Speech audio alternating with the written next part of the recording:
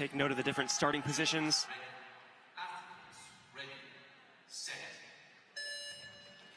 Super fast start from all athletes. Wow. You can see at the right bottom the scores. Oh my God. If we take a look at Station 7, we're already at 70 before the 20-second mark. This is amazing. There's That's 80. going to be some world record there. That may be a world record from Station 7 out of China. If she can hold it. We've hit 100 now. Station 7 from China. Let's go. Oh my God. That's a world record in Heat 1 of single speed sprint from China. That's amazing. We take a look at Station 7. A reminder that these are unofficial scores, right? That's right. Oh my God, this was the first heat, the very first heat, and we saw some amazing things. That is unbelievable. Wow. So we'll see if that score holds. That's unofficial. That may be, as we said, that may be a world record, and that may also win the field. But we have to see. This is only Heat 1. There's plenty more speed to go. But keep that in your mind as the benchmark now to beat for the female division. Exactly.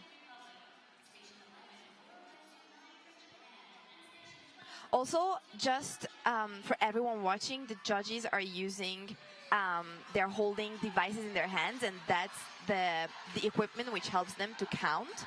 Some of them are holding tablets, some of them are holding manual devices, and with those, they are counting each right foot. And for this event, it's only 30 seconds. Really, it has to be a clean run. Even one mistake, it can really knock you out of it. It's clean run, and it's as fast as you can from the very beginning. Like, you cannot hold back. You do not want to hold back. Yep. We need a really quick start immediately after that beat. Let's see what Heat 2 has got for us. Quick starts all around. Notice the different positions. Some of the jumpers are really bent, others are not that much.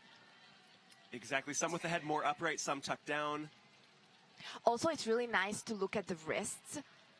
Some of them, you can see that barely move the wrists. Others really do. Looks like Station 6 and 7 pretty close now.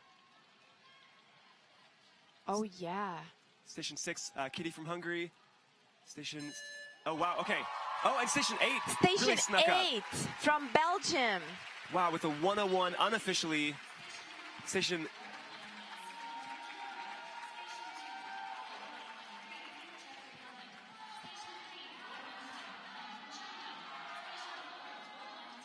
So we're going to bring out Heat 3 now.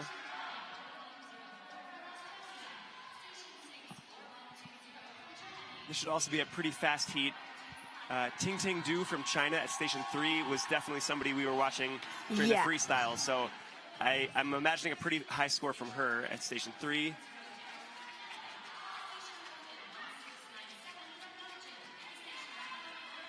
You'll also notice just about each of these athletes has a coach in the coach's box. And that's just somebody to help them, encourage them, cheer them on. Sometimes they're calling out splits. They may call out every 10 jumps, every 20 jumps, and just keeping them on pace. And sometimes calm the nerves, right? Yes. It's just really nice to have someone there you know and you can trust. And just, you know, one of those eye contacts right before you start the event. Those are the moments, you know, which keeps you grounded. It's really, really important for a jumper to have their coach or their teammate there. Exactly. It can be really nerve-wracking. This is the World Championships. It's 30 seconds. And anything it's 30 can happen. seconds. I know. So we love seeing that support from the coaches. They've been training with these athletes year-round, so... So imagine their nerves as well. Right. All right. Heat 3 is starting at the moment. Again, take note of the body position, how low some of these athletes will be.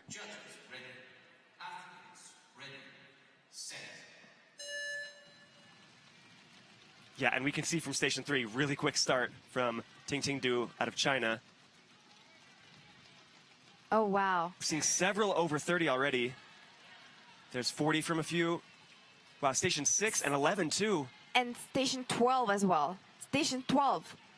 Wow, wow, wow. So 3 is holding the lead right now, but we've got Station 12 as well from South Korea. Let's see if we can hit 100 here. Oh, very nice. Yes. Wow. So actually Station 12, South Korea, 102. That's Hyunji. Amazing job, amazing job. And also note the fact that, like, normally jumpers, what they do is they divide the 30 seconds to 10 seconds slots, right? Yes. So, and it's really, really hard to keep the first 10 second speed throughout the 30, even though it's just 30 seconds. What they go for, and what you as an audience can actually look out and watch out for, is whether they can keep that speed up from the beginning till the end. Right. It is so difficult to maintain, and we actually saw that in Heat 1. We had an athlete hitting 40 in 10 seconds, just about 80 at the 20-second mark, and then was not able to quite hold on to that pace, but still with an extra 30 or 31 in the final 10 seconds, which is unbelievable. We've got Heat 4 taking the floor right now.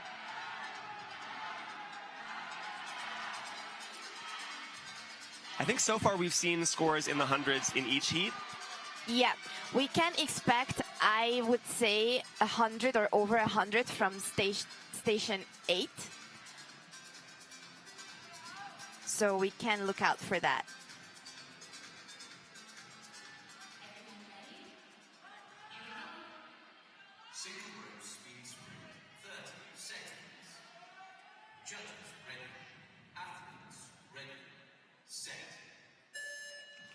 Here we go. Strong start. Had a rope drop at station 3. That's a tough thing to recover from. She's back in it. Amazing work. Station 9 already hitting 40. Oh, wow. Station 1 as well. We're passing the 50 mark. One from Hong Kong. Wow, and Station 9 from South Korea. That is going to be above 100. We're going. It's going to come down to the wire. They're really close. There we go. And wow. Wow. Three Wow. athletes. Oh, my God. 3 athletes in one heat of an event, all surpassing 100. There was a time where nobody had passed 100, and then it was just one person in the entire competition. And you know, I think that's an amazing thing about every sport and about jump rope as well. Like, once a record is broken, then it just, you know, breaks those barriers in everyone's mind. Exactly. And now you can actually believe that, oh my God, okay, it is possible to do 100. Yes. There's sort of this this barrier of disbelief almost. It's Exactly. impossible. A 100 will never be reached. And then one person hits it, and, you know, the floodgates open. Exactly. And you know, once I was talking to a Chinese coach, because the Chinese team had a lot of person who were running above 100, and he told me that the thing is that whenever a new kid is coming to their club, 100 is something normal. Wow. And so normal. There's nothing normal about 100. But you can imagine the belief that kid has, right? Like, okay, 100, it's cool. Like, I can do it. We have to shout out the first person in the world to ever score 100 in 30 seconds. 2010, we have Jolien Kempeneer from Belgium, the first athlete to ever break 100, followed by Jake Eve 2 years later from Australia. And it's become, as you said, almost like a normal expected score to even be competitive. Heat 5.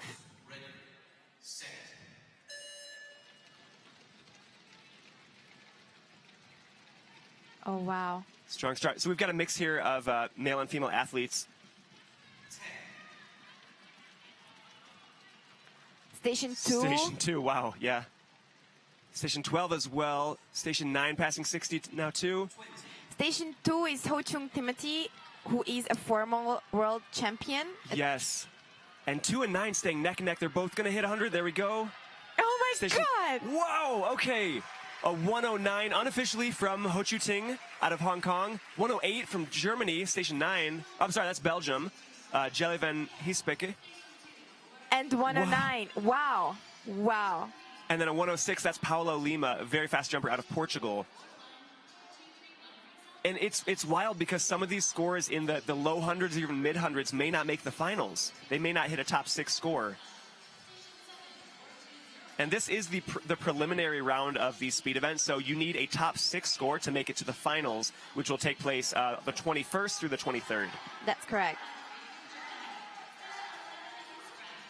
I knew we were going to see scores over 100, but I'm kind of in disbelief at this point that we've seen so many. And not just low hundreds, we're seeing 106, 108, 109. We saw 111 from our first heat. We're both just up here just standing up. I can't sit down right now. I'm just like, it makes me want to jump.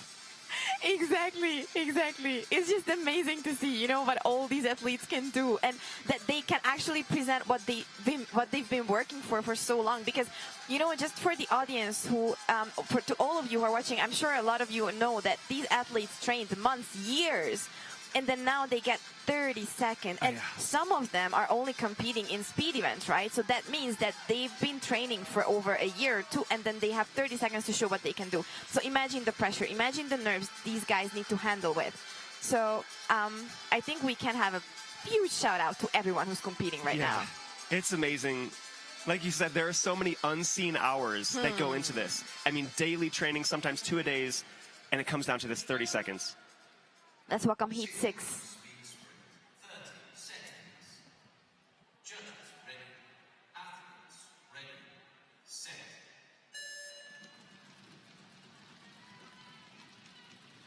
Very fast start. You can hear those feet just pounding on the floor. Oh, wow, almost a 40 at the 10-second mark. Station 8 flying, Station 2 flying. Station 12 flying with Paulo Lima from Portugal. Got about 77 at the 20-second mark, which is unreal. Station 8, wow. Oh my God. Easily over 100 for a few of these. There was a miss there. There was a miss there. See, whoa! Oh, wow. Unofficial 113. That is 2 steps away from the current world record. That was Kaya Inaba from Japan. That's the highest we've seen from the male field so far. And that's the score to beat on the male side, so we'll see if anyone can top that. That's unbelievable. We had a 105 from Canada as well at Station 8. Yeah, just to make it clear, that's 226 jumps. Yes. Okay, we're going to take a look at the preliminary standings. This is in the female division. Right now, very preliminary, your top 6 scores. We have a 103, a 102, another 102, a 98, a 95, and another 95. So currently, those will be your top athletes making it to the finals, and we'll see how those scores will stand, or if somebody gets bumped out of those top 6. Again, important to note, these are unofficial results. And in the case where there's any sort of discrepancy or a disagreement with the judges, we go to a video review, and the videos are slowed down to 50% speed to get a second count.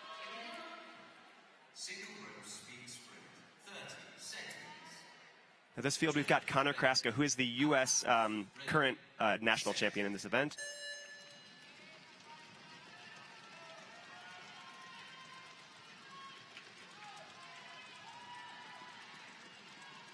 It just gives me chills to hear the rope and like their feet touches the ground. Like, it's wow. It looks like Station 3 right now with a pretty strong lead. And that's out of Denmark.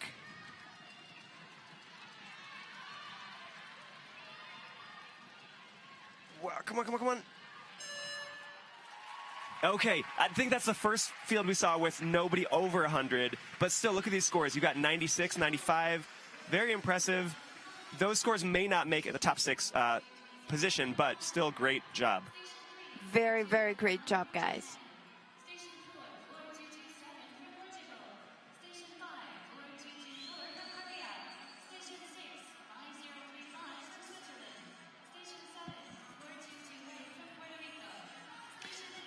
We are welcoming Heat 8 on the floor, and if I'm correct, this is the last heat of the 30-second speed event. Yeah, it looks like it may be.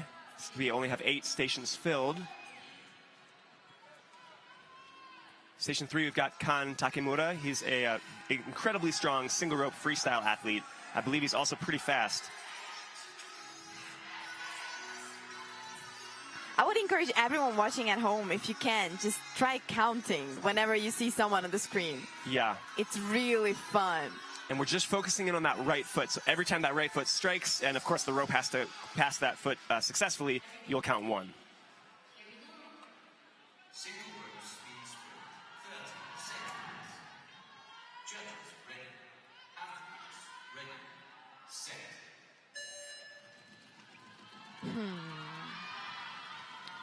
Station 9 with a pretty strong start. Station 5, wow. Station 1 as well, passing 50 for Station 1 and 5. They're really close.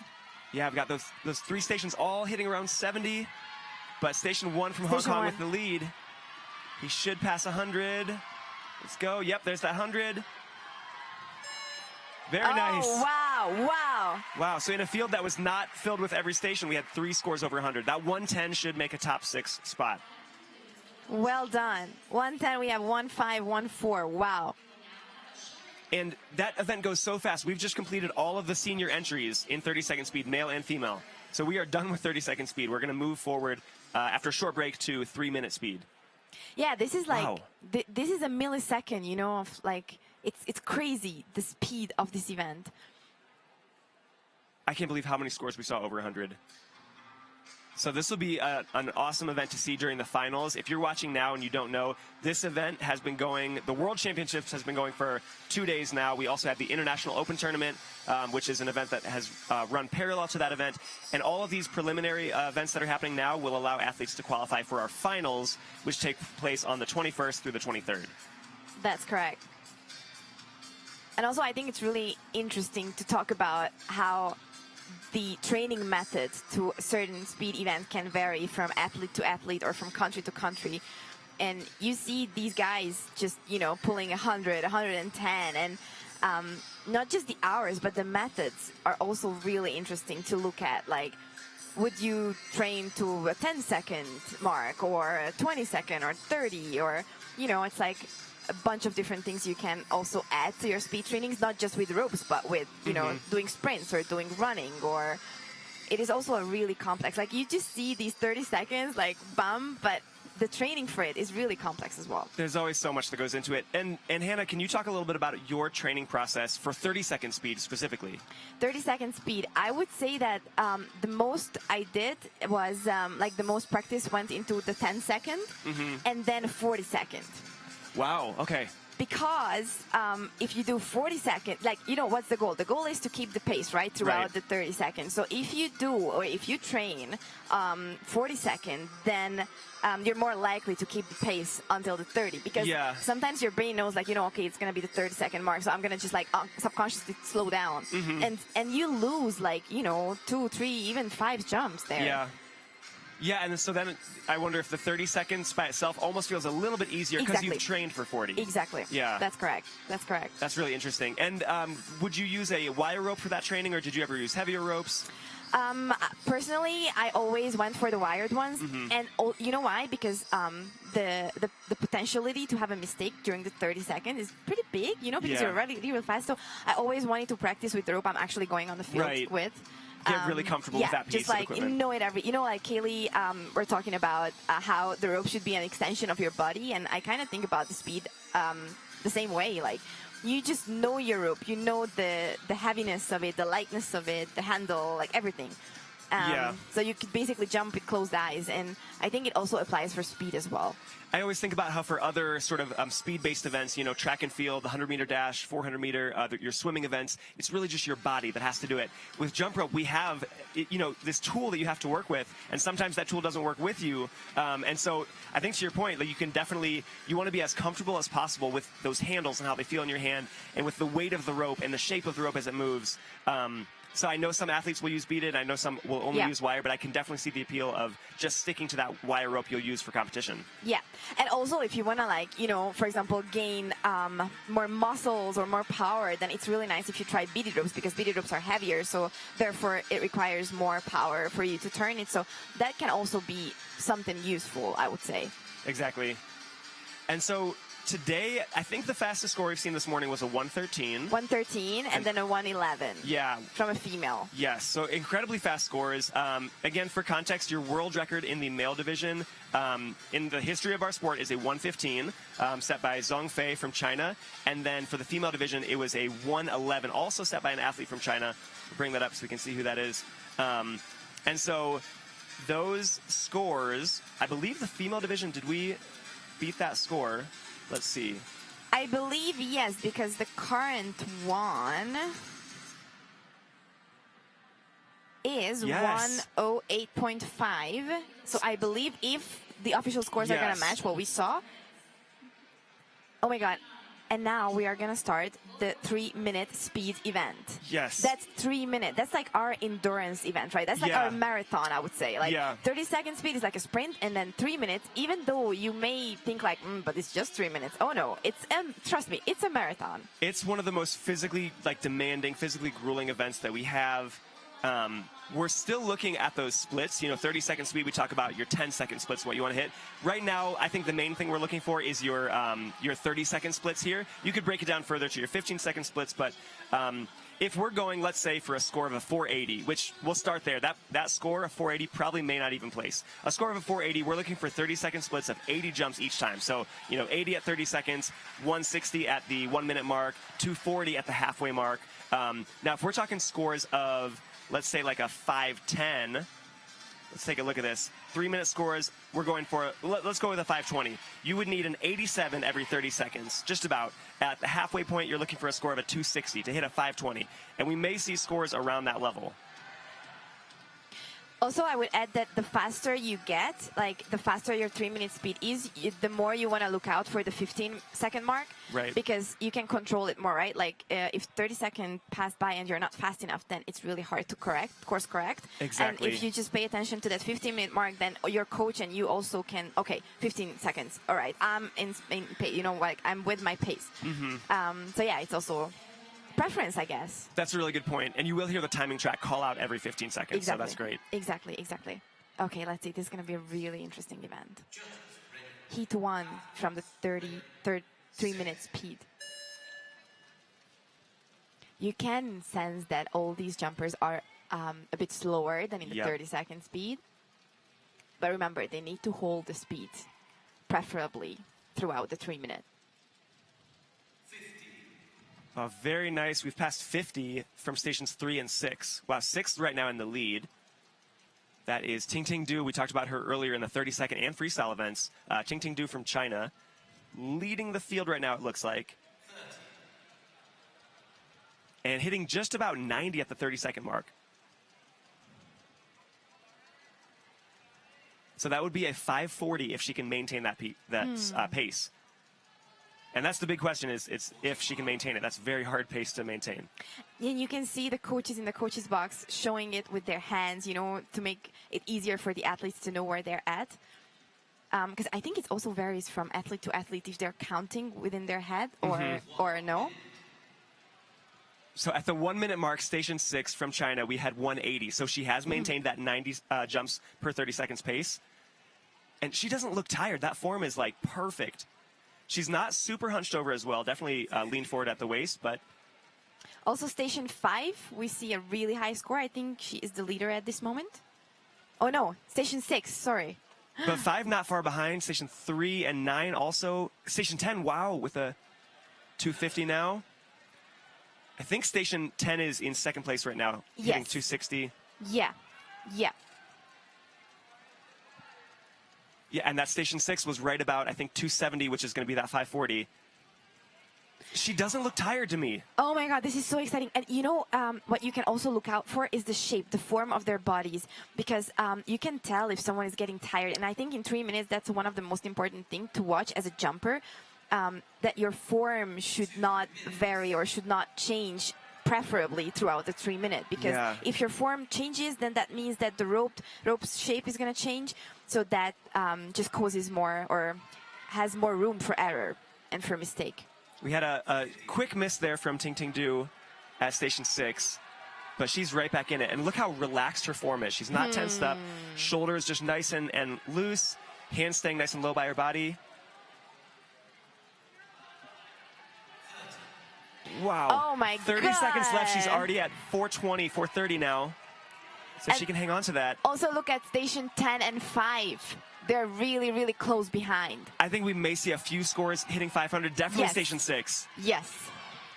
And this is heat 1, so... Oh my God. Let's go. We can see station 6 creeping up on that 500. No, the last 15 seconds is 490. the most. Oh my God. Let's go hang on to it. We've got our first 500 of the competition. Wow. With a 513. We're going to double check that, but that is, unofficially, that's our new world record in the female division. Previously 511 by Shuping Zhao out of China. That is a unofficial 513. from China. Wow. Done. And we also have two very high scores, 488 and 487. Again, these are unofficial results. Both are girls from Hungary. So well done, girls, and well done, everyone who did this 3-minute speed, because everyone was amazing. And just a few World Championships ago, a score of a 448 may have won or at least been in the top 6. We'll see how the rest of this event goes. But wow, just unbelievable.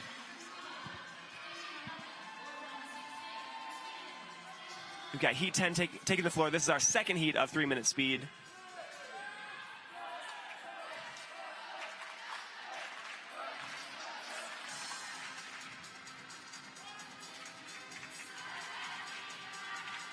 We've got a pretty varied field here. 2 entries from Sweden. Other than that, we've got a different country at each station.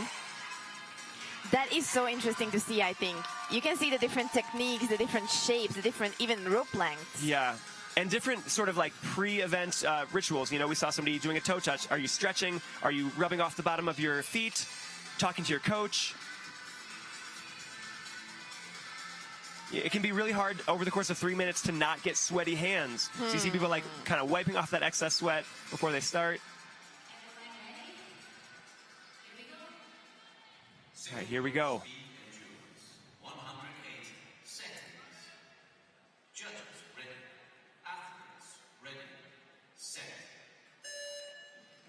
So we're looking for scores of like low 40s at the 15-second mark to be passing 500 in 3 minutes. We'll see who's going to do it. You made a good point about the shoulders earlier. Yeah. Wow. Wow. We have a couple in the low 40s at that 15-second mark. Yeah. Station 7. Yeah, Station 7 out of Hong Kong. And Station 2 from the US also oh, wow, is. Yeah. That's Camille from the US. Very strong speed jumper from the US. Yeah, several at the 30-second mark hitting 90 and looking really strong and relaxed. Yeah, and that's the point. Like, to be relaxed, to have your shoulders, to have your wrist relaxed. I think those are one of the 2 key things if it comes to 3-minute speed. Wow, so right now, Station 7 from Hong Kong in the lead, but Station 12, Station 2 not too far behind. 3-4 jumps. Wow, all passing 160. Okay, very nice. So all 3 of those athletes, 1, 2, and 12, are on pace to be very close to 500, if not passing it. But you are going to get tired as you go through this event. Even if you maintain your pace, it is still so exhausting. Station 7. Wow. So already at 240 for Station 7. Now 240 at Station 12 from South Korea. US also now 240. Wow. Okay. So Station 7 can hit a 500 for sure. Maybe Station 12. Station 2 is going to be probably 480s, 490s. 45. These girls are insane. So strong. And I would also add that this event is like any other, actually. It's also not just physical, but mental power, right? Like, your mind is playing with you after you get tired. Yeah. Your mind is telling you, stop jumping right now. I'm exhausted. Exactly.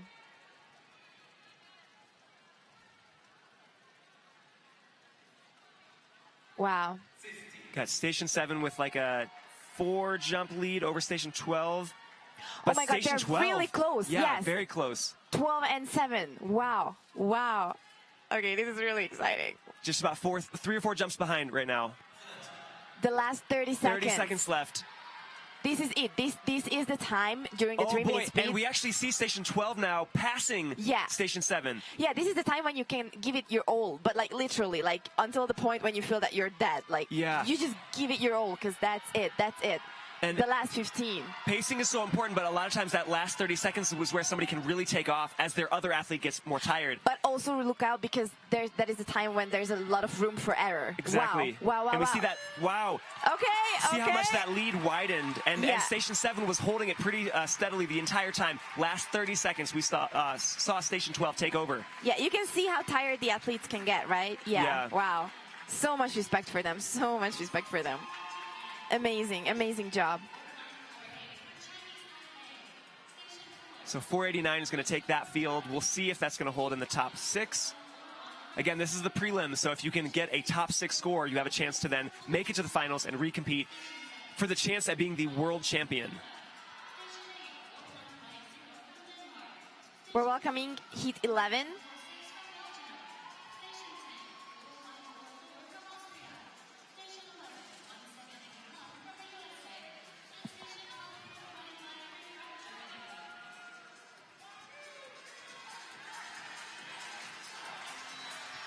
We are having Lorena Premerur from Belgium, and she is the current Belgian national champion. Wow.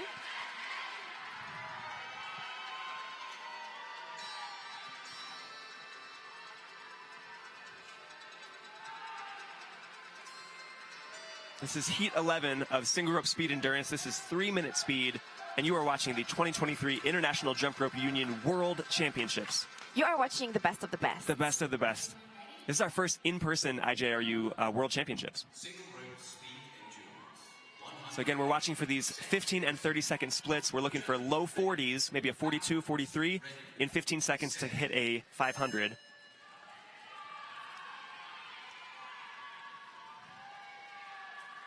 Okay, why? These people have a strong start. Wow. Very nice. So we see Station 6 and Station 2 with that low 40. Station 6, I believe, in the lead right now from Hong Kong. Yep. Look at that form, too. Station 6 is very, very efficient form, very low. Yeah, we can take a look at it right now. That looks easy for her. Like, she can maintain that the whole time. So we'll see if she can. And look how easy she's turning her wrists. Oh, a couple misses there. Those can be very physically exhausting. Sometimes you can just kind of ride that wave and just stay on that speed, but a miss can really throw you out of it. Now she's still in the lead, but not too far behind is Station 2. Wow. Station 2 catching up from Japan. And we're seeing a couple 150s. Now Station 11 from the US also now right around 160.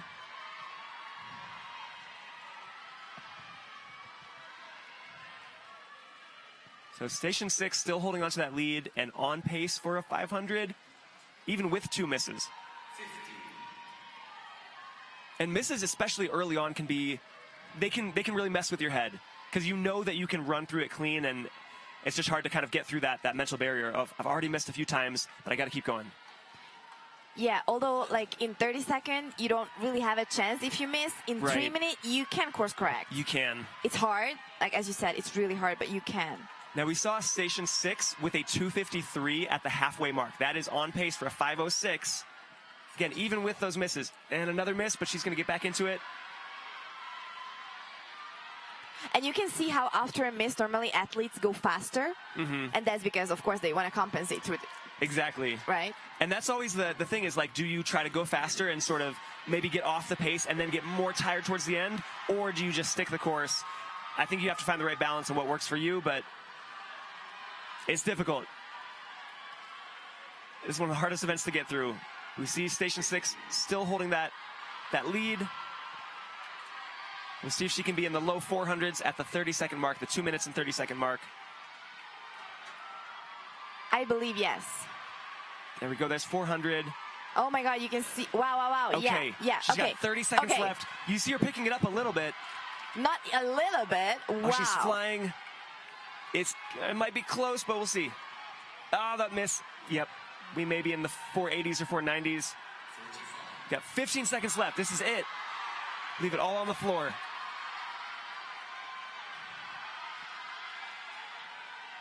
Also, Station 11. There's 480. Oh my God. And 490. Okay. Oh, wow. Nice. Yes. Now 495, we saw at least 4 mistakes. She knows she could have done better, but she still did a great job, and the ability to keep going through those mistakes is so tough, but she did it. Wow. Just amazing. Got some shout outs here in the chat. Go Team South Africa. Go Hong Kong. Let's go Taiwan. Team Canada. Yeah, keep those shout outs coming. Let us know if you have any questions about speed, how it's done, what ropes we're using, how we train for it, certain drills we might use, the feeling of being out here on the floor. I mean, I know you put in all this training, all this work. We talked about it before. It can be really hard when you're on the floor. You know it all comes down to this 3-minute, period of time. But the hours that have gone into it, you just want to do the best that you can out here on the floor. And everyone's aiming for a personal best. I think you can't control what your competition has done, but if you can hit a personal best, then amazing. The results will fall how they fall. Yeah, and we got a question about the rope requirements. Are there any rope requirements on these as far as cable thickness? And no, there are no requirements, although I would say that for the 3 minutes especially, a little bit thicker cables are really useful. Yeah. Because it can carry your speed. That's a good point. I think if a wire is too thin and too light, you almost have to work harder to move it around. So, great question there. But yeah, athletes can really use whatever rope they want to on the floor as long as it is only athlete powered. It can't be powered by a battery or anything. And I think that comes with experience, right? You're experimenting with thick rope and then with less thick rope, and then you see what works for you the best. So we saw several athletes here with about a 43 at the 15-second mark. See if they can hold that and get about 85, 86 in 30. Oh, wow. Look at Station 10, 93 at the 30-second mark. That's from South Korea, Station 10. We see Station 12 from Hong Kong staying pretty close behind. Just recovering from a miss there. 45. Very nice. 45 mark at about 139 from Station 10, South Korea. Already hitting 160. Station 5 from Australia is also going strong. Yeah. Wow, there's a 182 from Station 10 at the 1 minute mark. So that would be 540, low 540s if they can maintain. And it's also really interesting because some of these jumpers choose to go all in at the beginning and just, have a really strong result at the 1 minute mark. Yeah. And then kind of they prepare for slowing down. Right. And that's their tactique. And others just aim for, okay, let's be stable and let's be consistent throughout the 3 minute. And then maybe give my all towards the end. So it's really interesting to see the different dynamics there. Different approaches, different strategies. And we can see the form from South Korea, Station 10. Also, I would add that I think it's really important for jumpers to keep their feet as close to the ground as possible. Do not lift it really high because, of course, then you can lose milliseconds while you're jumping high. Station 12, wow. 2 minutes. All right, almost 350 at 2 minutes. Very nice. That's gonna be above 500. Yeah, and I mean, keep your eye on Station 12 out of Hong Kong. Only about 5 jumps behind right now. There's 400 already, and we got 45 seconds left. Yeah, Station 12 really staying close, keeping it close with Station 10. I think, yeah. Wow, only 3 jumps They're back so now. close. Station 12 looking great. I mean, as you were kind of mentioning, it looks like Station 12 may have been holding back a little bit for this kind of end game strategy. Yeah, that's correct. Yeah, you can see. You can see. They're neck and neck right now. 45. Oh my God. That's going to be really, really close. Station 10 still staying ahead. It was completely tied. There's a 500 already. Let's go. Let's go. Are you kidding me? Come on. Wow. Okay. 528 unofficially. Station 10 from South Korea. Station 12 from Hong Kong with a 523. Unbelievable. Highest scores we've seen so far from this World Championship. You should hear the cheers in the arena. People are going crazy. And I will never forget the first time I experienced in person a 500, and literally the whole arena went crazy. Was that Ho Chu Ting from Hong Kong? I think so, yeah. Yeah, unbelievable. Now, it's important to shout out, we had athletes in the International Open Tournament, that's the event that ran the first 2 days of this event, who were hitting some very, very fast scores. We actually had a 542 from Shaolin Sun. That was in the IoT, and he was competing for Team China. So we have not seen a score beat that yet. That'll be interesting to see if one of our IoT athletes can actually hold the world record. Oh my God, that would be really interesting. Or I shouldn't say the world record, the tournament record. The tournament record, yeah. Heat 13 is coming up, and we are having in this heat Luke Boone, who is the most decorated athlete in jump rope of all time, my personal role model. And we are having also Paulo Lima, who's also really famous for his speed, so we can look out. And of course, so many amazing jumpers on the floor right now. Yeah, Luke Boone has been competing at the World Championships since 2006. 2004, he was too young to enter the World Championships, but he was still there as competing in the open division. And he has been at the highest level for so long. I mean, talk about a long career. This is his 14th World Championships. Wow. Single rope speed endurance. 180. Let's get ready for Heat 13. Let's see what these guys can do. Athletes, ready, set.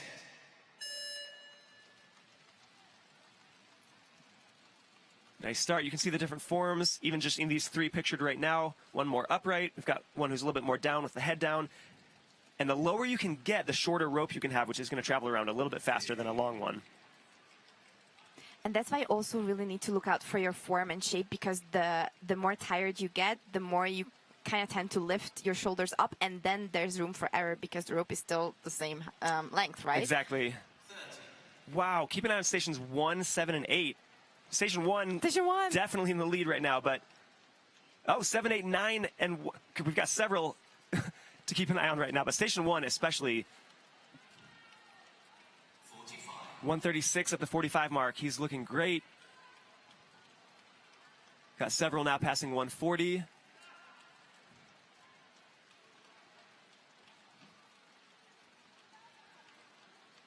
And now at the 1 minute mark, 180. just about 180. So if that holds, that's going to be that 540 score. We'll see if we can get there. His form is looking great. You can see he's not even moving his wrist, right? Like he's just Barely. like barely. Very efficient form right now. Head is down. And it's also a fun fact that a lot of jumpers are just training with like handles attached to a bowl. Yeah. And so with that, they can practice turning the rope with the least effort possible. Yeah. And it really is, your arms are going to be much more tired than your legs during this event. It's your whole body, of course, and you're going to feel it in your shoulders and your forearms and your wrists. Your whole body will feel this, but I know for me, it's the shoulders and the forearms that really will go before my legs. 45. Station 1 holding on to that lead very, very confidently. See where he's at the 2 minute mark. Station 9 from Belgium is going strong as well. So 2 minutes, we're at 3:54. So we should be able to hit 500, actually. Dealing with a couple misses, though, towards the end. It's so tiring. Your form may come out of position a little bit. And if your rope's super short, that can lead to a miss. Great job from Belgium as well. And a lot of times during the preparation for 3 minutes, these athletes are training to music, to the beat of the music, and that because that's like helping them keep the pace, right, throughout the 3 minute. Oh, wow. He is really giving his all. So it looks like we've got some delays from our skip track. That's the scores you can see on the screen right now. Wow. But Station 1 looking really good. Yeah. Won't be surprised if we see 500 or very close. We see a tiny little bit more effort, but he is holding a super fast pace. This Wow. was amazing. Like, to do that towards the end, like at the very end. I know.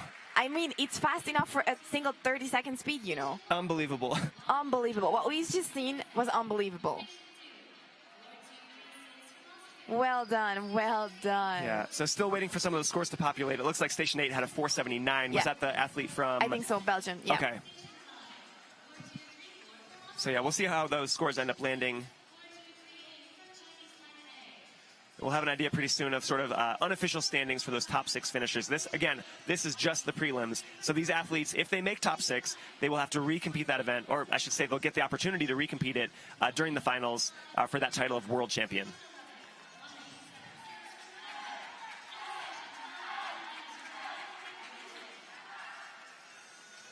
Okay, so we are taking a look at the current leaderboard for your male 30-second speed. Kaya Inaba from Japan with a 113. We've got 110 in there, a couple 106s, a 105, and a 105. So 6th place with a 105. Would you have imagined 4 or 5 years ago a 105 landing in 6th place? Not in my wildest dreams. No, that would have been 1st place easily. And that's what just like makes me incredibly hopeful and excited for the future of jump rope, you know? Like, we cannot even imagine what's coming. Yeah, I know we have not reached our plateaus yet in these speeds. Oh, no. I don't know what those plateaus will be. You know, is a 120 possible in 30 seconds? Is a 130 possible? We don't know, but these athletes keep pushing. And you know, it's the same, like, for example, as running, a sprint run, right? Those athletes are also pushing their own boundaries, like with the time, like, can I go under that time or that time? And it's the same for us. We're also pushing our limits. And I think that's something which every sport has. And it's something amazing because, yeah, you just get to push boundaries always. Yeah. So we're back to 3-minute endurance. We've got heat 14 on the floor right now.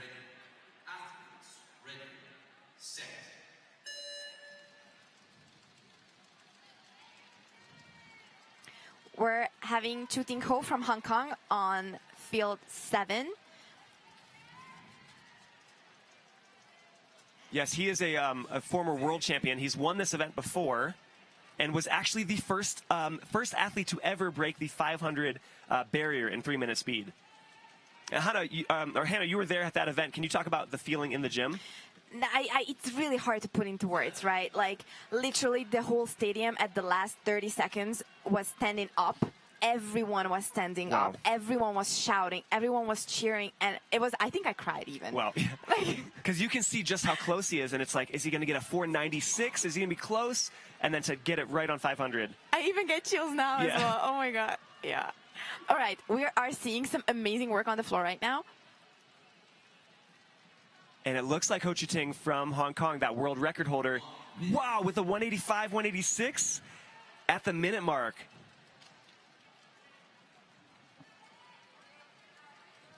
Unbelievable. And you can see, I don't know, when we are going to see on the screen, yeah, sometimes he would, and most of the athletes would look at the wrists, and that's also because you want to make sure that both of your wrists are at the same height, right? Because if one is lower than the other, then that also leaves room for error. So there's so many little tiny details you need to pay attention during a 3-minute speed. Oh my God. Exactly. Definitely looking for balance in your body. If one hand's turning stronger, you may end up rotating. That's going to waste some energy. But most of these athletes staying pretty much in the same spot. Ooh, Ho Chi Ting with a dropped handle, but he's got it right back up and has not slowed down. We'll see where he's at the 2-minute mark, but a pretty commanding lead right now. Yeah.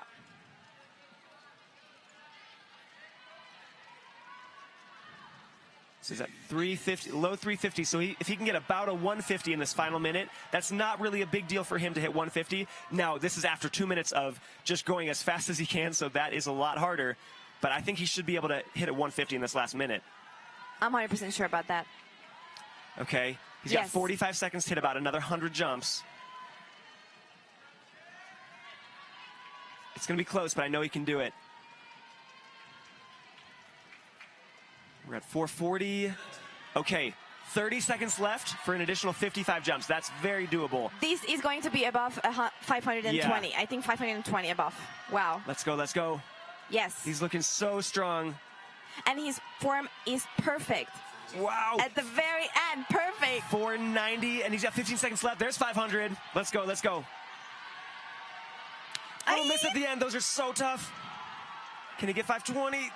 There's 520. Okay, let's go. Wow. Wow. Oh, my God. Unofficial 532. Is that our current leader for this event? For this event, yes. I would think so, yes. Okay, in these World Championships, 532 unofficially from Ho Chi Ting out of Hong Kong. Again, the first athlete in the world to break the 500 jump barrier in 3-minute speed. A huge deal. God. And actually, Ho Chi Ting did win this event a few times. He won it with that 500 in 2012. He won in 2014 with a 522.5. So now beating that score by about 10 jumps. Very, very impressive. And also, I would acknowledge that a lot of athletes who we are seeing competing today and throughout these days, they are at their peak for years. Yeah. Right? Like, for years. And to maintain not just the physical ability, but the motivation, the inspiration to train, to jump every single day. Like the passion you see within the sport of jump rope is, I think, unmatched. These people really live for the sport, right? Yeah. You talked about sort of how long they've been at their peak. Ho Chu Ting, the world champion in 2012, here we are 11 years later, and right now he's in the lead. So if he can hold on to that, we do still have our finals. So, but in these prelims, he's the current leader. We are going to welcome heat 15 on the floor.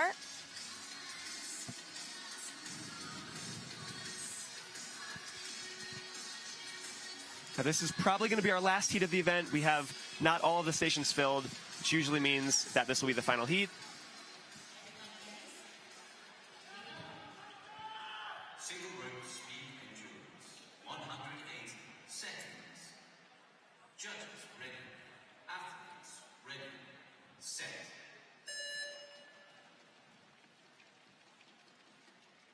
Also, it's really important to note that jumpers really need to pay attention not to start before the beep.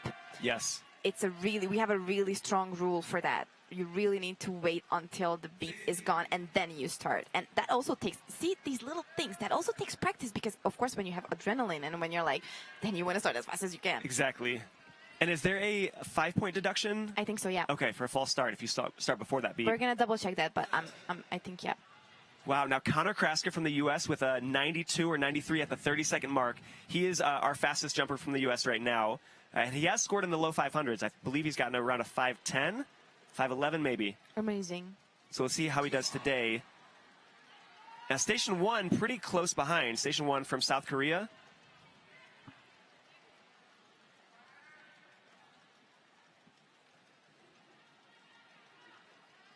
And Station 1 pulling ahead. Wow, that's Chung Hyuk from South Korea. He's doing great. And you can see it on the screen how incredibly short amount of time they spend on the ground with their feet, right? Like they're just like lifting it up so fast, so Exactly. fast. You just want to make sure that you just touch the ground and then you lift it back again. And it's less about jumping from one foot to the other. It's more just your feet are moving up and down as fast as possible. And there's the most narrow window of time and space for the rope to get underneath. And they find it every single jump. And that being said, you really need to have a strong core muscles, right? Like you really need to have strong core muscles in order for you to be able to coordinate your jumps. And also we were talking about this earlier before we started this event, that how important the shoes are. Yes. Right? Most of the times athletes would go with, like you see it right now on the screen. Oh my God, that's a perfect representation of what I just wanted to say. Like the shoe is really thin and really sometimes it's like hard, right? Harder. There's no like cushions or no, like in a single rope freestyle, you would want to have something which is more airy. And here you want to make sure that it's, like that. Exactly. And Connor with a pair of Ropix shoes. This is, I believe, the first shoe that was designed specifically for jump ropers. So Station 1, wow, really widening that lead. Definitely going to be over 500. We see Connor hitting that 400 mark. That's amazing. All right, 30 seconds left to hit just 50 jumps. He's going to do that easily. So we should see a score around 520, maybe even higher. Oh, he'll definitely beat 520. 45. Okay, let's go. Final stretch. 15 seconds left. Now, can he beat that 532 set by Ho Chu Ting? And on Station 7. Oh, my God. Oh, my God. It's close. Okay. Wow. So that is your unofficial score, but that is your current leader in the 3-minute event with a 541 unofficially. That was amazing.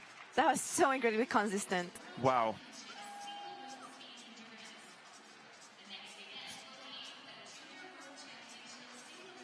Okay, we're going to take a look at the preliminary standings for the female endurance event. So we've got that 512.5 from Ting Ting Du out of China. We see 491. Wow, Ting Ting Du with the only score over 500. So it looks like 1 through 6, we've got a 479 from Yoon Soo Lee. That is your 6th place score. 479 was winning the World Championships, just several events ago. So really impressive. Those 6 athletes will go on to recompete that again for the finals. Another important note is the finals, which are going to take place from July 21st through the 23rd, will actually be broadcast on Olympics.com on the Olympic channel. So a really big deal for our sport. If you're watching right now, please send this link, send this information to one person you know. We want to see as many eyes on our sport as possible so we can really get out there. We're aiming for the Olympics. So I believe now we're seeing our junior athletes taking the floor for single rope speed sprint. Yep. So we're coming back to 30-second speed. These are our juniors. Don't be surprised to see some scores over 100. And I would not count these athletes out in terms of beating the scores you just saw.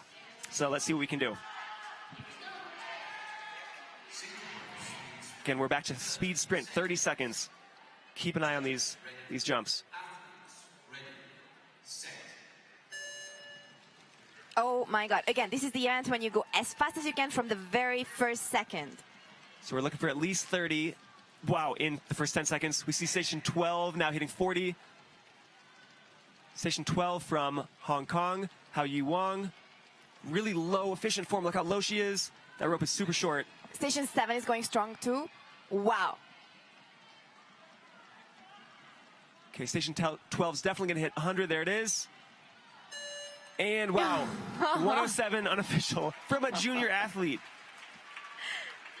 This is where our sport is going. It's amazing to see these young athletes. Wow. The future is so bright. I can't even believe it. Well done. Well done. I know there was a time in the past, too, where I was sort of worried, we have these amazing athletes that are near retirement, and like, what's going to happen? I'm not worried Here's anymore, your answer. like, at all. Yeah, we have some really strong athletes coming up. So it's going to be really awesome to follow their careers as they move through the sport and, yeah, see these records being broken. And speaking of records broken, if we are going to wait for the official results, but at this point, the 3-minute speed for females is broken. Yes, it was previously 5:11, and now 5:12.5. I think we saw. Exactly. Wow. Guys, yeah, we're not done. We have not plateaued. These scores are going to keep rising. So we love seeing these records being broken. It doesn't happen all the time and for every event, but we've definitely seen a new record there for the female division, 3-minute speed. And keep in mind that we have the final still. Yeah. We've got Heat 17 right now. This is the junior speed sprint event, 30-second speed. This is an all-out sprint for 30 seconds. Every athlete is really focused in their zone. Mm-hmm. Single rope speed sprint, 30 seconds. Judges ready. Athletes ready. Set. Wow, station 8 with a really strong start and super low. Station 2, very close. Neck to neck. Oh my God, that form is perfect. Wow. Station 8. From Japan. You can see it on the screen. Wow. And station 2 right on her tail. Station 12 as well. We've got all three hitting 70 now, but station 8 still in the lead. She'll definitely pass 100 here. There's that 100 mark. Oh, very nice. Station 12 with a 99, not too far off, but 104 unofficially. Seems very happy with that. Wow. Great job.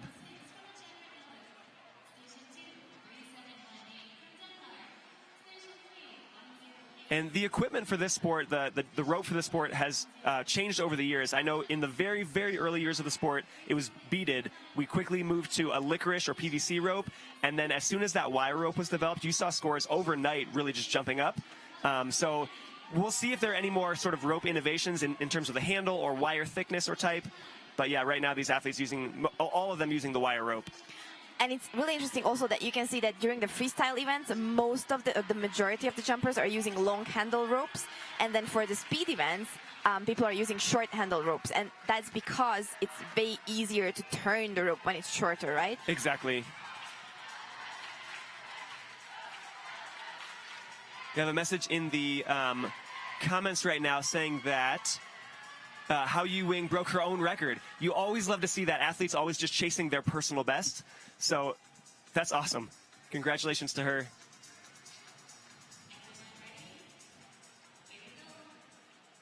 Single rope speed sprint, 30 seconds.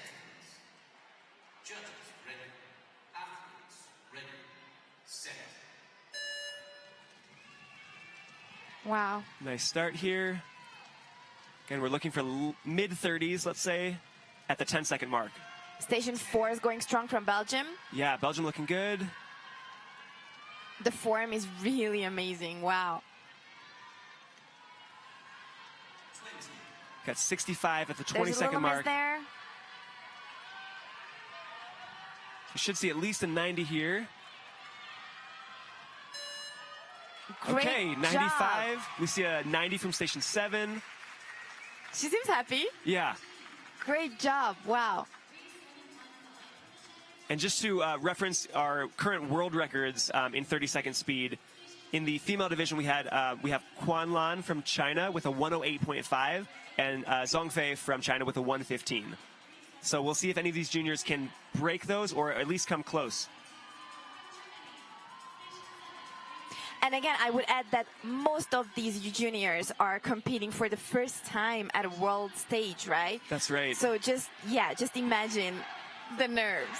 And the first experience for them to compete at a big stage like yes. this. The last in-person world championship we held was in 2019. That's 4 years ago. So most likely all of these jumpers, yeah, yes. You're probably right.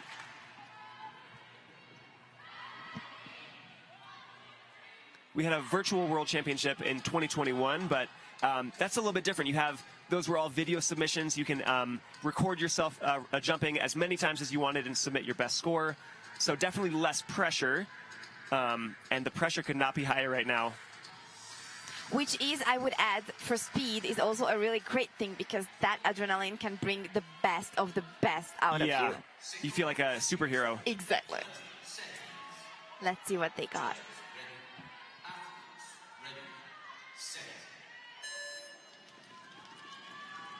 Whoa. Well, station 12 looking and sounding very fast. Also station 7. Wow, we see a 30. Wow, station 7 and 12 looking really good. Station 1 also strong. Station 7, wow. Flying. Let's go, let's go. Got 90 there from station 7. Very nice. Beautiful. And we see station 1 super excited right now. Looks like a personal best. Yeah. But 99 from station 7, great job.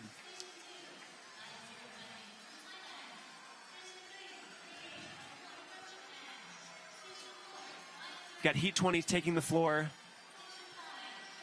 Looks like we've got some of our male athletes now coming onto the floor. This is the junior division. And we've been really surprised and impressed by a lot of our junior athletes so far in their freestyles. We saw some younger athletes in the International Open Tournament on the 16th and 17th doing amazing scores. Okay, we just saw a little snippet from Station 7, Hong Kong, and he was flying. That was only 1 second, but we know what he's capable of in terms of his speed.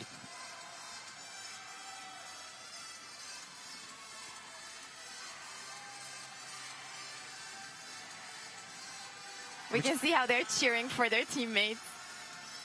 Wow, we're seeing Japan at Station 6 also kind of warming up, looking very fast.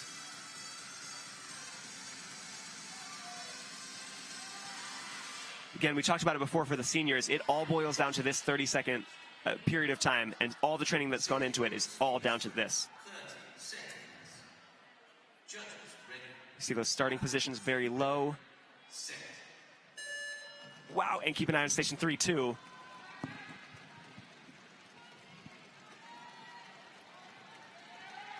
Oh, Station 3, yes, with a 36. It's almost, oh my God. Very impressive. Station 6 not too far behind. There's 60 from 3 and 60 from 6. Station 5 is also Wow. neck to neck. Wow, wow, wow. Okay, so we should see low to mid 90s here. Let's go. Oh my more God, than it's that? gonna be Never above mind. the 100. Wow. I stand Wow. corrected. Wow, I was off by 10 jumps. 105 from Station 3. Amazing. Again, this is the junior division. Wow. Yeah, Just 106. Unreal.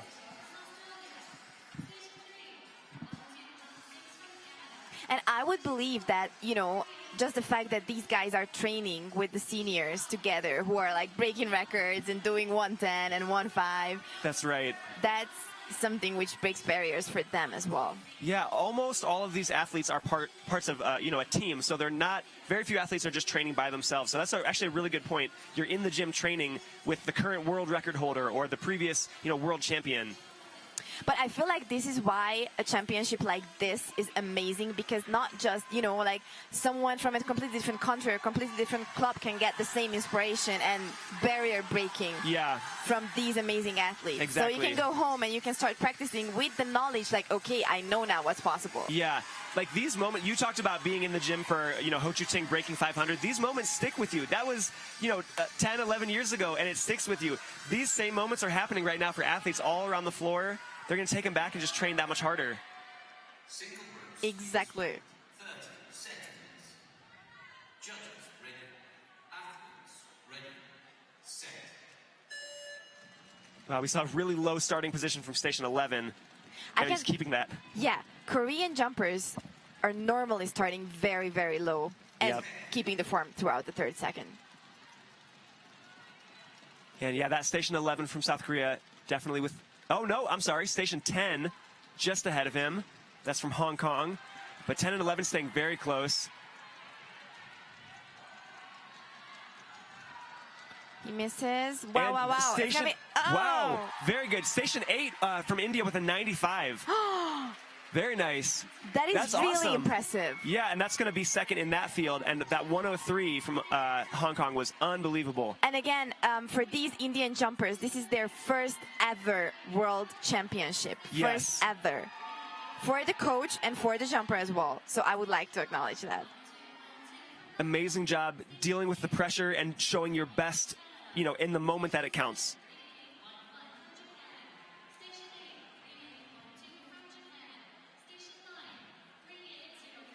We are going to welcome our last heat from the single rope sprint, speed sprint. Got athletes here represented from China, Belgium, Japan, Germany, Korea, Hong Kong, Canada, and the US. I love the diversity. I know, it's awesome.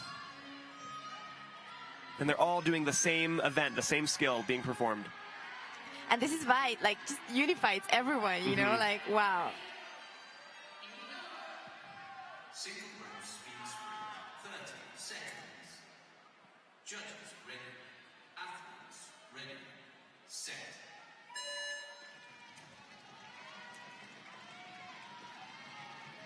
Whoa.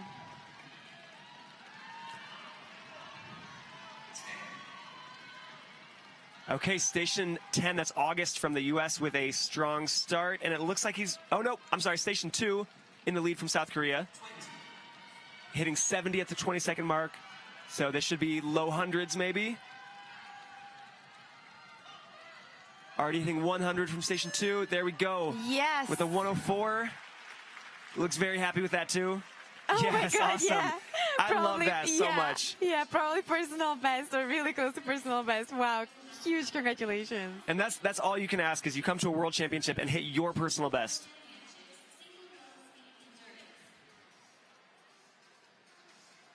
Amazing. Now we're going to get ready to the 3-minute speed endurance event of the Junior World Championship. Yes. So we started off the day with our seniors doing all of their speed events, their 30-second speed and their 3-minute speed. Now we've transitioned to the juniors, and we're seeing unbelievable scores from these junior athletes. Yes, and I would love to ask everyone to go and follow IGRU on the social media platforms. We are live on YouTube where you can just chat with us and drop your questions or your perspectives or anything which is in your mind. Basically, we're really happy to read the chat, and we are having the chat here right in front of us. And also just on Instagram, if you type IGRU, then it's going to come up. The first thing it's just going to come up is going to be the official Instagram page of IGRU. And you're going to see an incredible amount of inspiration over there. Yeah. Short clips, slowed down, slow motion clips, also results. It's just a place you want to be, not just throughout the championship, but after, but throughout the championship, 100%. Yes, we can't we can't tell you just how important that is. Like, social media right now is one of the best ways we can get our sport out there. If you're tuning in and watching right now, you probably love the sport like we do. And our sport is still new. It's relatively new. It's still growing. And we need as many people as possible to know how awesome it is. Like, we really want to see the best of the best athletes from around the world. And some of those athletes have yet to be discovered. So there could be some jumper in a country around the world that doesn't even know about jump rope. We want that athlete to see it so that they can train and come in and just break some more world records with us. So if you have someone in mind, just share the page with them, share the live with them. Let's chat about it. Let's, discuss what was your favorite and what's his or her favorite. Yes, and we are on Instagram. It's at IJRU_jump rope. We're on TikTok. We're on Facebook. And I believe there's one other one. YouTube. YouTube, yes. The judges are getting ready for the next event, which is the 3-minute endurance speed for the Junior World Championships. Again, the 3-minute endurance speed is our marathon. It's something which I would say, I wanted to say is the most difficult, but I'm not sure because, I don't know, freestyle is also very difficult. And we have triple unders coming up later. Yep. But I would say it's definitely one of the most physically demanding events in our sport. And definitely one which athletes train a lot too. And we can see some athletes right now in the loading hall getting ready, trying to stay loose. A lot of them, you'll notice, will have their warm-up jackets on, some even with the pants on, and you just want to stay warm. It's, it's a little cold here in this gym, and you got to stay warm and stay loose as you're waiting, right? And staying loose is a really important point because, we talked about this earlier, but you really want to make sure that your shoulders and your whole, both of your arms are loose while you're doing the speed because you want only your wrists to move because that's going to take the less effort for you, the less power, so that way you can keep up the pace easier. So you can see that all these jumpers in the loading dock, they just, they're shaking their arms, both of their arms. They just want them to be loose. And also, actually, from my experience, when I was doing 3-minute speed, even sometimes during the 3-minute speed, I would just do some shoulder moves, in order to make sure that they are loose enough. Because when there's tension, when there's adrenaline, when you want to go faster, you tend to tighten your muscles. Yeah. And that is not a good way to go. That's the last thing you want. You got to stay loose. Yeah. And at this moment, I can speak for myself. I want to be out there on the floor right now. I don't want to be waiting around. I want to get out there, and there's no more warming up. There's no more training I can do. All my trainings happened in the weeks and the months and the years prior. This is the moment I want to be on the floor and just jumping. So. And I think that's a really great mindset you just brought up. That trust factor, I'm just going to go out there and just do my best. And I did everything I could. And I'm 100% sure, not even 100, I think 1,000,000% sure that all of these athletes who are here right now, they did everything. I mean, everything they could. So all of them should be really sure about themselves that, all right, this is now, I'm just going to go out there, just have fun because we're not talking about fun enough because, Jump rope is fun. Yes. If it stops being fun for you, I think at that moment it may be time to, look at other sports. But I can tell you all these athletes here and all of us, Hannah and I commentating, all the volunteers here who are former jumpers and competitors, we're here because we love the sport. It is genuinely so much fun. And I couldn't imagine, not being involved in the sport. No, me neither. And I think that fun element with the seriousness of the sport, because let's be honest, this 3-minute endurance speed is a pretty serious event, right? You're not really seeing a lot of smiles. No. On the floor. That is very rare to see a smile during any speed event. Definitely 3 minutes. Yeah, but I think that's the really nice balance because you can show off your athletic skills in multiple ways.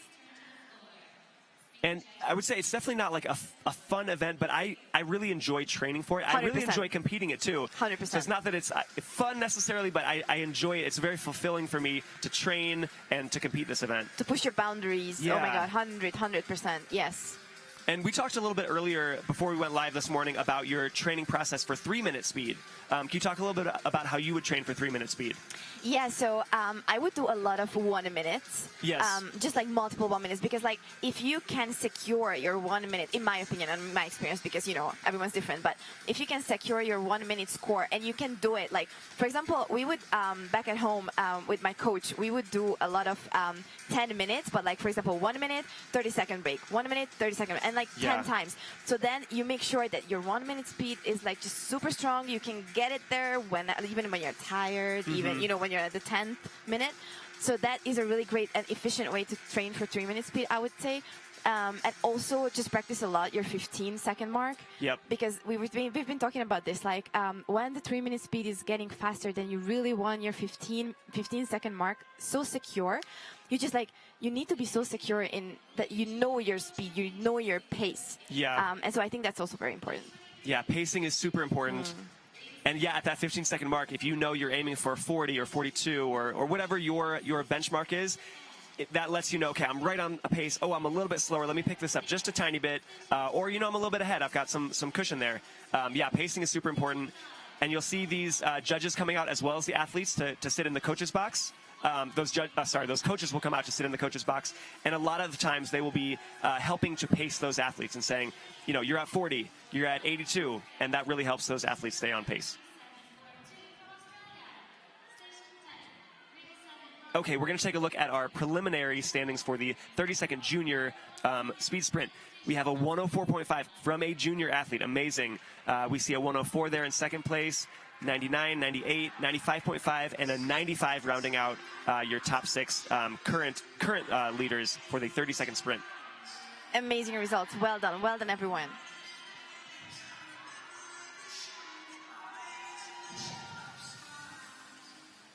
Station 2, we've got Kono Suzuki from Japan. Kono, I believe, won the junior freestyle, and her pairs routine as well won first place, and a very fast jumper, too. So we'll see how she does with this 3-minute event.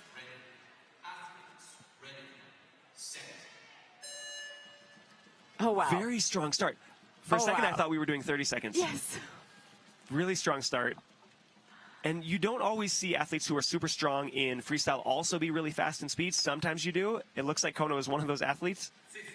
That is very unique, and those are the athletes who normally go for the overall results as well. And I think it's also really unique and really interesting about jump rope is that you can just go for events and you can, pick your strong. Wow, Kono with a 94 at the 30-second. I don't know if you've ever seen like this fast for females. No. 30-second mark. Wow. All right. Wow, little speechless there for a second. Yes. We're hitting 139, 140 at 45 seconds. Unbelievable. Who is kind of getting close to her? We see Station 1, a little bit more than 10 jumps off from her, but staying relatively close. She's going to hit 185, I would say. Let's see. Wow, okay. Almost 180. Yeah, all right. So that's on pace for like a 540, 542. Because she may slow down a little bit. Yeah. Let's see if she can hit the 250 mark. She will, right? Let's see. Well, wow, already 230, just past a minute 15. So we're looking for a 250, which she should very easily get. It's going to be above that. It's going to be goodness. so above that. It's going to be 260. Flying. More than that? What? Seriously, I think we're looking at a world record here. 265, I wow. might be wrong, but I think we're looking at a world record here, a potential world record from a junior athlete. So, because we did see a senior athlete, I believe, with a 512.5. Yes. So that's the score we're looking to beat here from Kono from Japan here at Station 2. You can see her on that screen right now. And everyone who's jumping right now, they are really, really good. They're doing an amazing job. We can see so much diversity also on the floor from Germany to Australia, Denmark, Hong Kong, China. So 2-minute mark, she's right about 350. So if she can get 150 in a minute, that's very doable for her. That'll be 500. We do see her slowing down just a little bit, but very early lead. And you can see the coaches, how they're encouraging the athletes. And I think the coach's job at this point is really to make sure that they keep the jumper focused. Mm-hmm. Because when you're tired and when you want to do your best, you can. Yeah, exactly. Ooh. Yeah. We saw a rope drop there, handle drop, but she's right back into it. A very quick there. 30 seconds left here. She will definitely pass 500. We see her slowing down a little bit, but yeah, she's going to stay with it. There's 450. Okay, it'll be close. 15 seconds left to hit about 45. She's going to be very close. We may be seeing closer to like a 490. Yeah, 490, I would say. She's coming up on it. There's 490. Okay, come on. Let's go. Oh, so close. Really, really close. So close. And out on station 1, 480 from Hong Kong. Great. That's also a really impressive result at the junior section. And you talked about different approaches. Some athletes stay really steady the whole time in even splits. She started so fast, and that's a great strategy too. She just was not quite able to hold that pace, but it paid off in this field. She ended up leading the field. Well done. With a 497 from a junior athlete. Unbelievable. But seriously, unbelievable.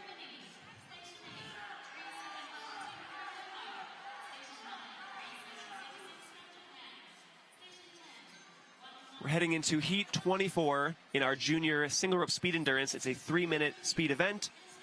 See our athletes taking the floor.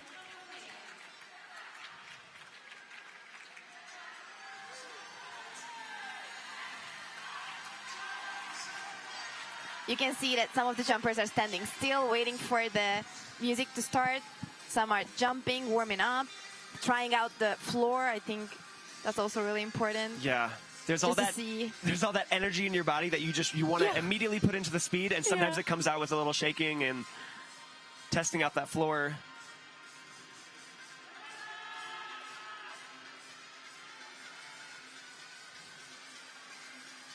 So again, 3-minute speed, we're looking for scores right around 500, which again for juniors is just very, very impressive. Single rope speed endurance, 180 seconds. Judges ready. Athletes ready. Set. Okay, very strong start from Japan at station 9. Yeah, already building a pretty good lead, station 9. Oh, yeah. Wow, 45 at 15. Okay. So can she keep that? She's off to a really fast start. There's 80. Okay, 89, just right around 90 in 30 seconds. For me personally, always the second minute was the hardest because, you know, the first one, you're enjoying it. The second, that's like when that point comes. And the third minute is always like, okay, I only have 1 minute left. I'm so like, close. I can just go, Exactly. know. I can just give my all. There's a 135 at the 45-second mark from station 9, Japan. That is Rui Haga. She's going really Already strong. 160, wow. And there are a lot of jumpers going neck to neck. Wow, 173 at the 1 minute mark. So that would be a 519 if she can maintain that. And it gets very, very hard the further into this event to maintain a speed that you set at the beginning. So we're seeing now a couple other athletes coming into the 200s. We see Hungary and Korea in stations 5 and 6. We see station 1 now getting into the 200s. 256 at a minute 30. So that is, that's about a 512. So a little bit slowing down, but she should break 500 if she can maintain it and avoid misses.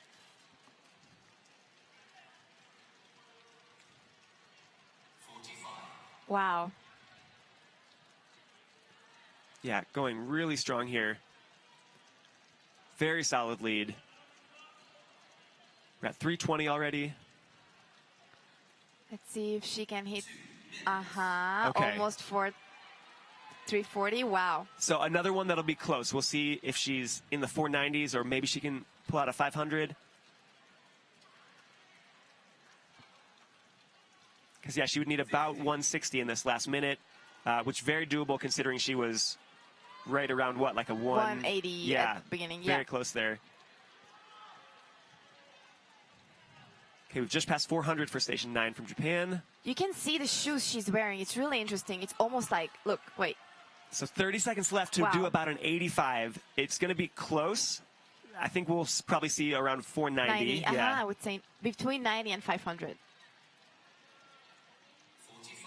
Okay, 15 seconds left. Come on. Come on. There's 470. She's looking great for this last 15 seconds. There's 480. Come on, come on. 490. Oh, 493. Unofficial result, 493. Wow, well done, well so done. Impressive. Again, junior division. Well done. Wow. I can just so feel for these athletes, like what they are feeling right now, I right know. after they finish, right? You finish and there's like a sense of relief, but you're also so exhausted. And if anything kind of went a little bit off, maybe you had a miss or you slowed down off your pace, you're like, I know I could have done that a little better. But mainly you've given everything that you had. It went how it went, and now you move on to the next event. Exactly, and you just raised a really good point. Like, some of these athletes are going to have a next event, right? So you really need to make sure that you recover and you have the skills to recover. Like, you know, it can be a lot of different things for a lot of different athletes, but it's really important to now rest and then just, you know, in your mind also prepare for the next one. Right. Yeah, so like whether it was a good or a bad run, it's happened. You know, you move on to the next. And it's not easy sometimes not to stuck in, for example, in a not like the best results. Yep. Okay, we're seeing heat 25. Singer of speed endurance. These are our junior athletes. Junior.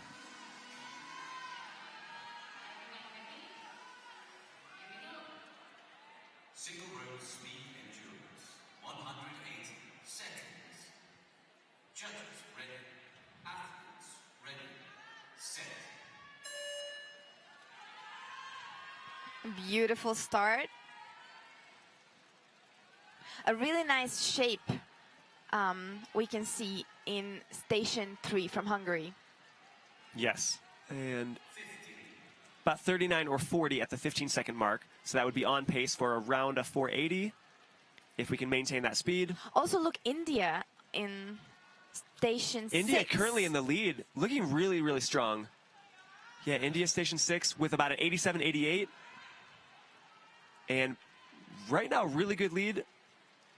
And you can see the form difference, right? Like, if you can picture the Korean jumpers, for example, they were so bent, and she is doing amazing, but she's form is completely different, right? And notice how low her feet are to the ground, too. Yeah. A couple of misses there, but quick recovery. Station 6, India, passing 150. See if she can get to 160. Nice. 1 minute. Okay, little issues with misses, but she's right back into it. And on station 12, Belgium is in the lead right now, right? And Hungary is coming up. Oh, station 10, very close, too. Yeah.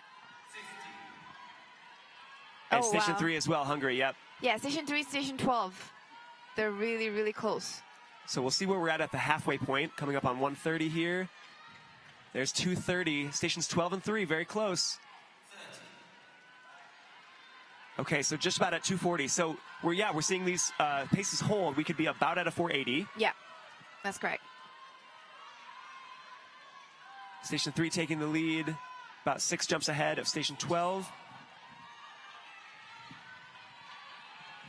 Quick recovery. Yeah, it's so hard. It's so hard when there's a miss during the 3-minute speed because your body is tired. Yep. And now the lead has switched again. We're back to station 12 in the lead, but not by much. Only about 3 jumps ahead of station 3. This is so exciting. And you can hear the crowd cheering. Yep, and keep an eye on station 1 from the U.S. as well, not too far back. Oh my God, yeah. 50. And now we really will see the separation, like who can hang on to it and who is just gonna let that fatigue set in and deal with some misses.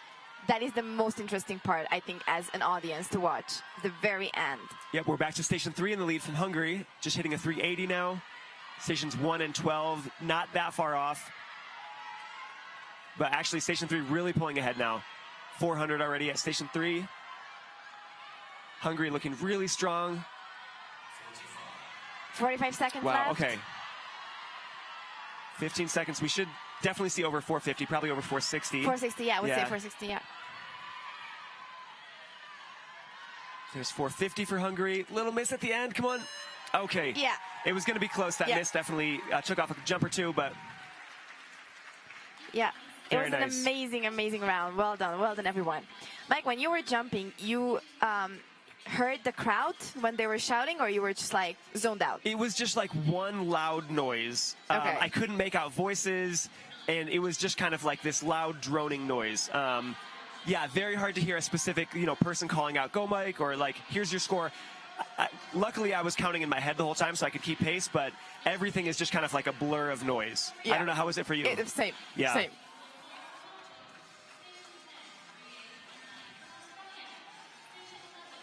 Okay, we're going to look at the male junior speed sprint standings right now. Unofficial results. This is juniors. We have 105.5 from Ayumu Sato. We see 104, 104, 102. Your top 4 junior speed scores all over 100, and then we see a 99 and a 97. Crazy. Well Unbelievable. Done. Well done, everyone.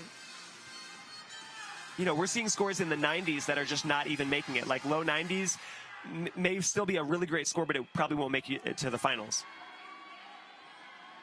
Also, to another note to point out, the junior athletes, this is the only time they'll compete it. They will not be recompeting for finals.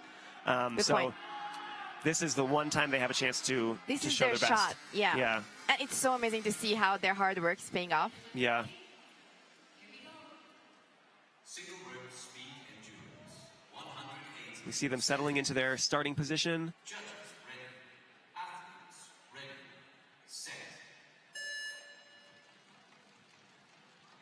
Okay, nice start. Station 12 is looking pretty good from Japan. We're seeing male and female on the floor right now.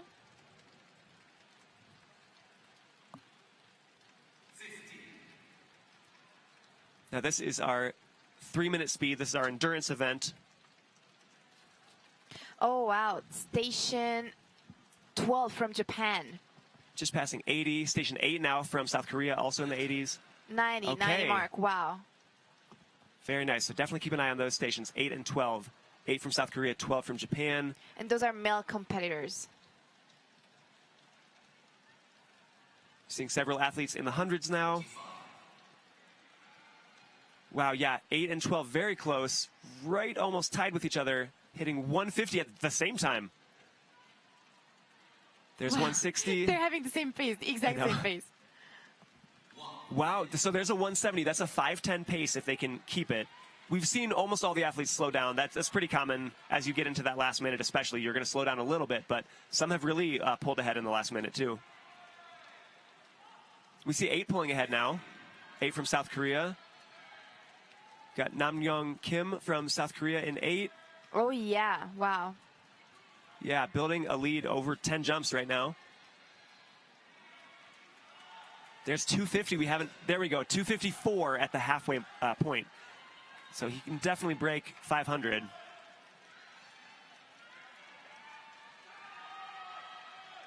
He's holding a really steady pace. It's beautiful what he's doing right now. There's 300. Yeah, looking really strong, holding that form.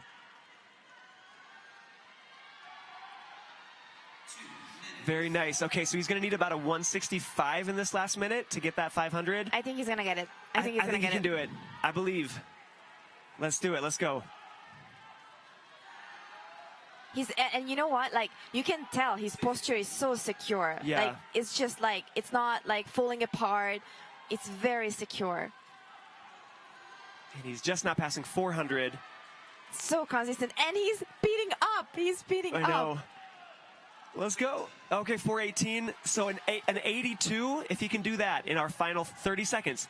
Come on, he can do that. I think he can do that. No. Quick miss there.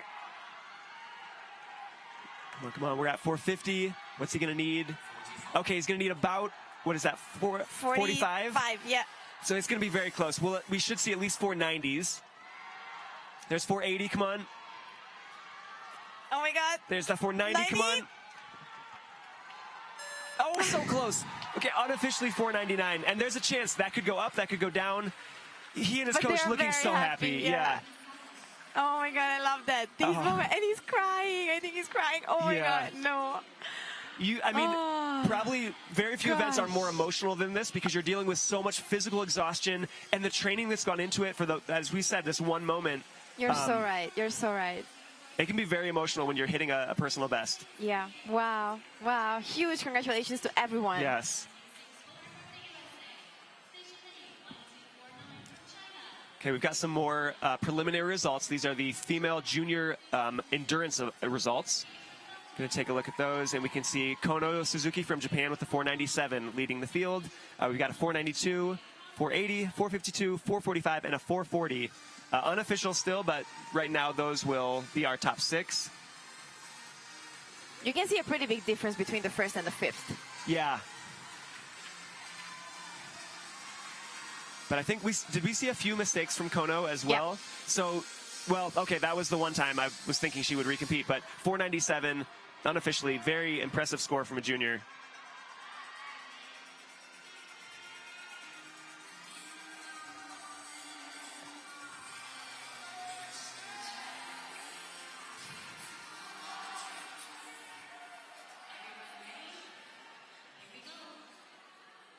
Here we go. This is heat 27. 180 seconds.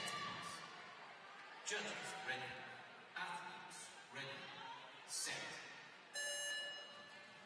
Oh, wow. Station 2. Oh yeah, Station Off 2 to- looking great. Really strong start. Also Station 8. Station 1 as well. Oh yeah, Station 8 passing 30. Station 8 right now in the lead. And that is an athlete from China right now. That is Bolin Chen from China. Definitely in the lead, but Station 2 not far off. And Station 11, look. Oh, wow. Okay. I need to take that back. Station 11 now in the lead. Hong Kong. Yeah, and they were past 90 at the 30-second mark. Which, again, 90 in 30 seconds, that's about a 5:40 pace. Which we have not seen anyone hit a number that high yet today.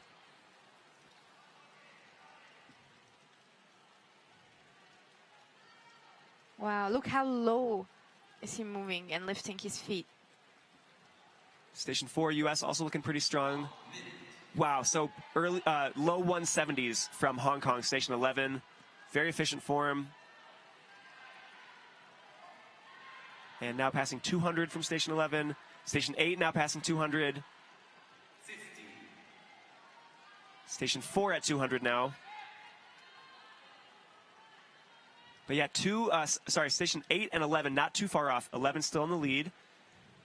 240, 250, 252 or 3 at the halfway point. That's a potential 500 there. Yeah. We'll see if Hanky.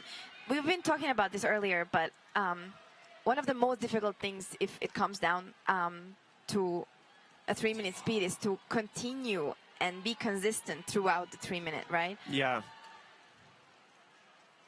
It's so tiring. You want your body to be able to give everything that it has, but you start to feel that tightness, creeping into your forearms and your wrists and your shoulders. And we talked about earlier, it's so important to stay relaxed.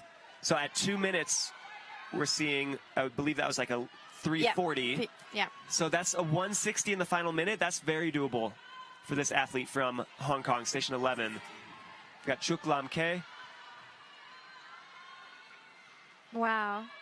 Station 8, about 10 jumps behind. There's 400 already for Station 11. 400 for Station 8. Come on, come on. Okay, so about an He needs 80. to 85. Yeah. 85. In this last, I think he can do it. I think yeah. Let's go. Let's get 450. Okay, come on. Yes, he's Okay, going to do it. He's going to do yeah. it. He's going to do it. About 42 in this last 15-second stretch. Come on. It's going to be close, but I think 80. he'll make it. There's 490. Let's go, go, go. And it's going to be above. There's 500. Oh, my God, yeah. Very nice. He did it. He did it. 505 unofficial. Wow. Gave it everything he had. I think this is our highest score, right? For our junior Or for our males, let's juniors, see. yes. Yeah, this might be. Wow. Yeah, I think for the junior male 3-minute speed, that's our current leader. Amazing job from score. Hong Kong. Wow. And we see a lot of the times the coaches are bringing a phone or a camera into the coaches box to record, because no matter how you do, good or bad, you always want to review kind of your form, see things you could have done better, things you did really well. Did you enjoy watching yourself back? I actually do, just because I know I can learn a lot from it. And I'll notice things like as I get tired, I stand up straighter, and that's not ideal. You want to keep that low form the whole time, or I have one hand take over more than the other. So I look for those points, and as hard as it is to watch and think, oh, you could have done that so much better, I like the feedback. How about you? Yeah, same. I think it's really important to be self-critical sometimes, right? And you can be happy with the performance you did, but also look for those ways to improve. And these athletes are looking for every minor thing they can do to improve. Yeah, we've been talking about it, right? Like the shape of the rope, the handle, the shoe. There are so many different variables here in this 3-minute speed as well. You can look out for. Yeah, a lot of these athletes do strength training. They're working on a lot of stretching. They focus on their recovery, their diet. All of these things are important. The type of rope you're using, the drills that you're doing beforehand. Again, we're just seeing this one moment on the floor, but so much time, years of training has gone into this. We've got Heat 28 for our junior 3-minute endurance event. See a very low form, starting form from station 1.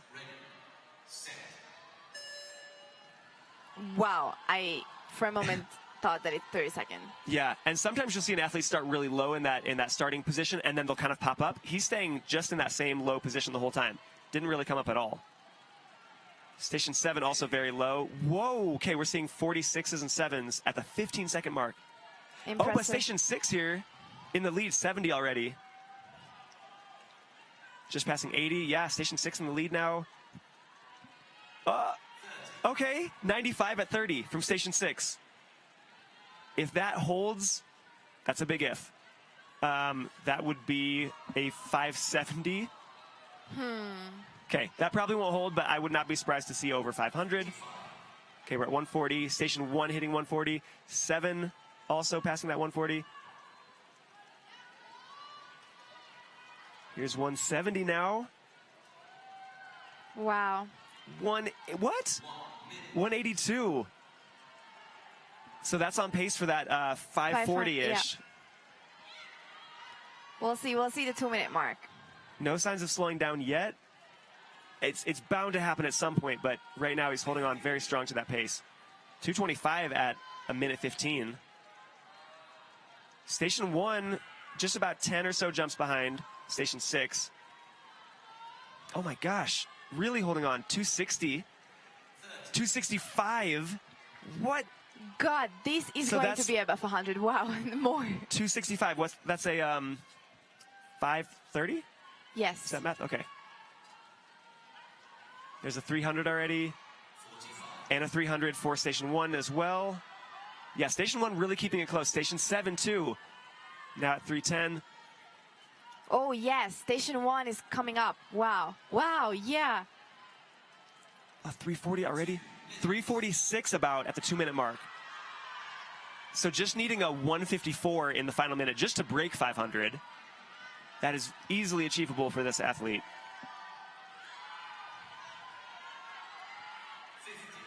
Wow, and Station 1 and 7 keeping it very close. There's 400 at Station 6. Station 400 at Station 1.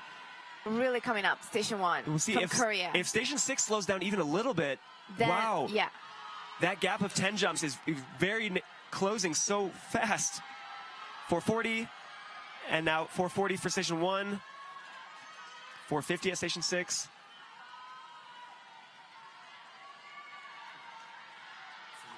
Okay, 15 seconds left, already at a 470. So just 30 seconds left needed, or 15 seconds left needed to get 30 jumps to pass 500.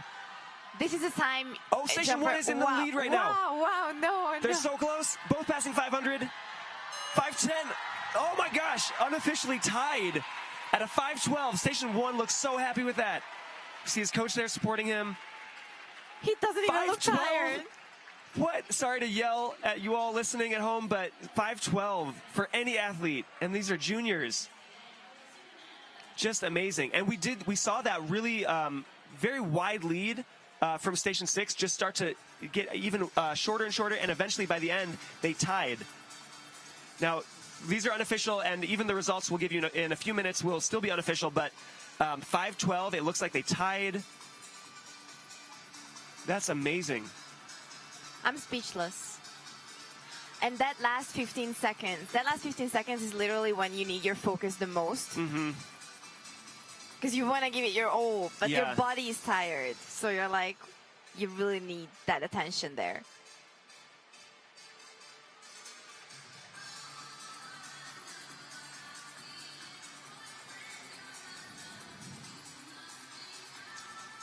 We are going to move on to our triple unders, right? Am I correct? I think so. I think that's what's happening right now. See some movement on the floor from the judges. Yeah, I believe getting ready for triples. And now triples, is this event only competed by our seniors, or do the juniors do it?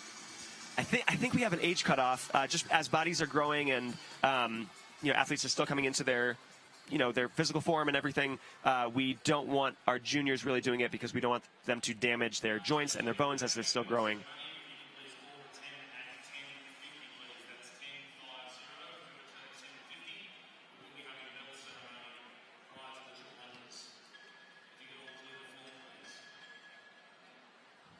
So we'll see right now if we're heading into triples now. We may be taking a short break. We'll see what is going on here.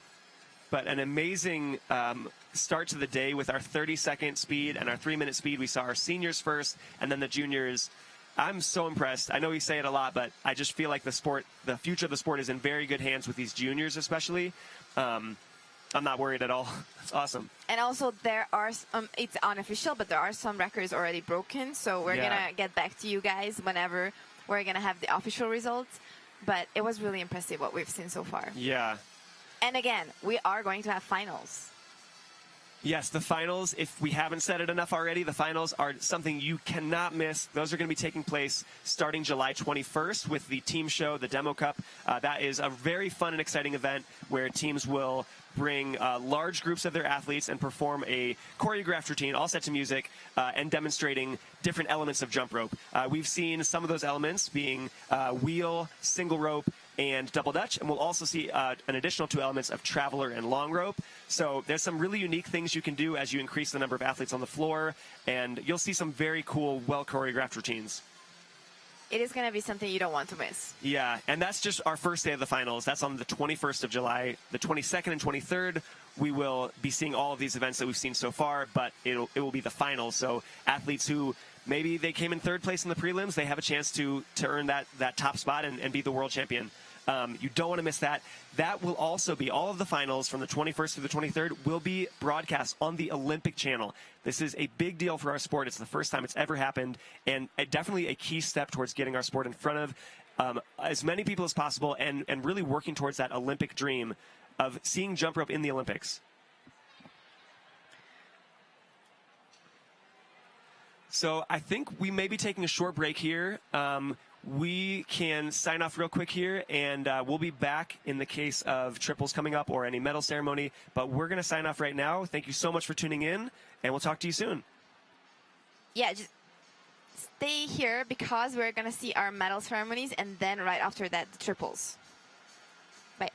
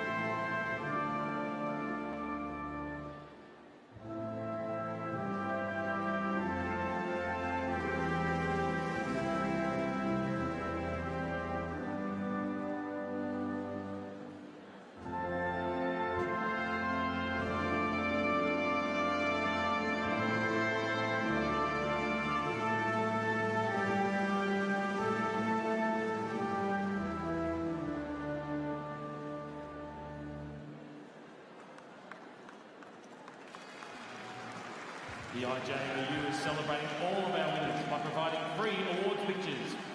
Visit our website to download yours now. That's ijru.sport. We'll now have a short break and we're back with competition.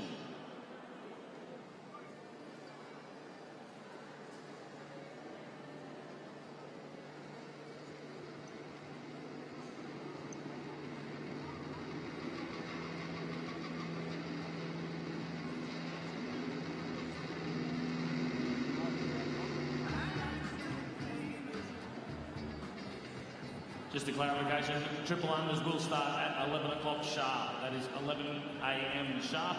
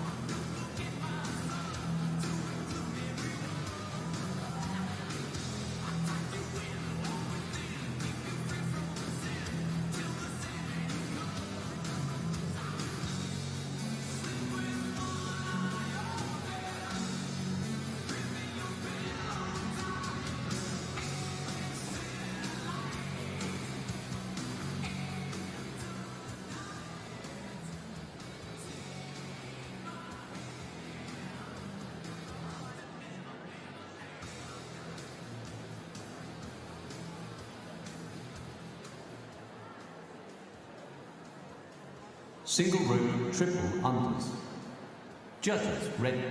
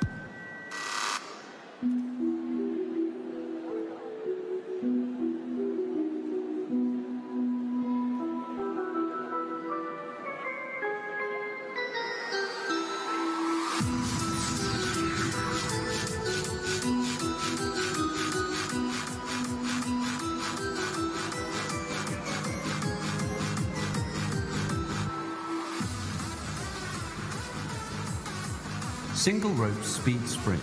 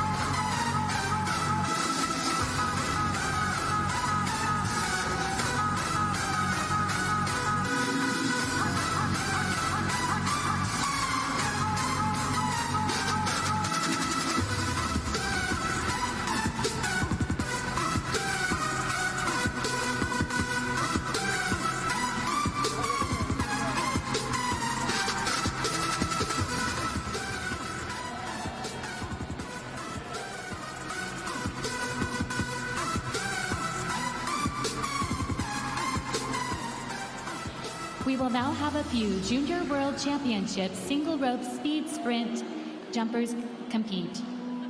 This is due to a competitor prep issue a few minutes ago.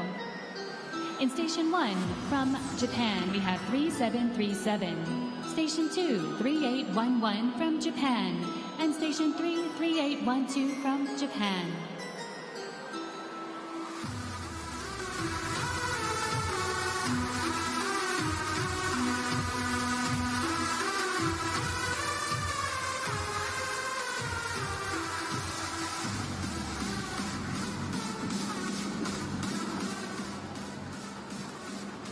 Everyone ready? Here we go. Single rope speed sprint. 30 seconds. Judges ready. Athletes ready. Set. All right, we are back for what looks like a rejump of 30-second speed sprint. 10. Junior division. Whoa, whoa, whoa. Wow, 2 and 3 very close. 20. Hitting about 67 at the 20-second mark. This is going to be way above 100 if they're going to keep up. Let's go, keep going. There's 100. Yes. Wow, nice. For all three. All three of them. Junior division. Wow, well done. Well Amazing done. job. Amazing job. So we'll see that 103. So actually, a lot of these scores may make it into the top 6. I think in the preliminary results we saw some scores in the 90s making top 6. So we'll see how those fall. Yeah, and now we're gonna prepare for the triple unders. Mike, do you want to introduce the triple unders? Yes, triple unders. The skill by itself, a triple under is where you jump into the air and turn your rope 3 times around your body before you come back down to the ground. And these athletes are doing as many of those as possible.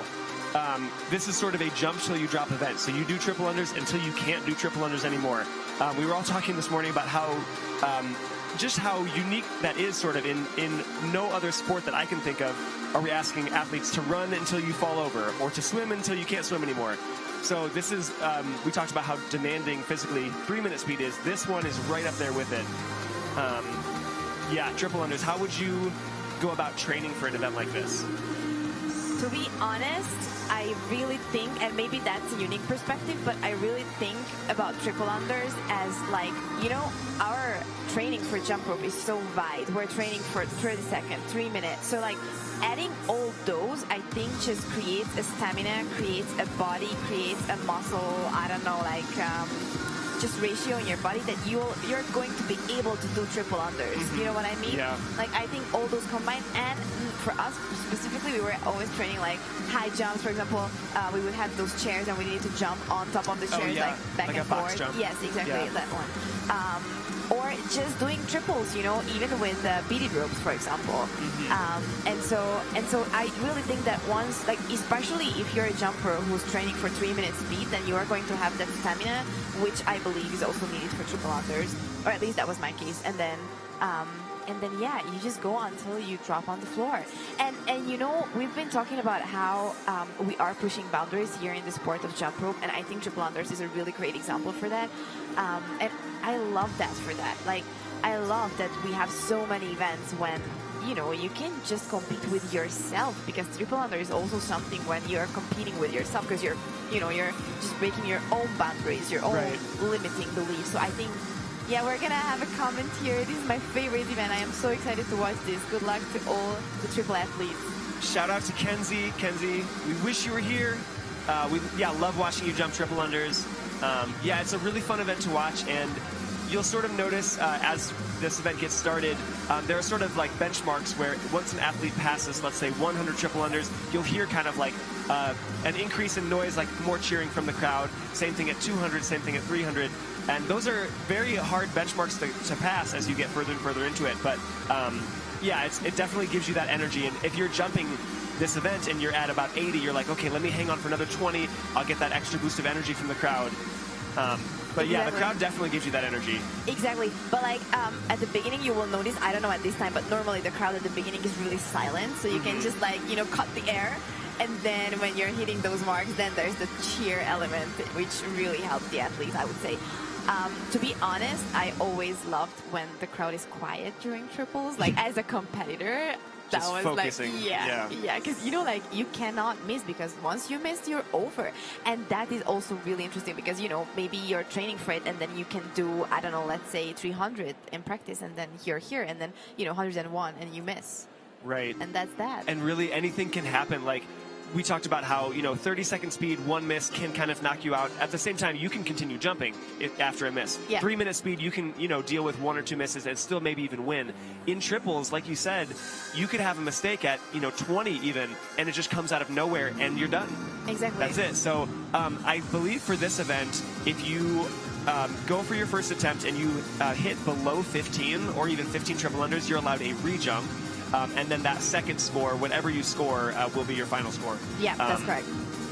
And I think that mistake can also come even on a basic single bounce jump or a double under sort of prep jump. And you'll notice athletes have different ways of getting into their triple unders, but if you have a mistake on any point during this, it counts as a miss. And luckily, if it's below 15, you get a chance to try again. But we're going to see some really strong athletes. This is an event, we talk about like plateaus in speed. It's really hard to say if, you know, will we, probably I'm sure at some point we'll reach a plateau, but it really is just how long can you do it, right? So if your technique is good and you have trained and you're strong enough, you have the stamina, there's nothing to say you couldn't be reaching ridiculously high scores. And you will also see, I think it's going to be really interesting to look out as a spectator to see the different techniques here as well, because some of the jumpers I know personally, they're jumping really high, and you can see a lot of air and just like, you know, they're flying. And also there are jumpers, for example, I was one of those jumpers who chose to do it fast, and jumps maybe not that high. And so, yeah, it really depends on your technique. Yeah, and you play to your strengths. Like if you know that you've got super strong legs that will last forever, you may go with those higher jumps. If your arms will tire out sooner, you'll maybe stay a little bit. Yeah, so you can adjust based on that. Yeah, we're welcoming the first heat of the triple unders right now on the floor. 1949 from Canada. This is so exciting. I know. And we'll give you an idea of what sort of scores we saw in the IoT. So for the female division, let's take a look at what our top score for the triples was. And it looks like we had a score of 172 from Sydney Nichols out of Canada. And that was the highest score we saw for the females in the IoT. Now to give you an idea of the world record, we have Tori Boggs from the US with a 421. That is a very high score. I'm not sure. We'll see if any of these athletes can beat that, but that's a really hard score to beat. It is a really hard, and it's not been beaten for a long time. Yeah, I don't know she's when held that said record. But like, we'll get back to you on that one, but she's held that record for quite a while. We take a look. Got our triples records.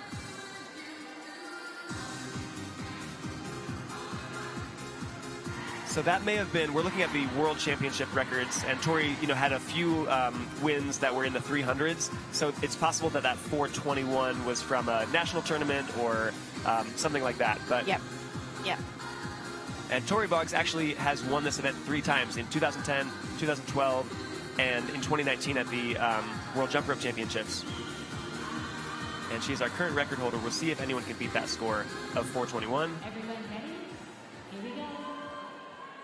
And yeah, take a look at the starting technique. Are they going to take a few single bounce jumps? Do they go straight into their triple under on the very first jump? See how they start here.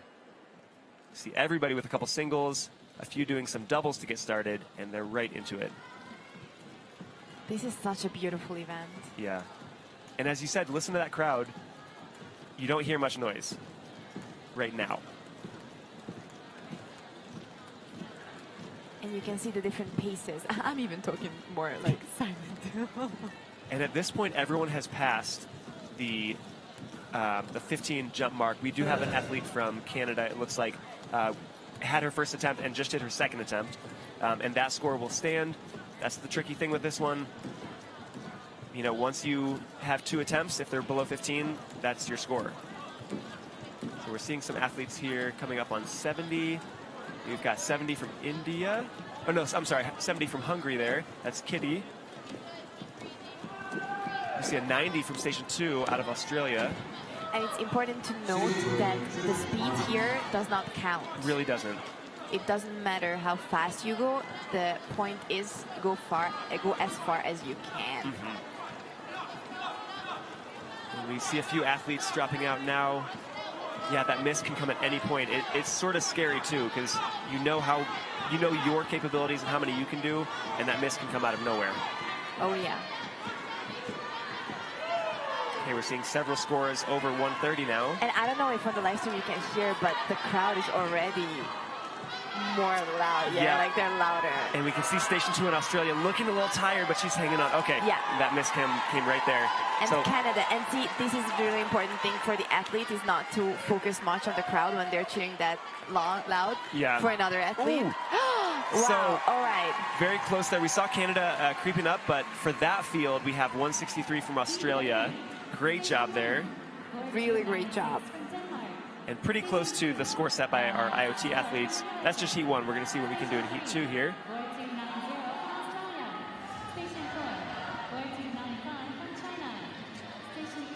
This is another one where the anticipation and the hope for these high scores really builds, because you see them, reaching 50, reaching 100, and as they get higher and higher, it's like, oh, you're getting so much closer. If you can just hang on, you could, win this event or break a world record.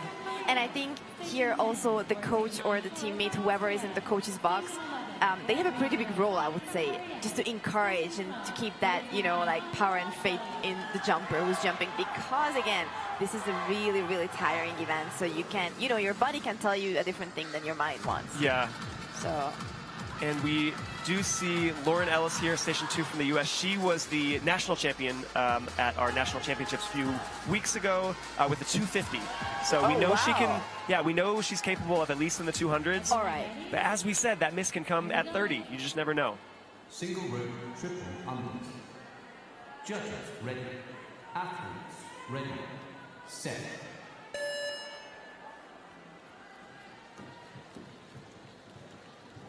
Also got Kirsten Morris at Station 12 from Australia. She recently came out of retirement to compete here. Yeah, she's a world-class athlete.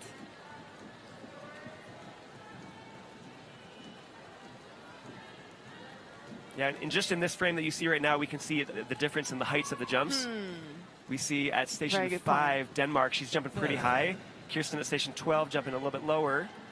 It's also very important to, I would say, to keep your feet together, because the more apart they are, the less room for mistake there is. Exactly.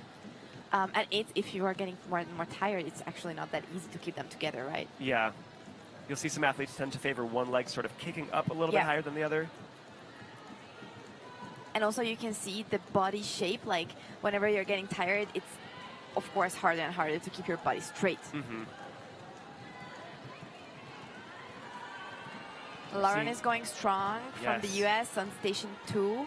Seeing a lot of these scores getting into the hundreds now.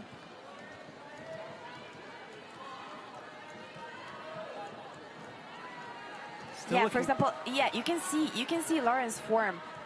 She is doing pretty fast, right? The triples, and like you can feel the power she's putting. Yeah, and Lauren is one of the strongest jumpers, like physically so strong. She's doing power moves in freestyle that most people will never ever be able to do. So we see that strength paying off.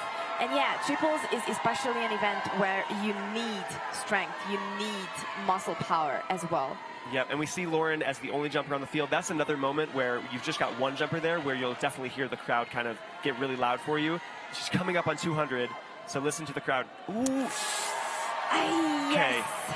So that's always so hard because you know what you're capable of. She knows that she's done in the 200s before, and so again, that miss can come out of nowhere. She looked like she was ready to keep going. And that's the worst, I think, when you know that you would be able to keep going, but then there's a miss. Well, we have a rope. My dad always said that we have a rope in our hands, and that is very true. Yep. And now that's a 194. That's still a very good score. Yeah, it is a very high score. And all she needs to do is hang on to a top 6 spot. That's the current leader right now with a 194. Oh my God, I am so excited for the finals, like especially, I mean, I'm excited for everything, but the triples, like the anticipation and I think the crowd and the lights and everything during the triples, you do not want to miss that. That's going to be a really fun one to watch. Oh gosh. And it really is like that second chance for a lot of these athletes who, they know what they can do. They know that maybe they didn't do their best in prelims. Or for those who have hit, PRs, their new personal best, can they get another PR on top of that in the same competition? Also important to remember, most of the athletes you're seeing now, this is not their only event. They've been jumping a lot. Ready, set. And they've got more events today, more events tomorrow, so really demanding a lot from them.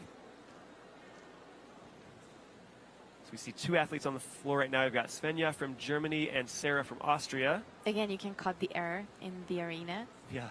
Super silent. They have really nice forms. Yes. I love seeing them. And you can really just cheer the athletes on 30. through this event. Very even rhythm for these jumps too. Oh, that looked like probably an early miss from Austria, because her form looked really good. It looked like she could have kept going there. But once you pass 15, even if it's on your first attempt, you're not given a second attempt. Yeah. So we'll see if Svenja from Germany can pass that 100 barrier. Getting close. I think so. And imagine how equal and consistent the rhythm needs to be in order for you not to miss. Yeah. The timing has to be perfect. I mean, look at how high she's jumping. It's not very high. In each of those jumps, that's 1, 2, 3 passes of the rope under her feet. Oh, and there's a miss. Okay. But she passed the 100, 120, Yes, 120. Great job, girls. Great job. B32, Station 1, 4313 from Austria. Station 2. Okay, so we've got, looks like our final couple of female athletes, and then we've got the males coming out as well. Station 4, 1990 from the USA. Station 5, 4319 from Germany. Station 6, 4321 from Korea. Station 7, 4319. So it looks like then Lauren Ellis from the U.S. Yeah. will at least have a top 6 spot. She may even take the top spot.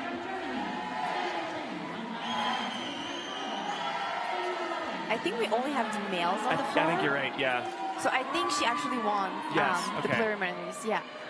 So she will have a chance to recompete that event during our finals, which again will be broadcast on the Olympic channel. So excited for that. Oh, yeah. And the finals taking place this weekend from the 21st through the 23rd. I believe that's Friday through Sunday. So definitely tune into that. We have a couple of key events that will be broadcast on the Olympic channel. They won't be showing every single event that we'll be doing for the finals, but definitely some highlight events. Single rope triple unders. Judges ready. Athletes ready. Set.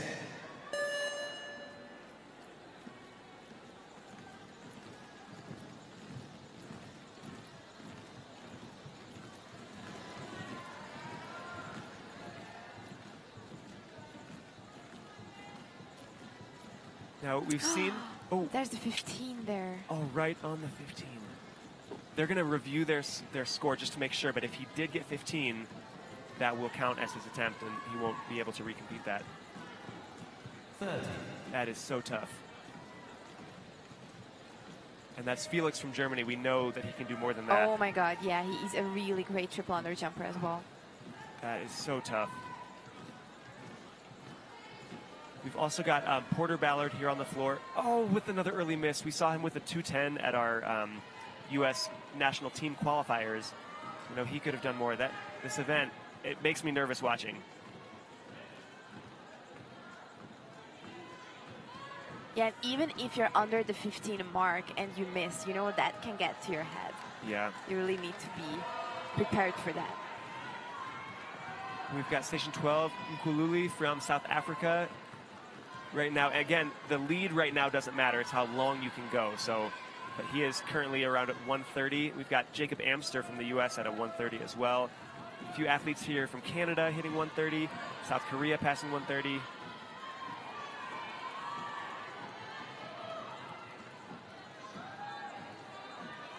That's Thomas Cunningham, Station 10 from Canada.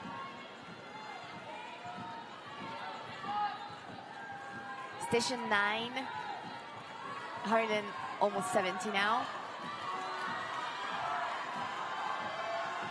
We'll see if anyone can pass 200. Thomas Cunningham from Canada still going strong. We've also got at Station 6, Yusong from South Korea. Looking strong. Jumpers, oh no. Okay, let's go, Thomas. Thomas has been around the sport for a long time. He's going to get 200. There we go. This is our first 200 Yes, mark. our first 200 athlete. He's looking pretty strong still. Might see a little bit of fatigue there. Oh, okay. Oh, yeah. And Nice job. wow. Wow. Unofficial Nice score job. at 216. Well done, guys. Well done. Well done. So we'll see if that will be a top 6 score. It's currently our only score over 200, highest score for the male division. I would say it's going to be in the top 6. I think so, but we don't know. It's hard with some of these athletes. A lot of these athletes, we don't really get a window into their speed training. A lot of athletes will maybe on social media post their freestyle clips, but speed training, it's just hard to know where anyone's at. For triples especially. Now Luke Boone, definitely do not count him out. This is an athlete who has been dominating the sport for a long time. I believe he may have won this event. He did win the event in 2018 with a 468. Oh God. Okay. I mean, and that just shows, that just shows the persistence he has as an athlete and the discipline. Yeah. Because triples need discipline. Triples need persistent consistency. All those qualities which a lot of athletes here have.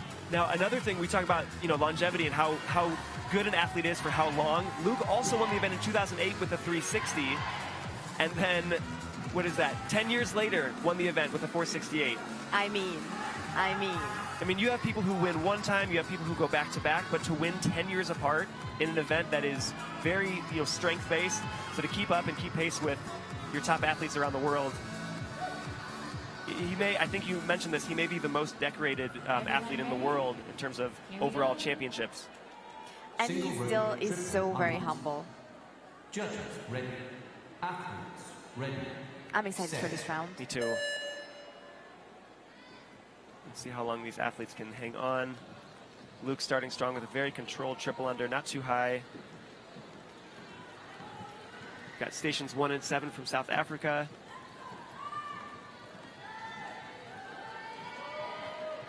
Looking good so far. Everyone is still jumping, and they've all passed that 15 mark. Oh, got an early miss here from South Africa at station 7. 30. Let us know in the live chat if you have any questions about triple unders or the training process or the mentality going in. Got another miss here on the floor from South Africa at station 1. But looking very strong across the field. I think core muscles are also very important at this event because you really need to keep your body straight. And that requires some core there. Yep. And we're seeing now, nice. So, yes, Seth Ingram from the U.S., also really strong triple under athlete. Take a look at some of his scores in this event.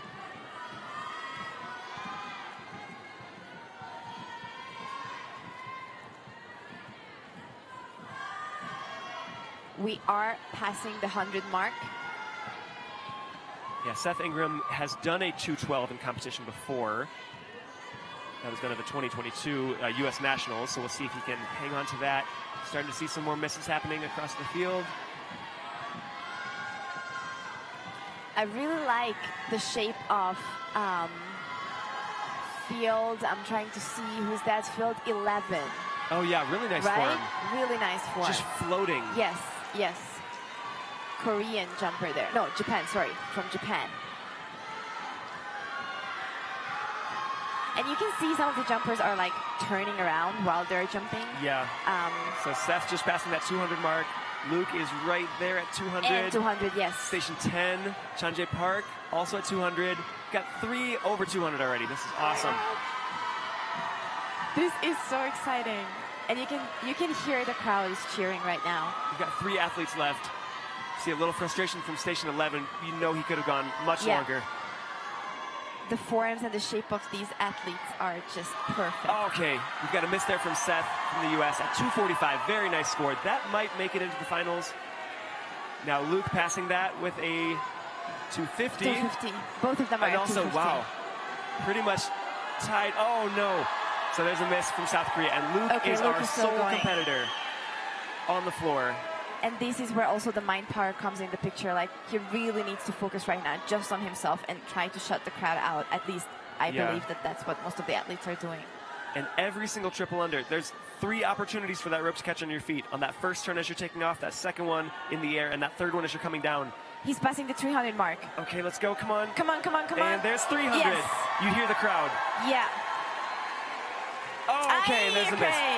Now, that's a 307. We know that will take him into the finals. 100%, 100%. Wow. So, and that could have been a miss that he was not aware that was going to happen, or that could be a deliberate choice. Also, hey, I've got a steady lead. I'm going to recompete this. Let me save something for the finals. 100%, 100%. You're very right there. Yeah. Yeah, So- because remember, we are going to have finals. Yeah, and we may see somebody beat that score, but I don't think we'll see 6 people beating that score. No. And probably he knows that. We see Seth from the U.S. and his teammate skipping off the floor. Very happy, either with the score or just to be done with that event.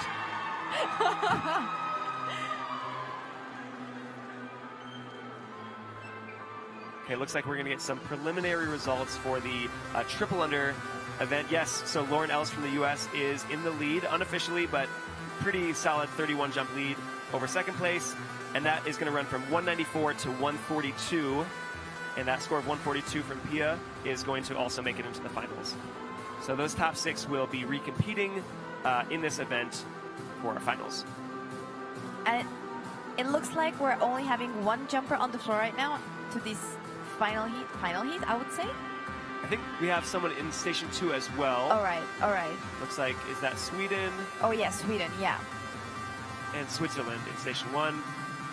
So yeah, just one more male and one more female competitor. So there's always a chance that we could see in this heat your top finishers being knocked to second, but at least they will be in the finals. Judges ready. Athletes ready. Set.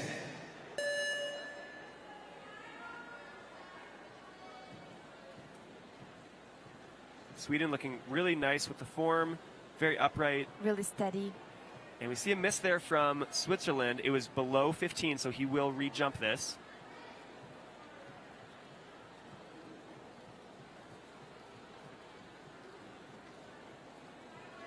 And he's improved upon his score. So at this point, whatever he scores will stand. 30. Sweden still with a great form. We have a question here. I know triples is one of the most difficult events to train for. Why do you think there are not as many entries as the other events? That is a really great question. Yeah. Mike, what's your take on that? I think because it's so physically demanding and because at this level so many athletes are competing in so many different events. That's my point of view too. If you're going out and giving everything you have, like we said, this is really a jump till you drop. You're not leaving anything on the floor. And then 10 minutes or 20 minutes later, you're doing another event. A lot of times athletes are just choosing to forego this event just to save themselves for their other events. And also, triple does not count to the overall results. For example, if we're talking about masters, you know, the masters is 30-second speed, 3-minute speed, and the freestyle. Wow, beautiful job, nice beautiful job. 120, beautiful job from Sweden. We're going to see how far that score is going to get her. Yeah. Beautiful job. It looks like Luke and Lauren will hold the number one spot for their. Yes, yeah. So I think that's our answer. That a lot of like you see that normally the jumpers who choose to jump triples are really good ones, right? Yeah. Like they kind of or either specialize in this event or just like really feel a strong relationship with triple unders, I would say. But you have a great point with there are so many events to jump, and you need to sometimes, you know, prioritize what you're giving your energy to. Exactly, and as we get to finals, a lot of the athletes that maybe in prelims were competing, you know, 8 or 9 or 10 events, they may only be competing 1 or 2, you know, if you're lucky. So, like I think we'll see Seth from the U.S. He'll probably make it into that one of those top 6 spots. We saw a few other scores in the 200s that will probably also make it. Looks like we have one more athlete here at station 3. From Germany. In addition, I would like to remind you that the IJRU 2023 event. And if you're just now tuning in, this is the 2023 International Jump Rope Union World Championships. My name is Mike Fry. And my name is Hannah. And we are here just so excited, so happy to be sharing the sport with you all. If you're watching now on the live YouTube video, just take a minute and send this link to one other person. Send it to a friend or family member. We're trying to get as many people watching our sport as possible. We love the sport. If you're watching, I know you love it too. And we just want to see this sport grow as much as possible.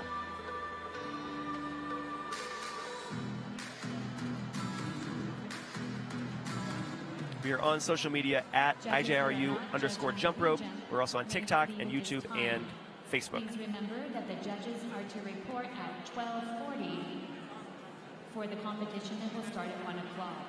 The judges are to report at 12:40 for the competition that will start. We are seeing our last male competitor in triple unders in the preliminary round. And you can see that rope he's using right now. It's a wire rope. We see that just about every single athlete has used a wire rope. We're getting a close-up now on the handles as well. And it looks like he has some sort of crimps there. Yeah, that's just to make sure that the handles don't fall too far from the end of the rope, because that's the last thing you want. Your rope gets super short and you've got excess rope hanging off, so that will keep the handles pretty much stationary. Yeah, that's a great point.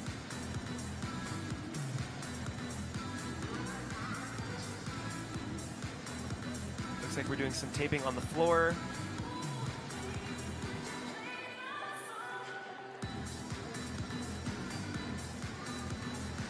So it's a little unclear why that white tape has just been put down. Let's see if we can get some information about that later. And we can see a lot of the judges who were judging those speed events are now done for the day, or at least for the morning. Huge shout out to the judges. Yes. Thank you so much for your work. You know, we're always talking about the athletes, but without judges here to judge this, we would have no idea of the standings. Those judges have trained a ton for this, and they're out there on the floor for, you know, we start at 8:30. It's now almost 3 hours later. So big shout out to the judges. Here we go. And here we go. Single rope triple unders. Judges ready. Athletes ready. Set.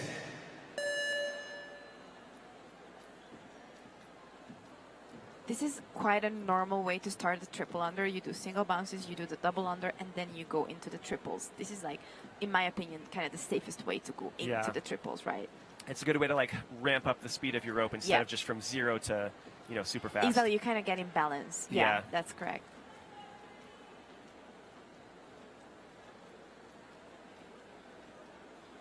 His form is great. 30. He's flying. Yeah, looking really comfortable, really relaxed with that form. We're over 50.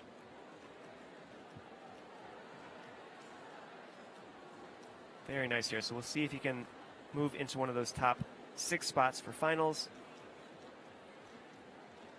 That should be above 150-ish. Yeah, I'm trying to remember. I know we saw Luke win by a pretty significant margin. We saw Seth in there, who I believe was 2nd place.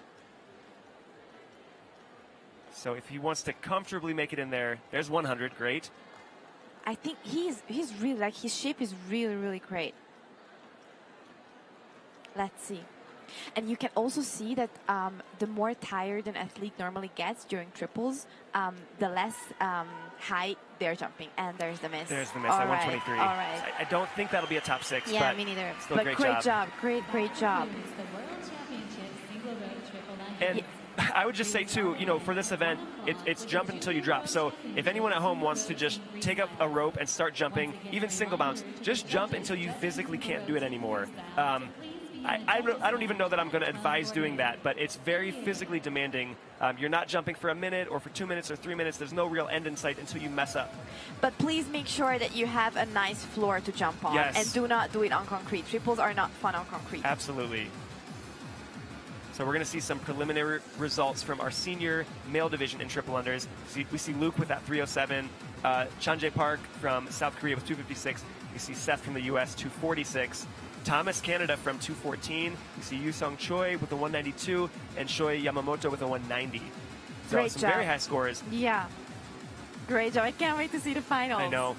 And now I know, at least in years past, the top 6 athletes have the choice to recompete. I'm not sure this year. Do you know if they will be given a choice to recompete, or are they expected to compete? I think I would say they are expected. Like they're kind of asked to compete because, you know, like the finals are the show. Like that is something everyone is waiting for.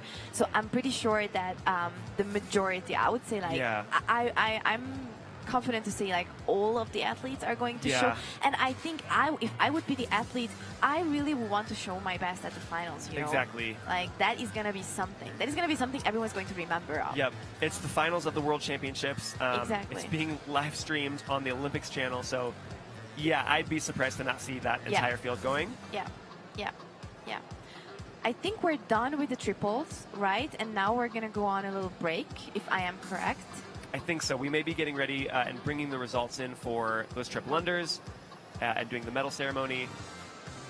And yeah, we do have some questions about the tape. We're still trying to get to the bottom of that. We will let you know as soon as we find out. Because yeah, that was right before our final athlete in triples started jumping. They put that white tape down in the middle of station 3. So I could imagine that that's a help for the athlete. I don't know, to control his movement. No idea. That's something I could imagine. All right. I think we're gonna say bye for now. Yeah. I think we're going to sign off. Thank you so much for tuning in. We've got a lot more coming up. We will be having a medal ceremony for the triple unders, as well as a ton of great freestyle coming up in the afternoon. So stay tuned. You don't want to miss this. We're going to sign off. Yeah, and see you very, very soon. Goodbye. Bye.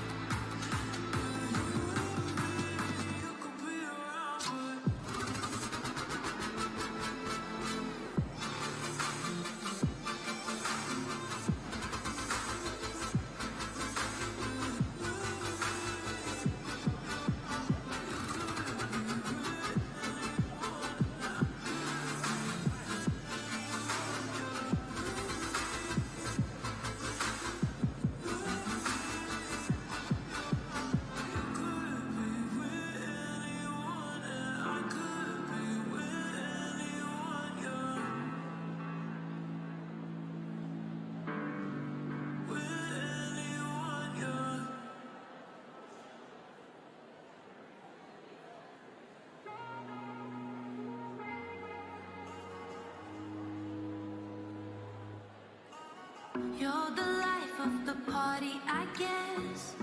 You crave all that attention. Where is everyone when it all ends? Always seems to be the question. I know you like to show it up. It's okay if it's fun, but it's not. Cause you talk about yourself too much. And people go away, they're not insane.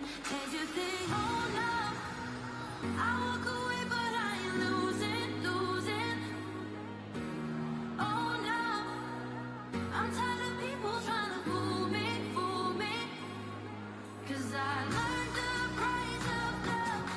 Don't give away any more that easily. I just wanna level up. Cause I'm stronger than I was, not the strongest that I can be.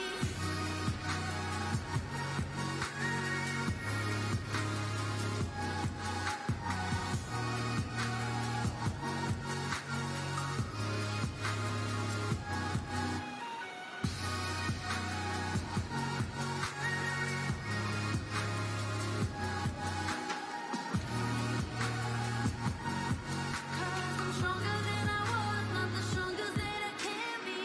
Here you are, you got so much to say and want me to pay attention, but never ask me if I wanna stay. But afterward I feel the rising tension. But you wanna know, oh, it's okay if it's fun, but it's not. Cause I don't really wanna talk. No wonder why you're alone. I let you to go. Oh no, I walk away, but I ain't losing. Oh no, I'm tired of people trying to fool me.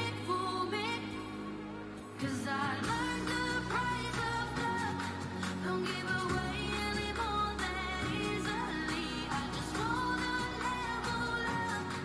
Cause I'm stronger than I was, not the strongest that I can be.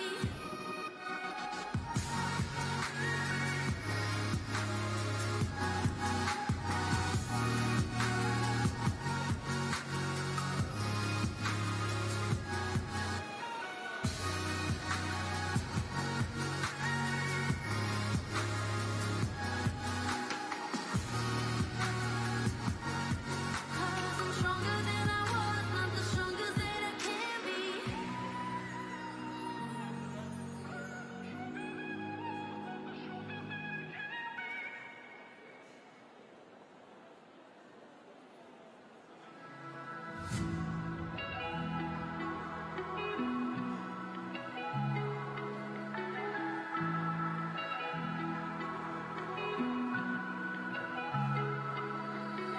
I got something strange in my body, something I cannot control.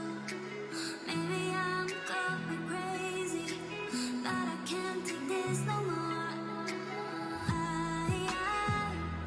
I'm falling down, falling deeper. I feel so close to the pavement. I don't know where I am. I'm lost and I'm frozen. I don't know where I am. I'm lost and I'm frozen.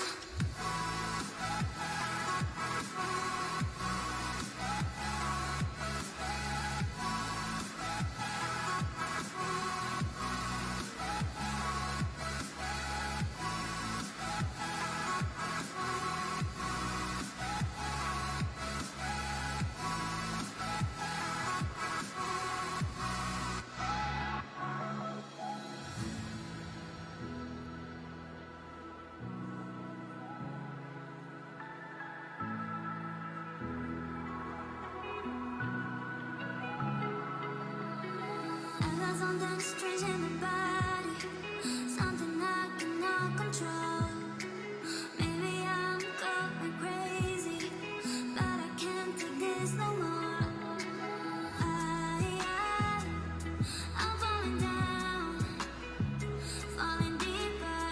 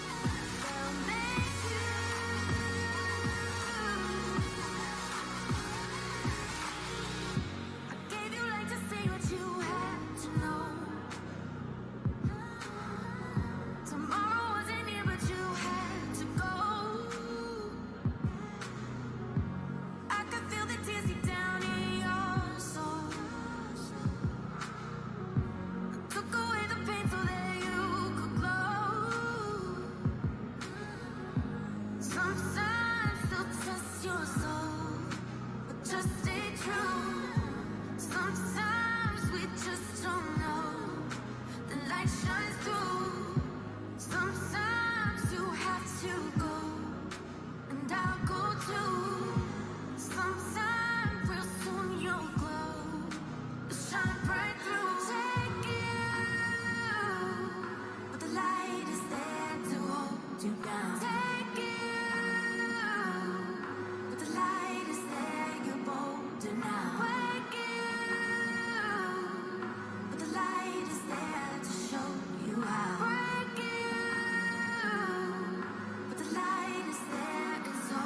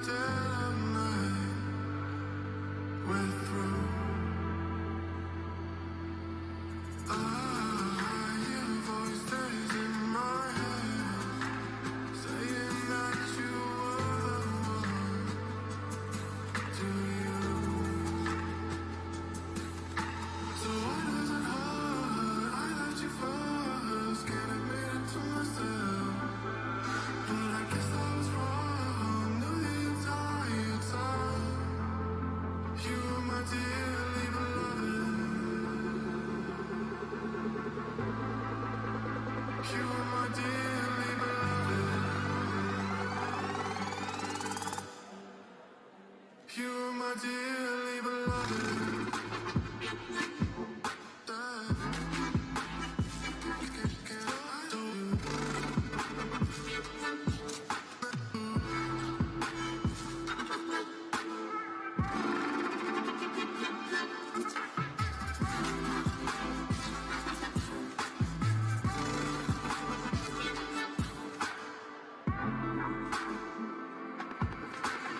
You were looking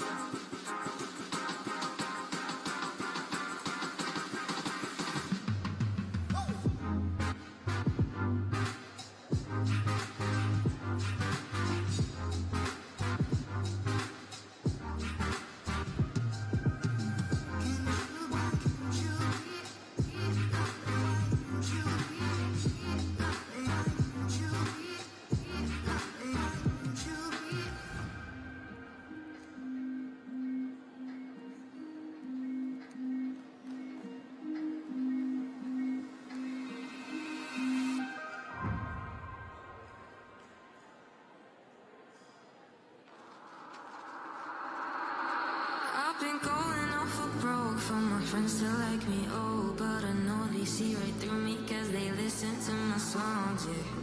But I don't care, no baby, I don't care. People always tell me take a breath, hey, hey, hey. I've been looking for something that haunts me all night. I've been staying up hours until the sunrise. Just so casual, always living the same life. I don't really remember, I just need to take some time to get away.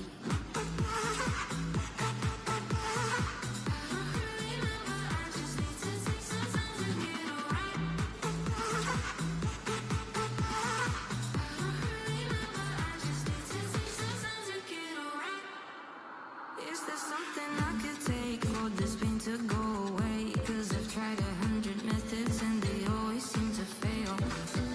Am I crazy? Don't tell me I'm crazy.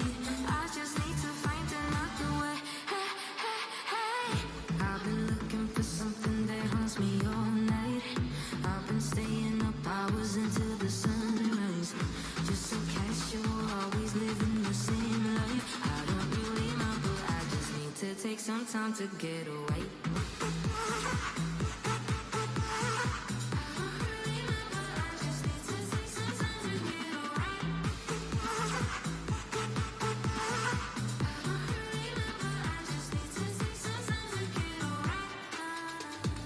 I just need to take some time for me, myself, and I.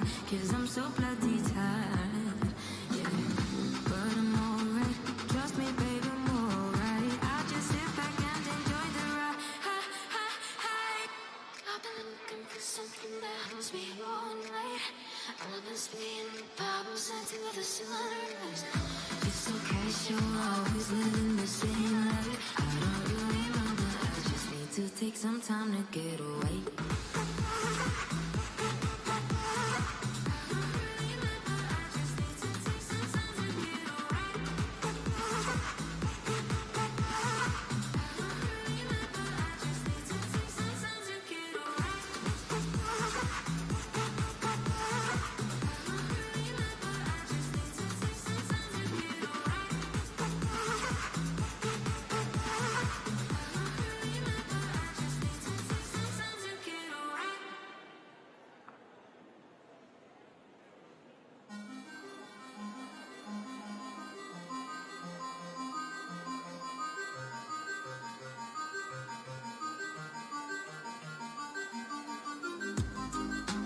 Lost in a daze. Why do I feel like I have been here before? Find me a way from this place. I can't escape anymore, and I'm losing sight. Unsure where I'll land when I close my eyes. Brings back who I am.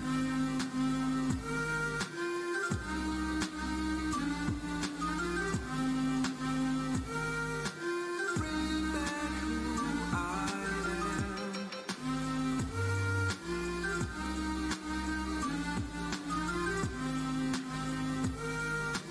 Bring back who I am. I'm counting the days. I have been walking, can't seem to find any door. I can't run away, stuck to the surface, can't seem to lose the floor. And I'm losing sight, unsure where I'll land when I close my eyes. Brings back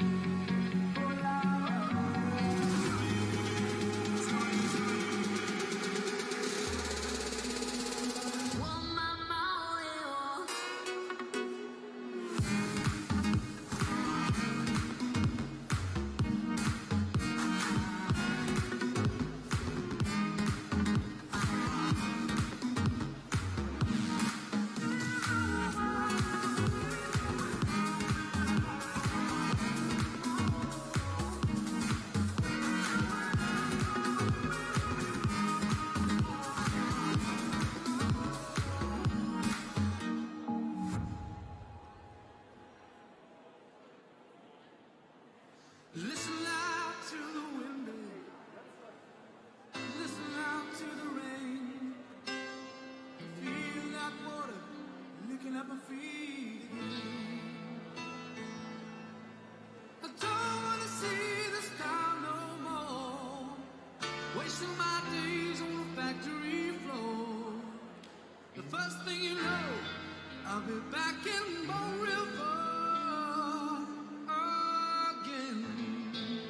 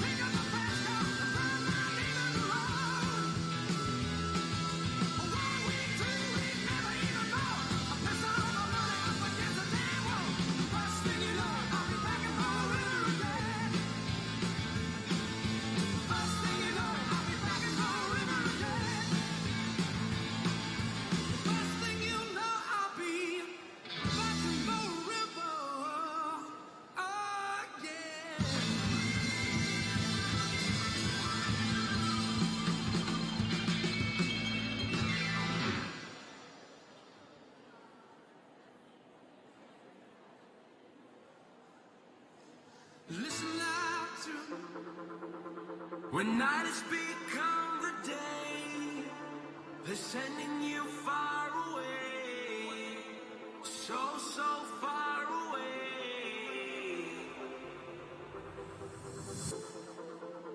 When everything starts to fade, you don't have to be afraid.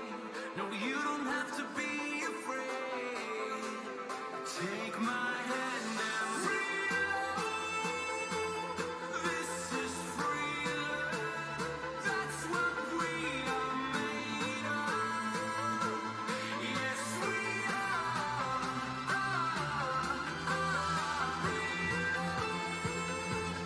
This is real love. That's what we are made of. Yes, we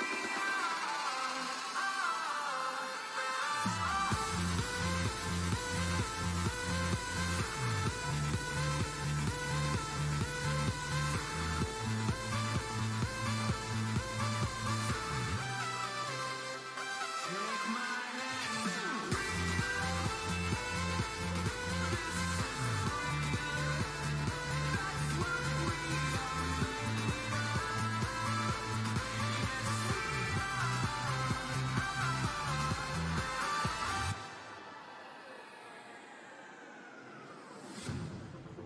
when you wanna get off the ground, but gravity pulls you down. Gravity pulls you down.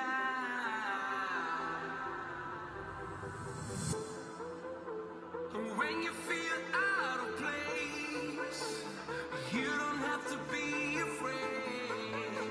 No, you don't have to be afraid. Take my hand and reload. This is free love. That's what we are made of. Yes, we are.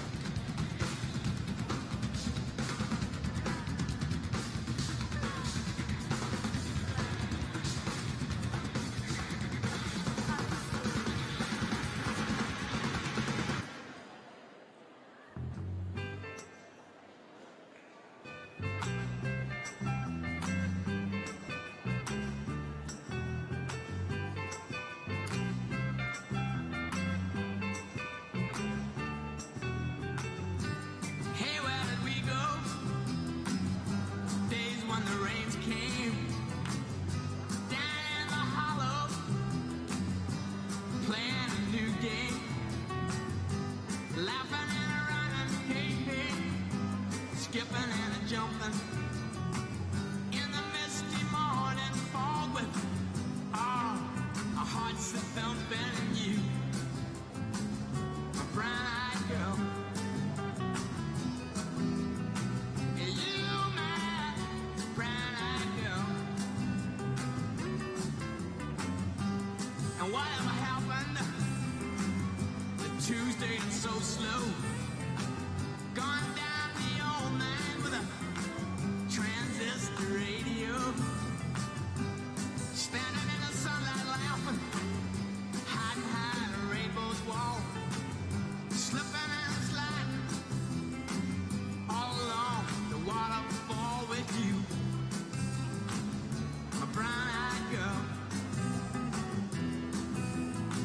You, my brown-eyed girl. Do you remember when we used to sing sha-la-la-la-la-la-la-la-la-la-la-la-la-la-la-la, just like that? Sha-la-la-la-la-la-la-la-la-la-la-la-la.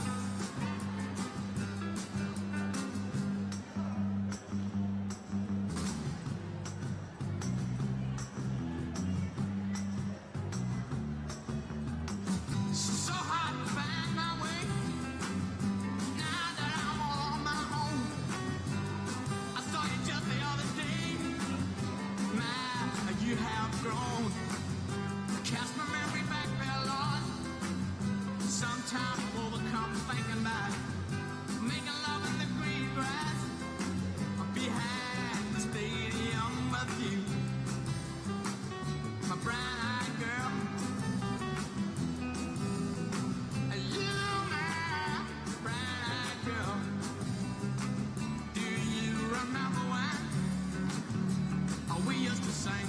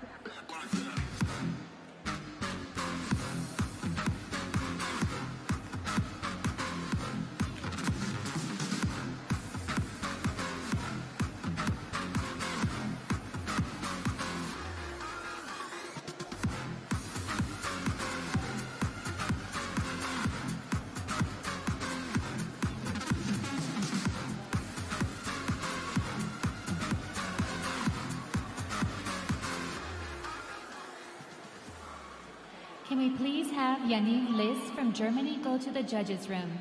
Janine Liz from Germany, please go to the judges' room. Thank you.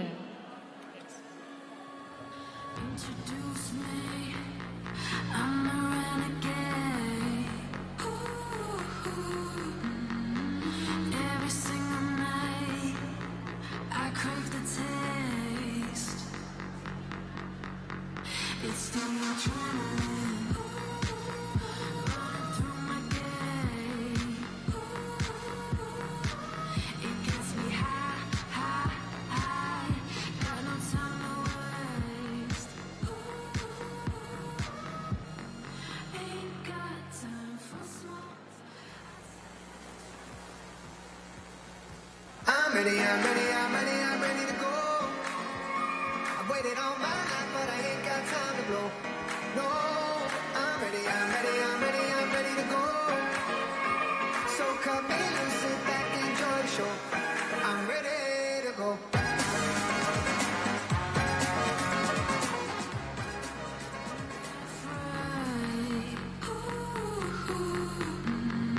Take over my mind till it fades,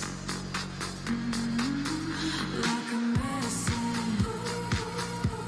It keeps me safe. This neon lights lead the way. Ain't got time for small talk. I tell you the truth.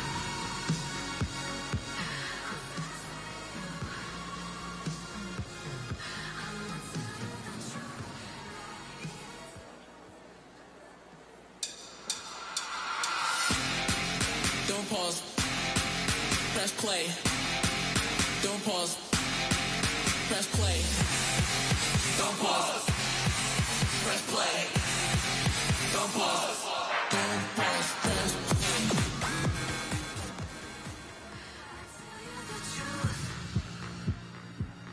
Just faster than you.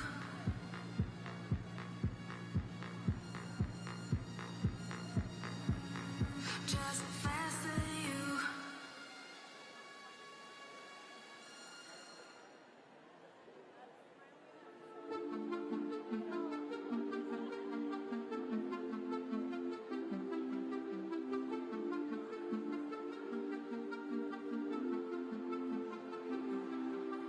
If I say goodbye, then make me alive, make me alive.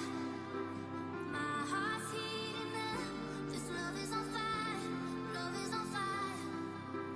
If I say goodbye, then make me alive, make me alive. My heart's heating up, this love is on fire, love is on fire, on fire.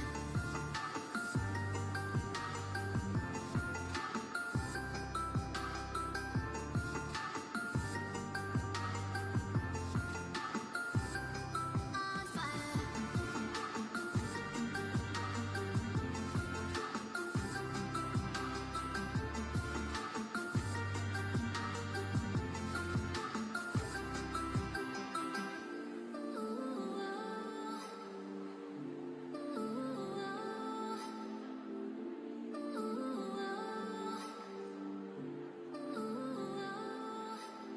If I say goodbye, then make me alive. If I say goodbye, then make me I have an announcement.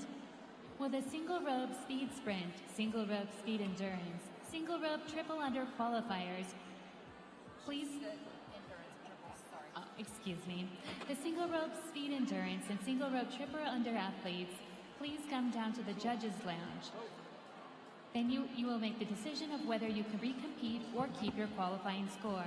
Once again, single rope speed endurance, single rope triple under athletes, please come to the judges' lounge and state whether you will recompete or keep your qualifying score. Thank you. on fire.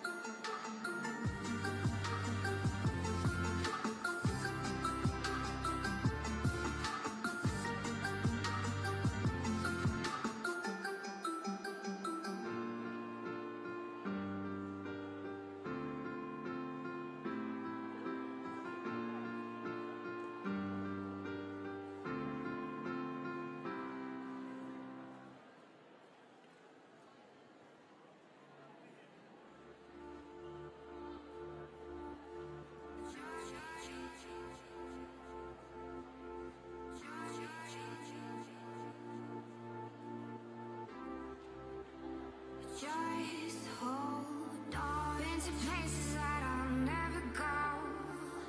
Seen some faces that I'll never know.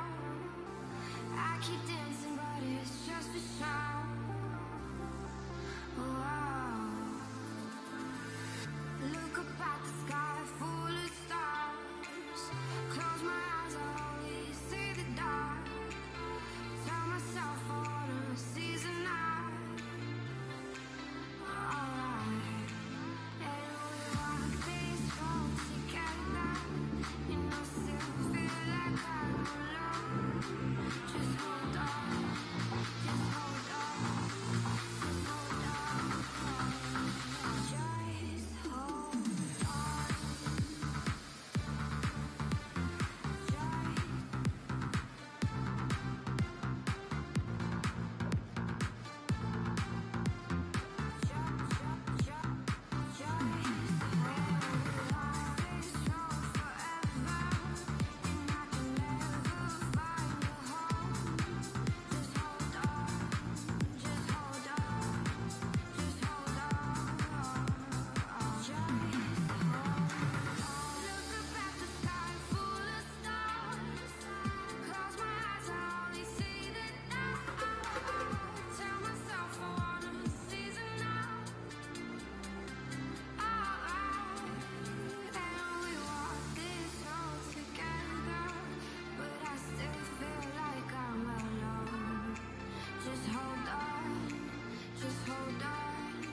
Just hold on.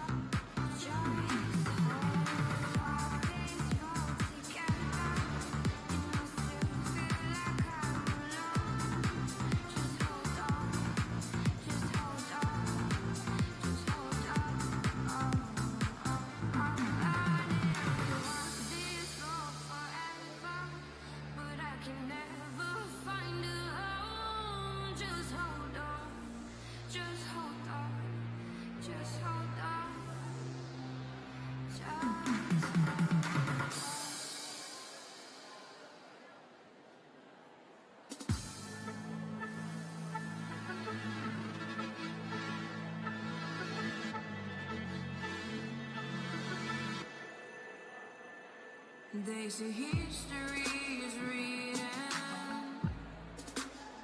by the victor's soul. Eyes on mine, plain to feel it. Gotta pray to go to the throne. 'Cause the memories come, and I can't even run. I gotta win this just to prove to me I can. I'll divide and I will conquer. I will fight like a warrior. If I'm dying,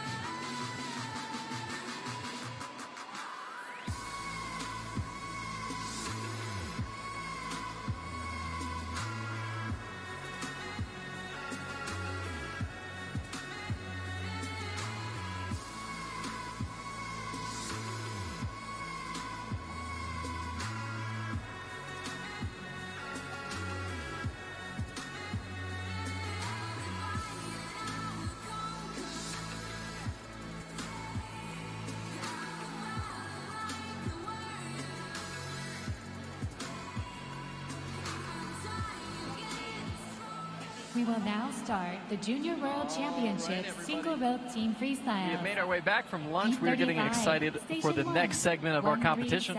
This right here is the Junior Team Freestyle event, where we have 4 jumpers on the floor at the same time.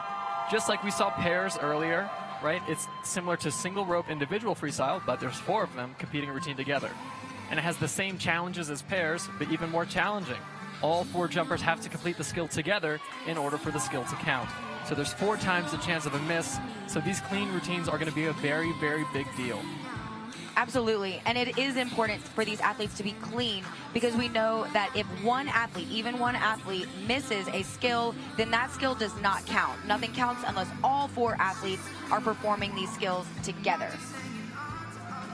And just like in pairs, where you get all the exciting interaction between 2 people, we take that a step further, and now you can do interactions with up to 4 jumpers at the same time. So it really transforms the shape and feel of these routines. Yes, so we'll see some amazing choreography. Now here on the floor, we have a team from Canada. This is Natasha, Brooklyn, Aaron, and Helen. Going with a blind scoop to start it off. As they're standing in front, you can't really see the jumper behind you. Good wrap all together. And watch, you can see them looking at each other to make sure they're on pace, to make sure these tricks are going to count for them. Absolutely, and you'll see them moving all the way across the floor. This is not necessarily required, but anytime they create shapes and make it more interesting, it does go into their choreography score. Looks like they'll complete some power interactions here. And definitely watch, anytime they're doing interactions, watch what the rope is doing. Is the rope scooping another jumper? Is it involved? The more the rope is involved, the higher the difficulty score in general. Good footwork with formations. A really in sync portion of that routine. Here we go, quick rope drop. So it won't count yet until, there she is, back on.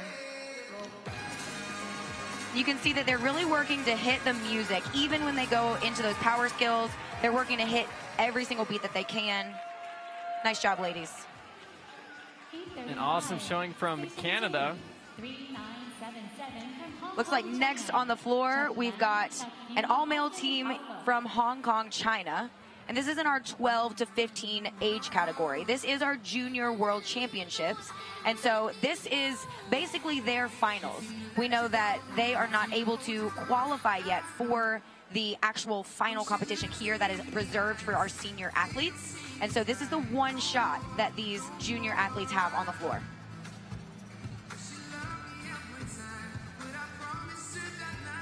It's a pretty interesting setup, Devin. You think it looks like they might go for an interaction or a flip right off the bat? It looks like they're set up for one. Or just big quadruple unders, yeah, amazing multiples.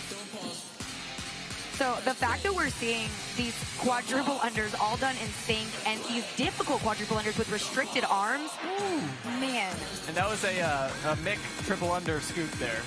So they were releasing the handle, catching it, and then scooping their partner all in the air. Behind the back too. And during all these quadruple unders, for most of them, they're doing 2 different crossing positions, like behind the back, under the leg. That was a very... Going for a backward TS triple under scoop. Crossing behind the back, another variation of that one. Crossing behind the back and scooping the partner in the front. Oh my gosh. Very difficult to control the rope and the timing of getting in front of your scooping partner. Another variation of that, but going forwards with a TJ. Oh, great scoop on the front flip there. Nice. Quadruple unders. A series of quads.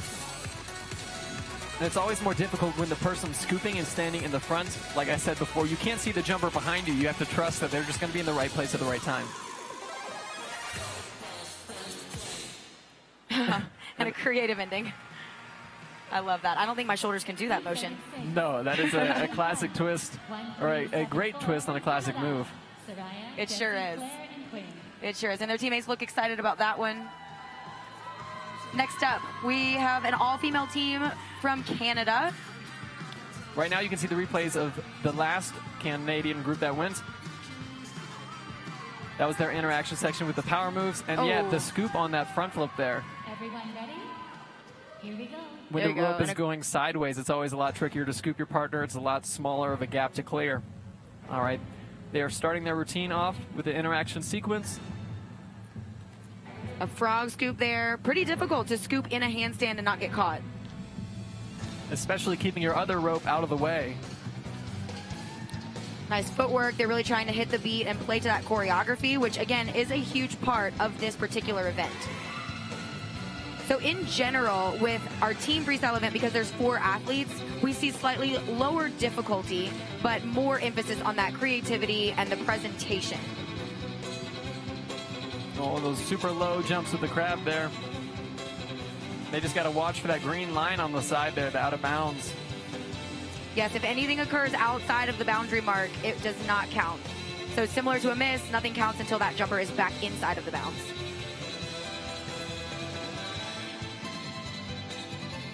Quick choreography point there with a wrap. And another wrap And another here. one. Going for 3. There we go. That was their real pose. They tricked us twice. Great work, Team Canada. Station 2, 3980 from Japan. A lot of great choreography moments there. And I especially loved when they were doing the tricks in the crab. It used to be a more popular trick. Haven't seen it so much in these competitions when they're really low to the ground. And it's really tough because you're squatting almost to the ground completely and then pushing off just one leg at a time. Absolutely. It takes a lot of leg strength that people may not realize. But if you get down there, you'll feel it. Leg strength, hip flexibility. Yep. Yeah, it's definitely not easy. Up next here, we have a team from Hong Kong, China. And you'll see these different gender divisions. We have an all-female division, an all-male division, and then we have a mixed gender division as well that can be any combination of males and females working together.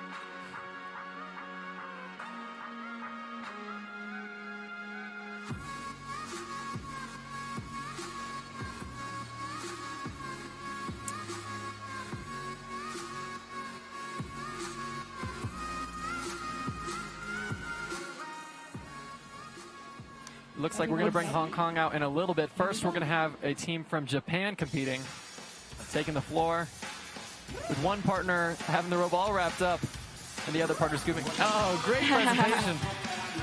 Oh, here we go. So this is a series of triple unders, but done perfectly in sync. You're seeing some leg cross triples here. And note, every time they go behind their back, under the leg, behind the knees, they are accumulating extra points for those restrictions. Ooh, some really difficult tricks mixed in, and this isn't just a routine here. You can tell that this is a show that they're putting on. Great energy with the music. They're fast, big smiles. And great pictures. Look at these shapes that they're creating with just 4 people.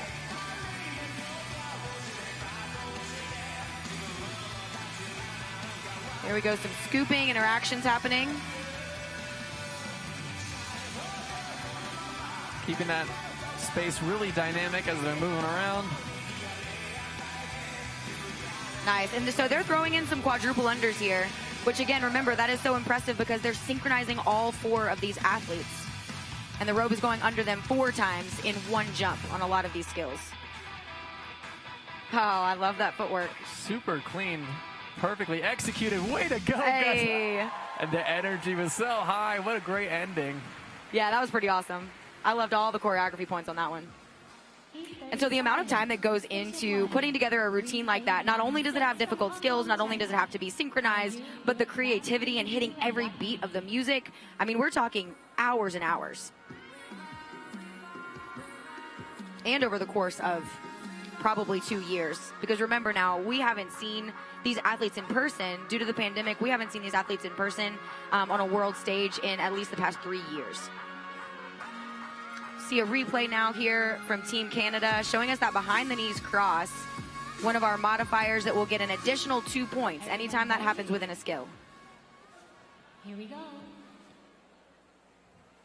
They are all set, ready to go. A nice floater to start it off, and then that blind scoop at the end of a triple under there. A quadruple under EBCL. And EBTJ, quadruple under, and then some more behind the back crosses here. And once again, all those acronyms are the names of the people that first made that skill. The initials. Another blind scoop. You can see it tripped them up just a little bit, but they'll get it back on right here. Another release straight into that power move. There she goes. And so you'll notice when an athlete makes a mistake, one of the skilled parts about this is that they have to know exactly when and where to pick back up so that they don't cause another mistake in their effort to get back. Because remember, for every skill that all 4 athletes are not doing together, it won't count. Correct. Series of triple unders there.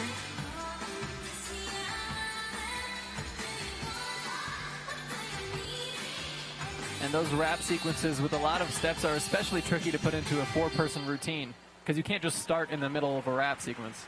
Great ending pose, girls, and a great show. Excellent job from Hong Kong. And it looks like next we'll be bringing out another Hong Kong team, this time all male. And you know what? Those girls looked like they had fun out there. I always love to see that. And because part of our sport is showmanship, we need to look like we're having fun. And, you know, that's sometimes very difficult when the rope is going under you 3, 4, and 5 times in one jump. It's very, very hard stuff that they're doing, but you've got to make it look fun. You've got to make it look easy. Here we go. Just saw them warming up some backwards multiples. Nice little release to start it off. Ooh, difficult quad to start it off as well. And then another one. A fast scoop and right back into those multiples. Wasting no time to pack in as many tricks as they can, giving them the advantage. Very nice wrap straight into that power move and right back into those very difficult quads. So in these quads, you're seeing multiple different restrictions in one jump. How cute. So you're seeing them going under the leg and behind the back and behind the knees, maybe all in one jump on certain ones of these tricks. A really fast recovery into that cartwheel.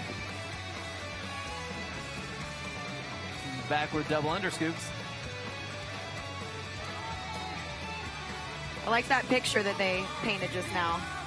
And again, remember, changing formations, creating a picture, creating a show, such an important part here.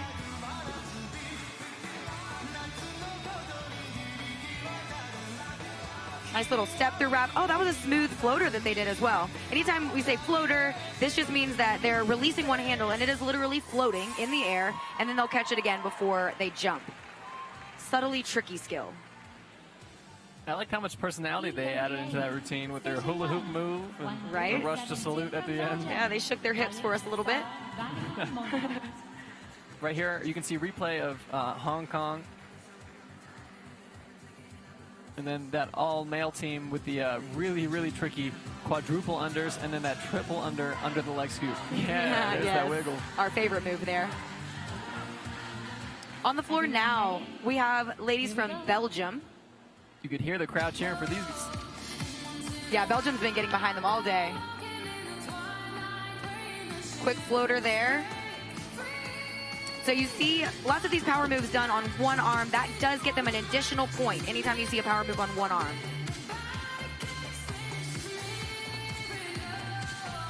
Nice series of triple unders. And you see they're taking no breaks, no jumps in between. That does make it more difficult.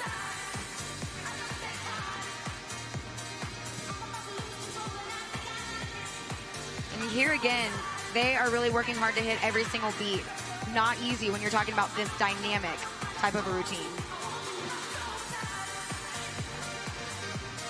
And when they turn around, they change directions there, so they're going backward for a bit. Yep. And you know, sometimes it's strategic that they turn around like that and show the judges exactly what they are doing behind their knees or behind their back. Because the judges have a difficult job. They have to score every single skill that they see and give it a number for difficulty. So the more you can help them out as an athlete, the better.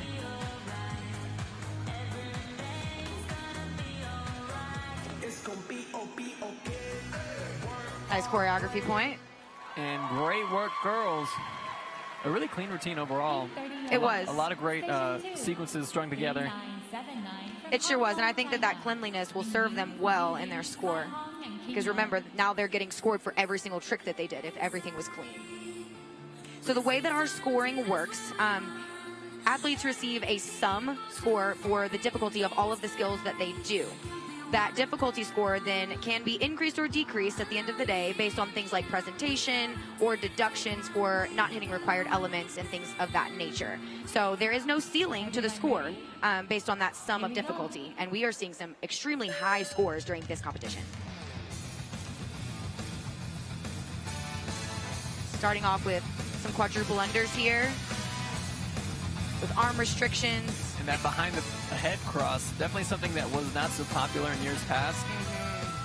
Yeah, we've seen it a lot this competition.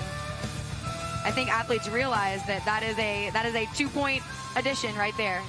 It also just shows how the sport is developing, how the tricks themselves are still new. Certainly, yes. And that's something that's so unique about our sport. You know, athletes, even now watching this competition, I know that they are taking these ideas back, and we're going to see new variations even in our next competition. It happens very quickly. Oh, there's the AS to push up, one of these most risky skills in my opinion. I completely agree. I always hold my breath until they've landed it.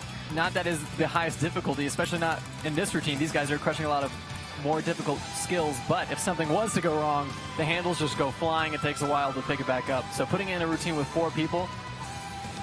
Yeah, that's a risky move. Oh, yeah. I liked that a lot. Nice release at the end there. And if you can see on their backs, they were catching the handle with the rope.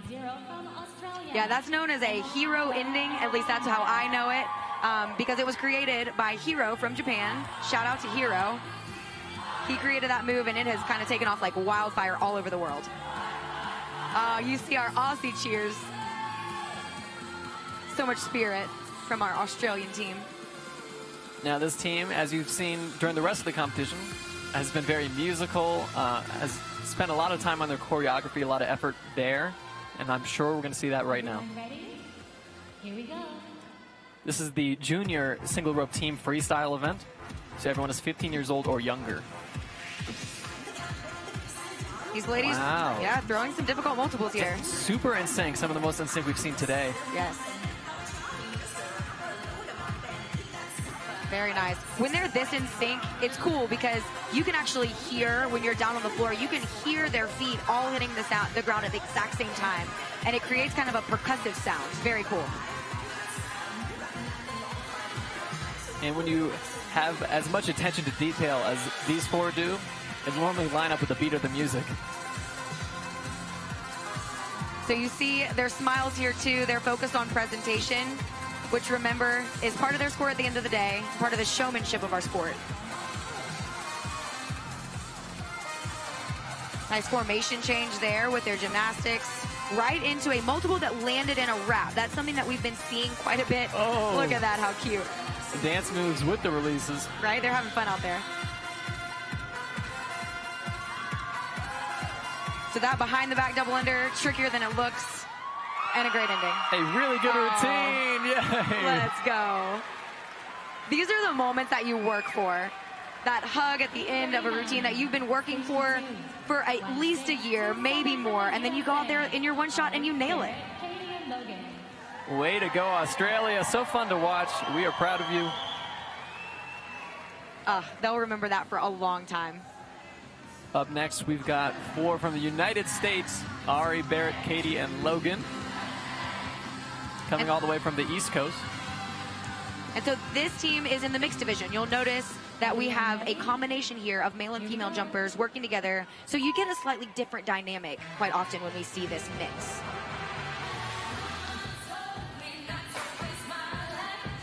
Nice series of triple unders with 1 or 2 quads thrown in there. Everyone caught the release skill. Nice work. Yes. No, that's a load off of their shoulders.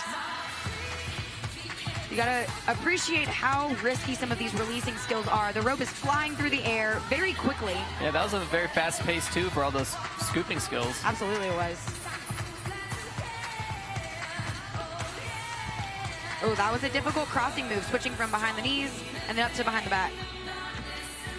Anytime you see these jumpers perform skills, ooh, nice floater with no jumps in between, it's going to be far more difficult.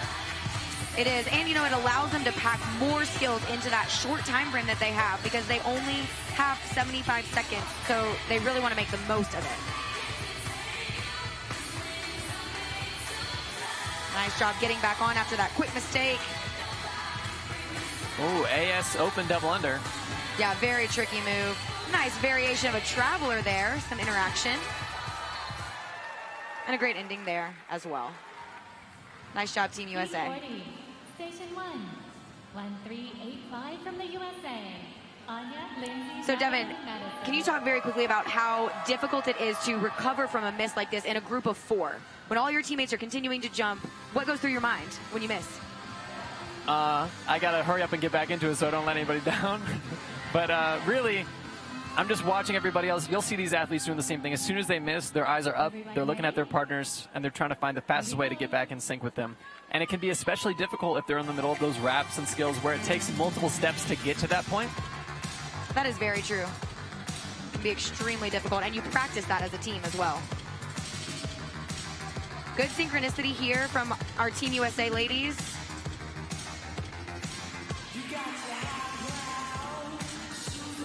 And that was a variation of a traveler there, the scooping sequence.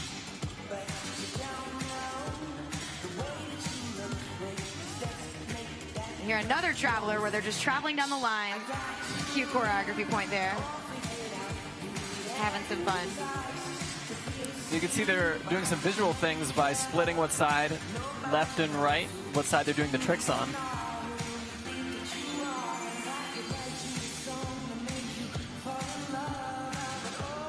Nice picture there with our handstands.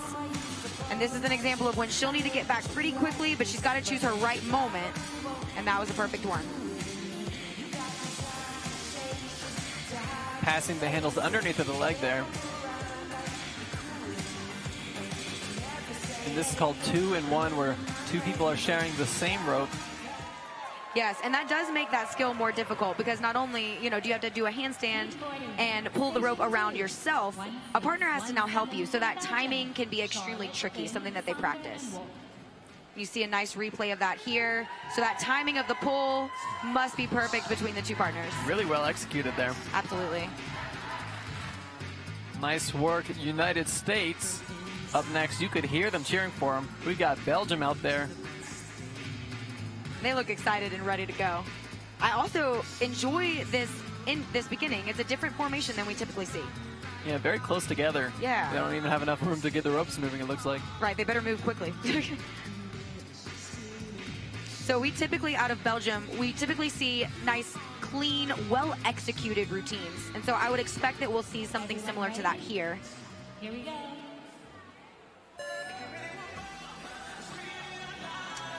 Quick trouble.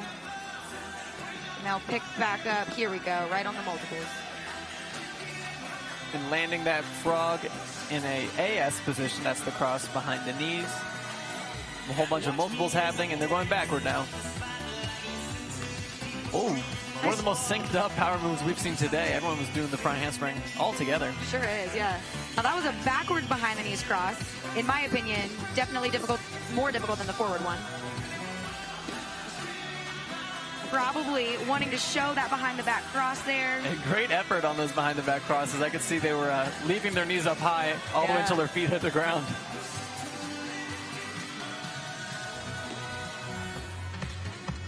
Nice. This is a very dynamic routine. Notice that they're moving back and forth between power moves, crossing, multiple unders. Oh, a scoop at the same time as a Kruger or a leg over.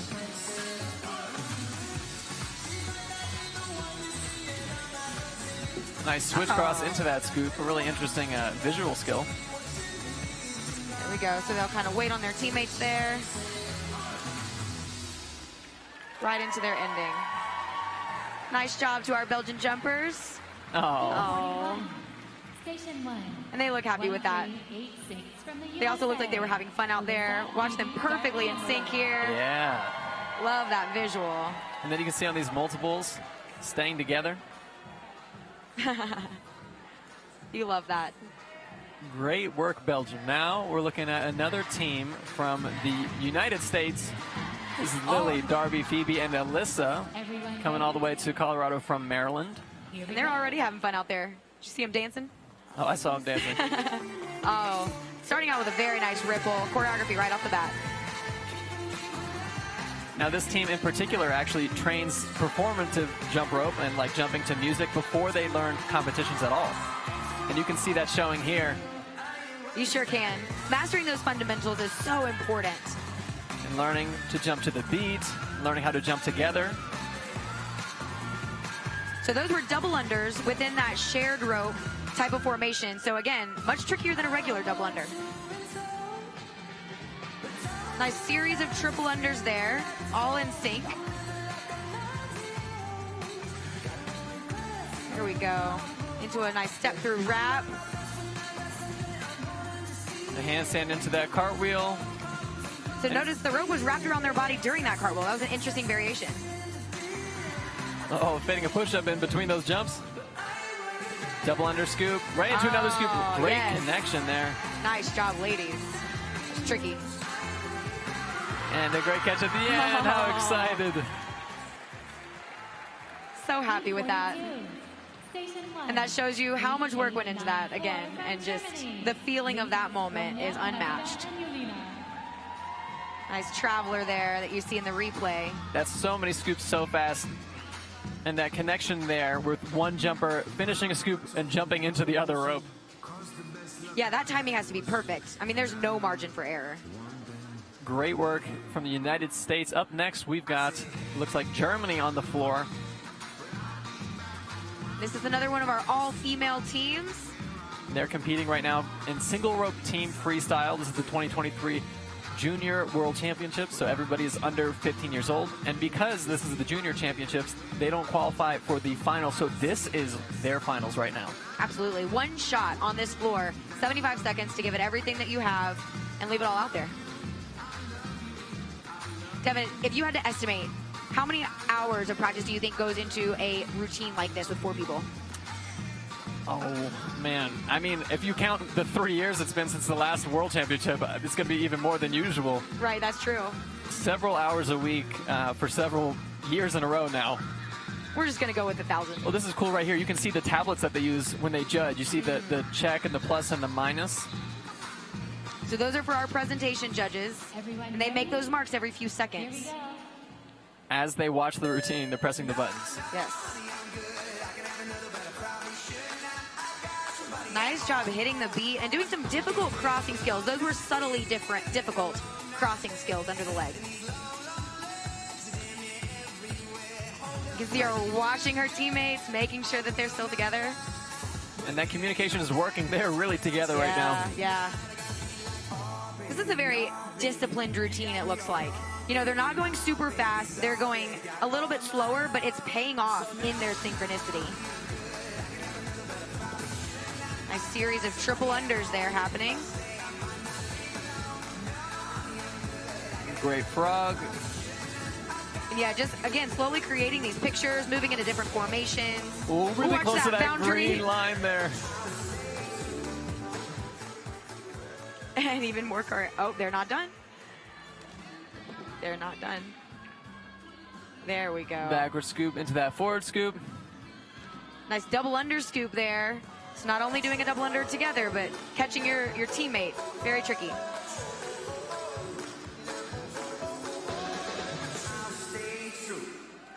Ending right with the music. Great job, girls. Beautiful ending. They're excited, and they should be. They really should. You know, that shows a level of experience. And here we see those tricky wraps under the leg, switching back and forth. Now, you had asked me how much time I think they put into these routines. I think I didn't say enough for these guys. Right. That routine looked really well rehearsed. It sure did. Yeah, it kind of looked like they could have done that one in their sleep. Everyone ready? On the floor now, we have a team from Australia. Here we go. And we have Maverick Larkin, who I believe placed 3rd place in his individual freestyle. Now we see him here with the team. There they go with a series of triple unders and a quad there. So in that multiple, in that triple under, they actually wrapped the rope around their arm and unwrapped it before they landed. A really clean round off altogether. Oh, yeah. Nice backwards behind the back crosses in a row. Lots of risk here in this routine. But I do know that this team in particular, the Australians, practice those behind-the-back crosses so much that to them, you know, it might be a little bit less risky than it is for the rest of us. Right. More triple unders here.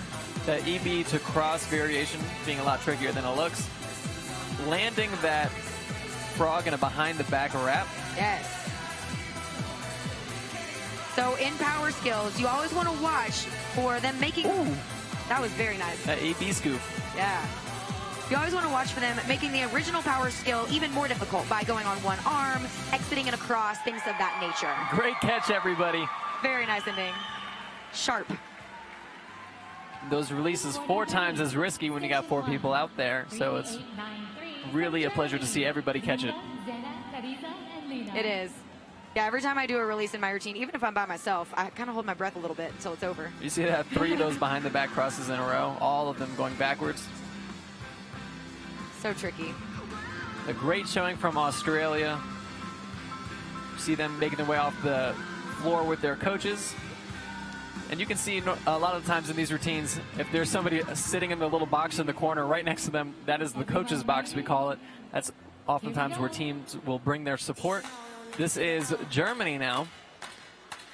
Starting off with a floater and jumping at the end, which I like to see. Yes. Definitely less common in this competition, but they pulled it off really nicely. Nice quadruple under behind the knees cross. A high-level skill.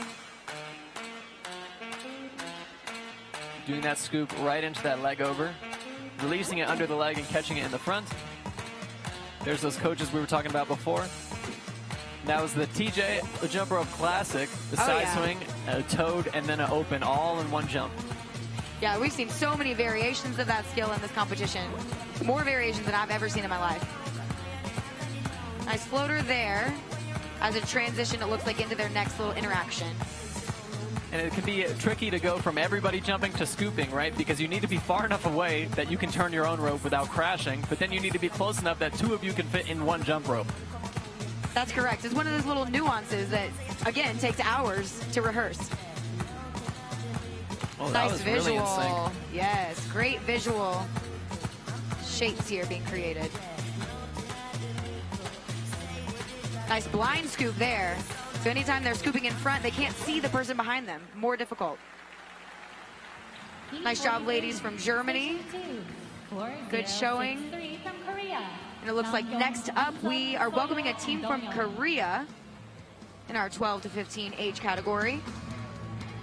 This team has been showing us some incredible freestyle and speed. They are really well-rounded, and you can tell that in the last several years they've been working on all of it because their level has skyrocketed. Traditionally, when I was growing up with the sport, people would have either really, really difficult routines or really, really showy routines. And this team has managed to do both. They really have. Time and time again. Here we go. So that's the really difficult parts I'm talking about. That quadruple under. Do a nice frog scoop there. And a series of nicely done triple unders. Ooh, I love double under that. frog. I think the first one we've seen in team freestyle. That's where they're clearing the rope while their head is flying towards the ground and then landing on their hands. Right, not only difficult, but definitely scary. Nice series again of triple unders. Oh, and that's showmanship. the show that I was talking about. Yeah, hitting the beat, creating pictures.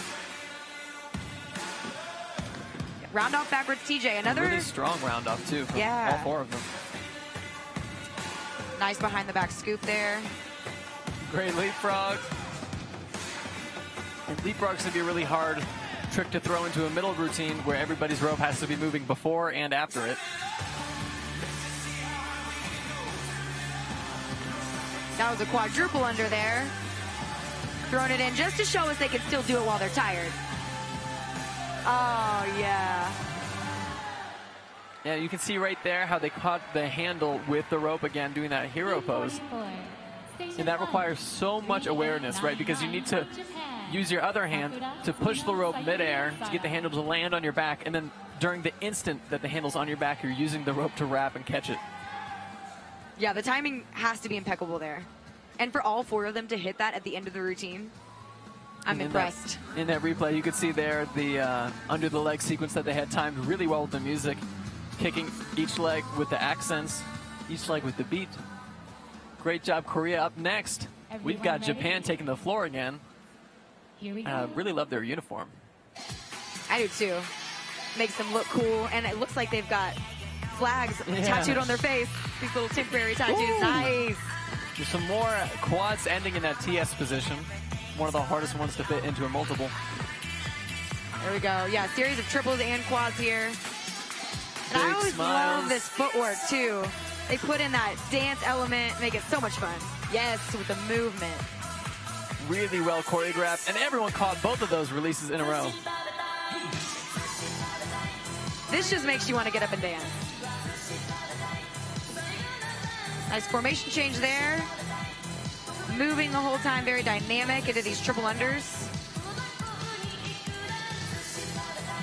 So now you see that at least two athletes were facing away from each other, meaning that they have to just know where each other is at all times. They can't watch.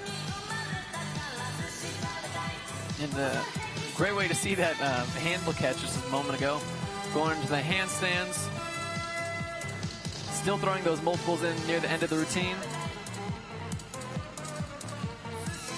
And here in Colorado Springs, of course, less oxygen in the air than everyone is used to. So great Very work. nice. High energy from start to finish. What a show they put on. That was awesome. And again, very reminiscent of Japanese style that we have been seeing throughout this competition. Every time they step onto the floor, the audience knows that they're in for a treat. So right now, unofficial standings on the screen. It looks like we have Nichols, Blatt, Beauclair, and O'Brien in first place with 11.29. Excellent work. And again, these are unofficial, so we'll see if this holds up. But 11.29 right now looks like the score to beat. They've got a pretty good lead on second place there. Here we go. Right now, Team USA on the floor. See them getting ready to go. You see them moving in these multiples, making each skill actually more difficult.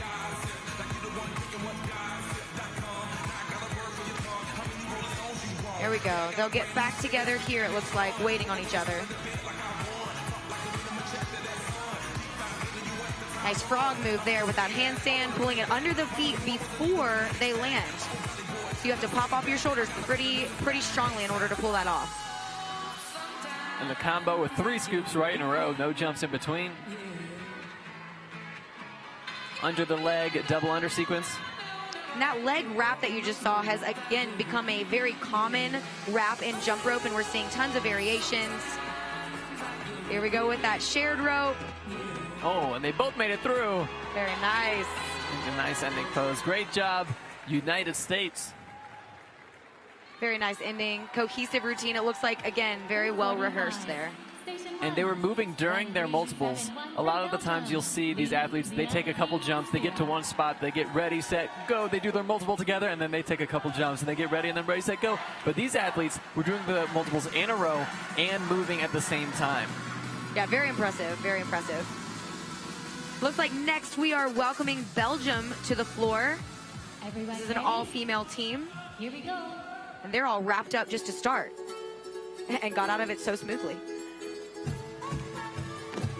Nice quadruple under TJ there with a behind the back cross with an EB. Some really tricky quads there. You gotta watch those green border lines again.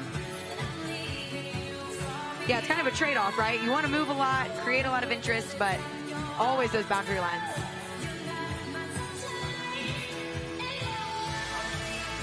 Right into that scoop there, a little bit of trouble. And those scoops, again, can be so tricky. Both athletes have to be perfectly in sync for them to work. Really explosive recovery, but going from the 0 straight into that triple under EB, straight into a power move. Yes.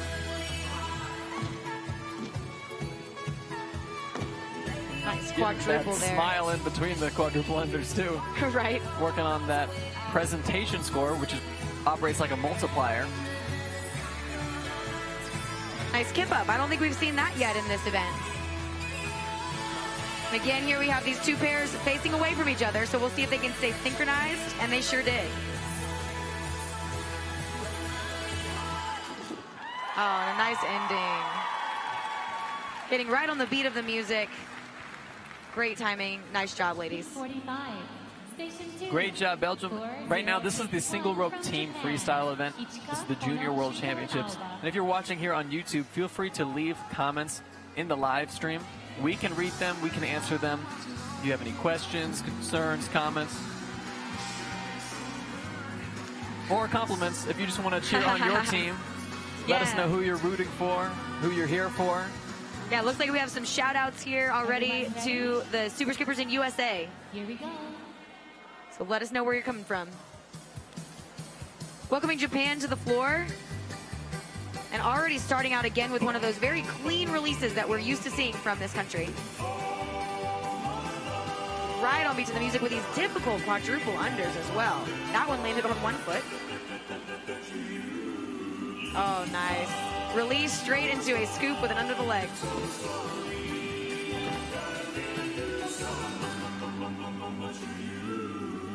Nice catch right on the handle into that scoop. There we go. Round off backwards. TJ into some backwards multiples. Again, more difficult to do these multiples backwards.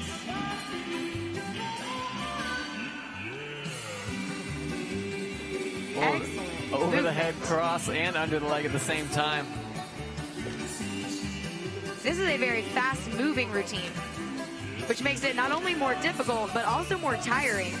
Something that we have not yet mentioned is that these routines are extremely fatiguing for these athletes. And so the fact that we're seeing quadruple unders and triple unders at the end, very impressive.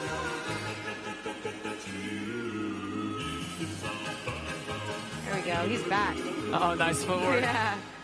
Oh, so sharp on the ending. Great choreography to finish it off. Excellent work. 46. Station 1. So in the chat, we had one that said, if someone did 5 triples in a row, would that be worth more than doing the 5 triples with jumps in between? Oh, somebody else already answered it, and they are totally right. While it doesn't give you more points, it takes less time to do, and then it leaves more time in the rest of your routine to fit more tricks in, so in that way, it does give you more points. So not because they're in a row, but because they're faster. Correct. Yeah, more potential to fit in more tricks. That's an excellent question. We love them. Keep them coming. Everyone ready? Another Here we go. team here from Japan. All female team here.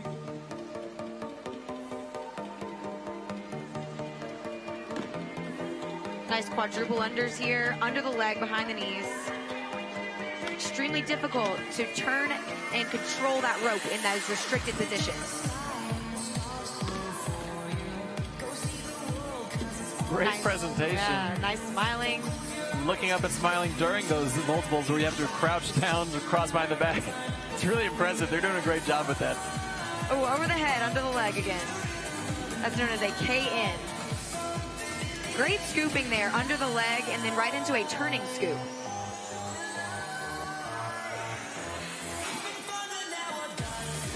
There we go, hitting the beat on those multiples.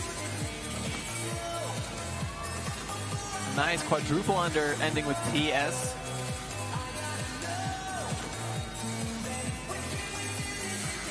That was a blind scoop, so remember, when they're scooping in front of their partner, they cannot see them. They're trusting and relying completely on their partner. None of them were looking at each other, but they stayed in sync really well. So impressive. There again, too, on that release. Oh, towards each other. Love that visual. Very nicely done, ladies. Well choreographed and well executed. So far, Japan has just had tons of energy in their routines, choreography, and just really fun moments spread throughout a really difficult routine. They really have. They've been doing an amazing job. And here, yep, there's that blind scoop with the leg over and into a rotation. Excellent job, Japan. Catching that right on the handle with ease. Right. Didn't even look down at it. No, they're waving. Waving at that audience, and the audience loves Japan. They're waving back. Everyone ready? Here we have a team from Korea. Starting off here with some impressive multiple unders. And clearing the rope as they land in that push-up position. Yes, and behind the back. They put one hand behind the back. Nice series there of triples, perfectly executed all together. Right on beat with the rope catch. Love this energy here. Yes, Oh, nice. Double under ASCL. cool movement of formations here, taking advantage of that white shirt and black shirt to create nice visuals. Here we go, push-up scoop. Nice little foot catch there, that was on purpose.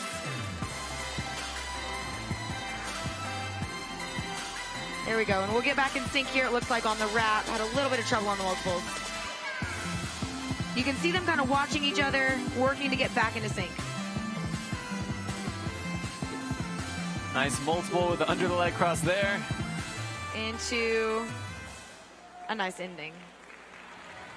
Nice job, Korea. And so I want to take just a couple of seconds to remind you, if you are not following IJRU on social media, our handle is IJRU_jump rope. So please take 30 seconds, go follow us, tell a friend. We want to spread this sport.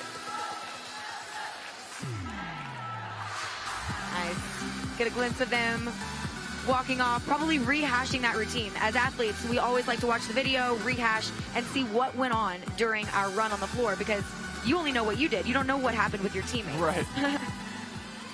Great work, team. Now we've got Belgium on the floor. You might have heard the crowd chanting for Belgium. Right into a scoop.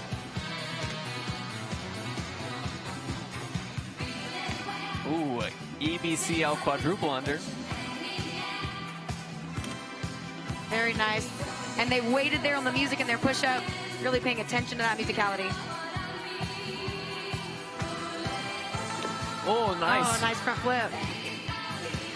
Very powerful. Right into that 180, or excuse me, that 360 scoop.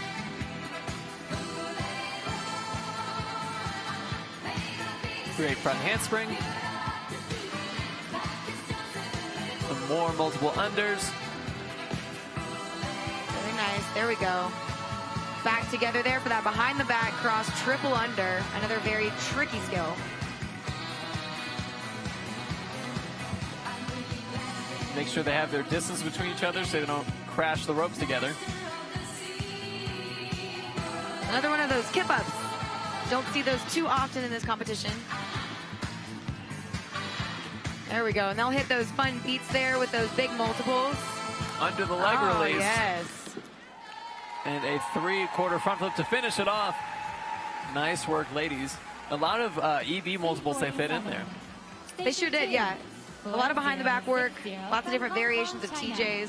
Yeah, look at that front flip. They landed that one pretty high. They sure did. I always like to see that from our female athletes. You see that not only the males, but the females here are extremely powerful, strong athletes. You can see they did a lot of those EB starting multiples. EB is actually a really fascinating trick to put in a multiple, right? Because with most tricks, the rope needs to clear your feet and then clear your head, and then your feet and then your head to get around. But with the EB, when you're going from the EB to the open, it clears your feet and then actually goes next to your head into the open again. So a lot of these athletes can do it faster than they would be able to do an open. That's true, and they certainly take advantage of that. This right here is a team from Hong Kong kicking off their routine with some really tricky multiples. Oh, that was a direction change in the air. Love to see that. Some backward triple unders with a cross behind the knees and the back. That's the CL position. They did it again right there before the push-up.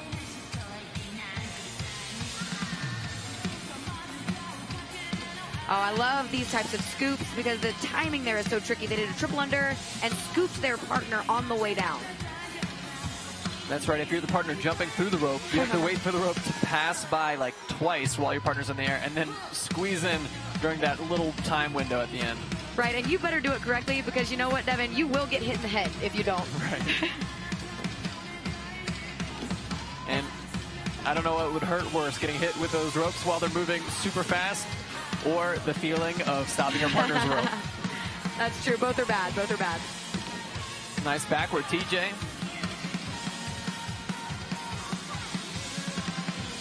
Oh, clean release to end it. And I think all of them hit the hero pose, successfely catching the handle underneath the rope on their back. Nice job to our athletes from Hong Kong, China. You see here in the replay those scooping and backwards multiples that they did so well.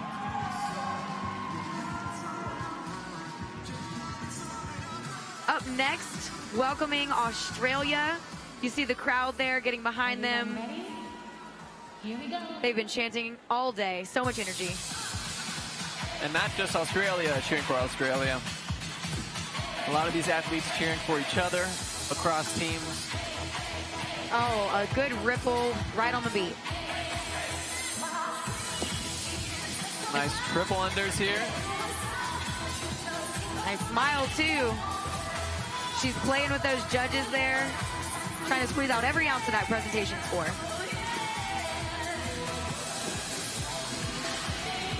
Nice series there of multiple unders. And you know, something that Australia's coach has said to us is that they spend lots of time selecting their music. They're very meticulous with that because they know that sets the tone for the rest of their whole routine. Nice backward double unders without any side swings between. Not very common in this competition because it is far more difficult. Nice scooping sequence ending in a double under scoop. Nice double under TS. Once again, without that side swing, making it even more tricky.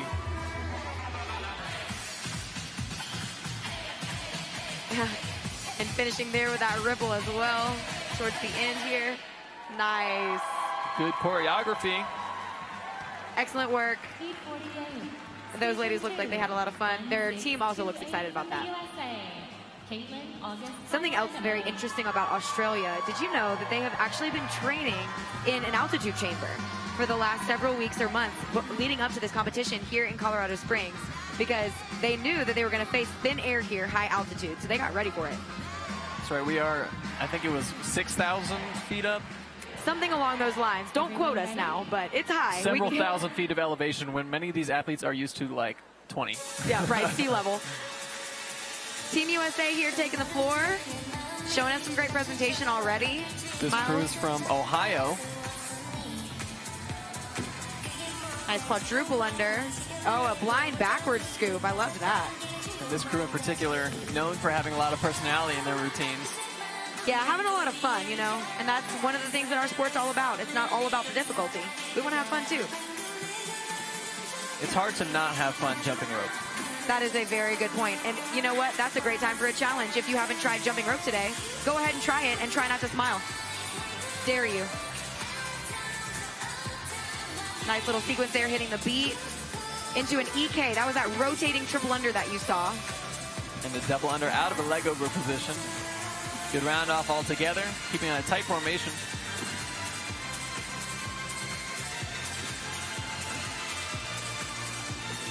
Nice multiple under series there.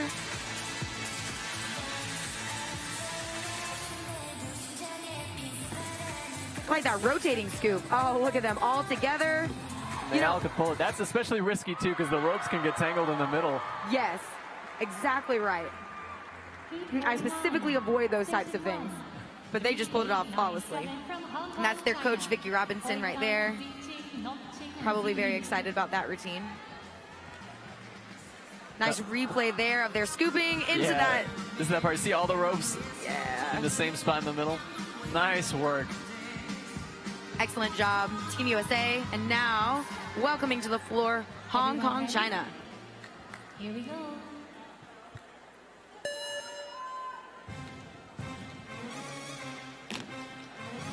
An EBCLTJ right into another quadruple under ending in a TS. All of these letters being the names of those crossing moves. Each position has a different title. Right, and normally named after the person who created it. That's one of the cool things about our sport. If you create a skill and then you name it, it's usually yours forever. Very nice. And you can see a lot of these quadruple unders, right? They don't all have their own distinct name, but it's actually a bunch of letters that describe the tricks within the skill. Because if it's 4 revolutions, right, each one of those revolutions can have a different position, like a side swing, a cross, an open, or an under the leg cross. And then when we use those letters to describe each of those positions as they move through each revolution of the skill.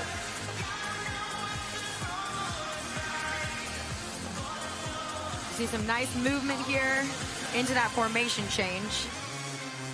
Working with that choreography. She seems so young to be hitting those That's impressive quadruple unders. Just thinking. And you know, when I watch things like this, I think to myself, the future of our sport is in such good hands. Like imagine, you know, she's in this 12 to 15-year-old age category now. Imagine when she's 20. And 12 to 15 is just the oldest member of each of these groups. Great point. There are potentially even younger athletes in these events. This is the Junior World Championships, and they do not qualify for the finals, so this is their finals. Welcoming now a team from Hong Kong, China, and you see them warming up a little bit on the floor. A lot of times, jumpers just want to get those first jump jitters out right when they get on there.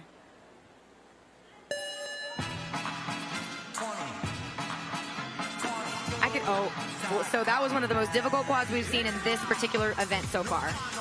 Behind the knees and then behind the back. Oh my gosh, more variations of it.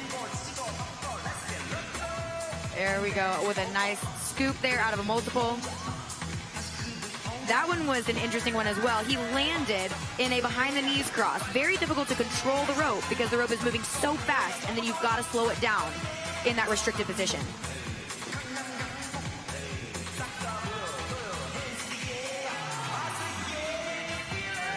You can see the concentration there on his face. Great scoop. Ooh, going for a mick into that other scoop. And they're moving with such efficiency during those quadruple unders to hit all of those positions independently. Triple under sequence there, and every single triple under that you're seeing there is different in some way. An arm is in a different spot, under the leg, behind the back, all unique. A little bit of trouble there. There we go, right into an ending. Great work of Hong Kong. Excellent work there. You can see right there, one of those athletes had two different colored shoes. And that's actually really common in jump rope, especially for the speed events we had earlier today. Right, when the jumpers are jumping speed, they're alternating their feet, right, left, and they are going so fast, nobody could count both independently at the same time. So what they will normally do is count just one foot. All right, we've got Hong Kong taking the floor again. Here we go.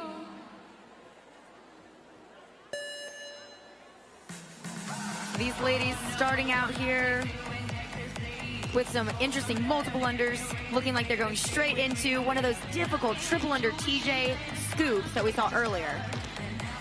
Remember, the timing of that has to be impeccable for both athletes.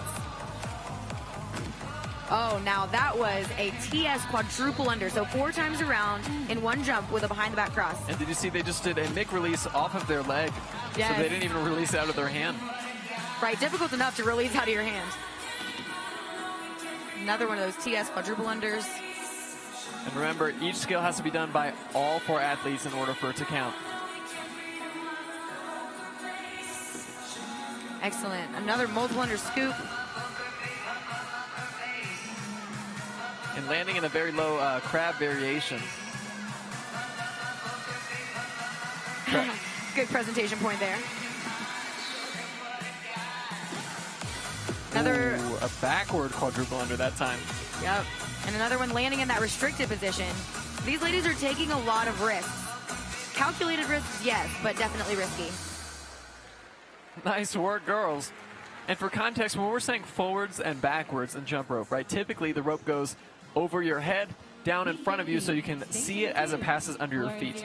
When you're going backwards, it's starting in front of you, going up over your head first, and then behind you where you can't see it before it clears under your legs. There we go. We've got the preliminary standings, and now it says preliminary, but remember, this is the finals for these guys. This is the Junior World Championships. Yes, and so this is, again, preliminary. It looks like in first place right now we have Isokawa, Suzuki, Niwa, and Ichikawa. Oh, and look at that for third place. Super close between third and fourth. Less than, like, 0.5 of a point. Wow. All right, on the floor now we have Hong Kong, China. Another one of those difficult triple under into scoop. The one where if you don't do it correctly, you might get hit in the head. Nice high quadruple unders there, very powerful. They just look like they're springing off the floor with ease. And this sport is compared to gymnastics a lot, but keep in mind, this is not a spring floor. This is just a wooden floor. There's no extra bounce, no extra padding. Yes. Just adding a layer of impressiveness there. Taking advantage of that wrapping sequence to move across the floor. Oh, nice musicality hit. And clearing the rope before they land in that push-up position. They're jumping so high on these triple unders. Looks like they have all day to get through it. It sure does. Which just means they can add extra revolutions, you know? There we go, right back on, synchronized. And really taking advantage of these notable accents in the music as well. Very nice job to our jumpers from Hong Kong. Adding some fun in there at the end. And I like how they suddenly appeared in splits on the live stream there. Right. Just casual. That was a nice floater there that you saw. Straight into a quadruple under. There's an EB open quadruple under.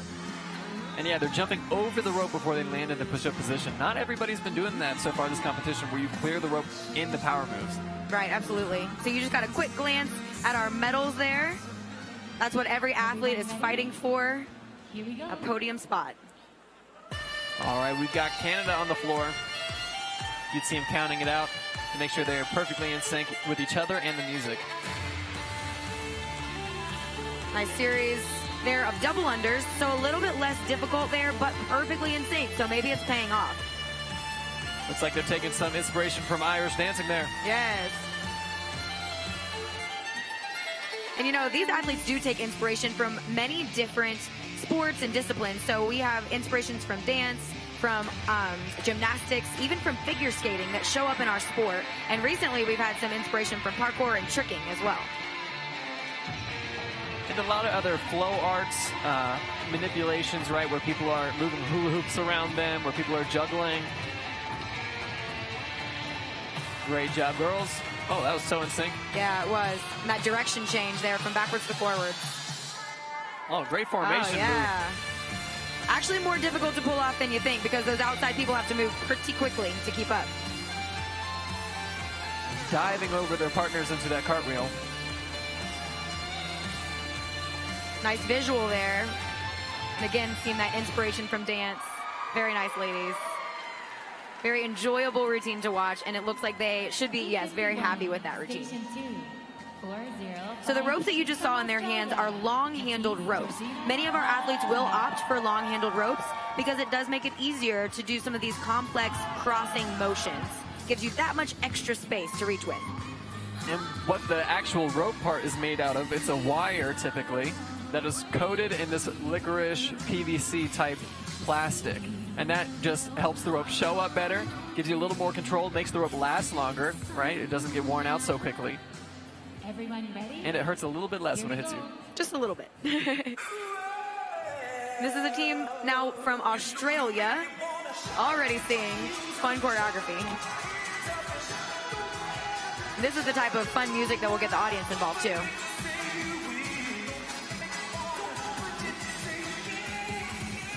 Nice presentation there. Really fast double unders. Yeah. So that was a backwards switch cross. So that means that on the first cross, one arm was on top, and on the very next jump, the opposite arm was on cross. On top, very tricky to pull off. Oh, nice triple under landing and a leg wrap. Oh, TS at the beginning of the double under. Yes. Tough timing there. Remember, every time they do a restriction, like a cross in the front, behind the back, under the leg, behind the head, each of those are going to make the timing more difficult and the control more difficult. Yes, and they are rewarded for that in our difficulty system. So those are called modifiers. You get 1 extra point or 2 extra points, depending on the level of the restriction.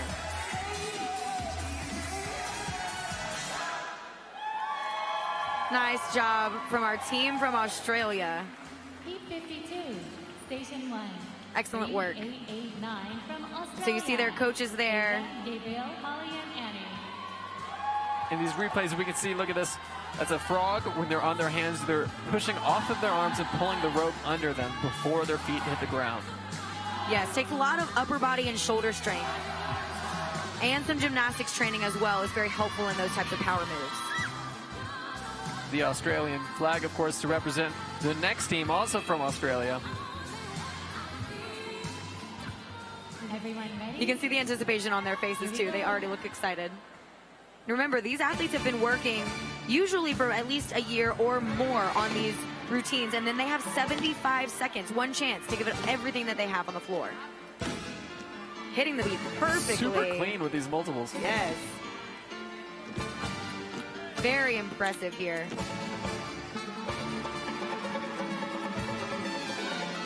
So that was a quadruple under with an EB behind the back and opening before she landed. Nice front handsprings there. Great choreography moment. Yep. And potentially a little bit of a breather before they get right back into these difficult skills.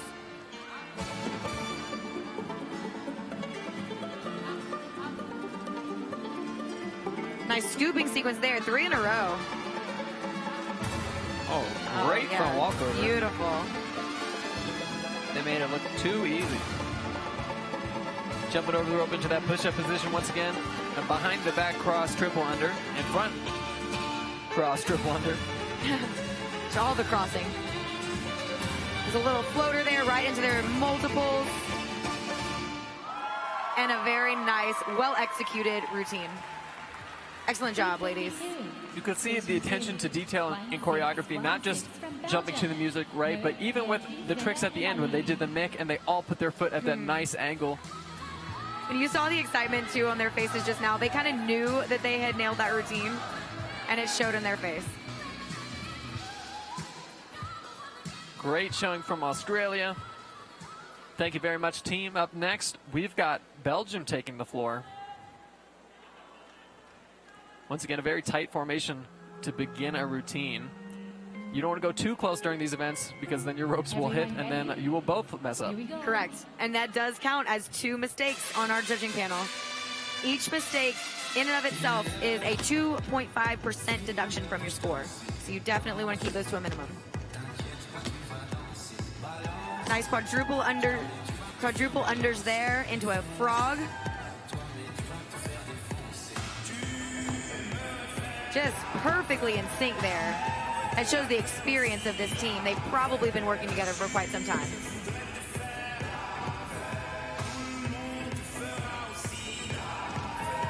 Nice front handspring all together. Into a series of triple unders. So remember, more difficult if you do these triple unders with no jumps in between, as you just saw. Also giving us more time to fit skills in later on. Oh, nice under the leg release. What a cool angle to perform it at as well. And they're pushed back into that last corner there. They got to watch that green line to make sure they don't go out of bounds. And so in each of these routines, you also have certain required elements that these athletes must hit. So multiple unders, as you're seeing, these triples and quads are one of those required elements. Also power moves where they go upside down, and manipulations where they're crossing the ropes. An excellent job to Belgium. Great job, Belgium, competing in the single rope team freestyle event here at the 2023 World Championships. This is the junior division, and junior divisions do not qualify, so this is not only the preliminary, but also the finals for these guys. And you're seeing now some preliminary standings here. It looks like 18.2 on top, quite a lead on second place. And then after that, we do have some close scores. Looks like 4th and 5th, right neck and neck to each other. And so we'll see how this plays out.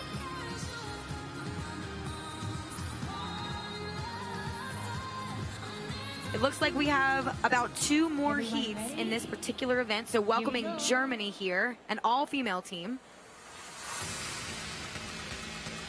Starting right there with a leg wrap, one of those skills that has kind of been a trend here at this competition and in our sport recently. Oh, nice. Great hit. Control. They were doing the double under off of one leg and from that restricted position. Wrapping on the leg during that under the leg cross. Yes, and so every time you wrap the rope around a body part and jump it, it gets more and more difficult, right? Because that rope gets shorter and shorter. So we are awarded extra difficulty there, and it is a little bit more risky. Oh, pulling a cross out of that frog. So they're doing the handstand. They're pushing off of their hands, crossing the rope under their feet before their feet hit the ground. Great AS to push up, another one of those risky skills, and it looks like they pulled it off.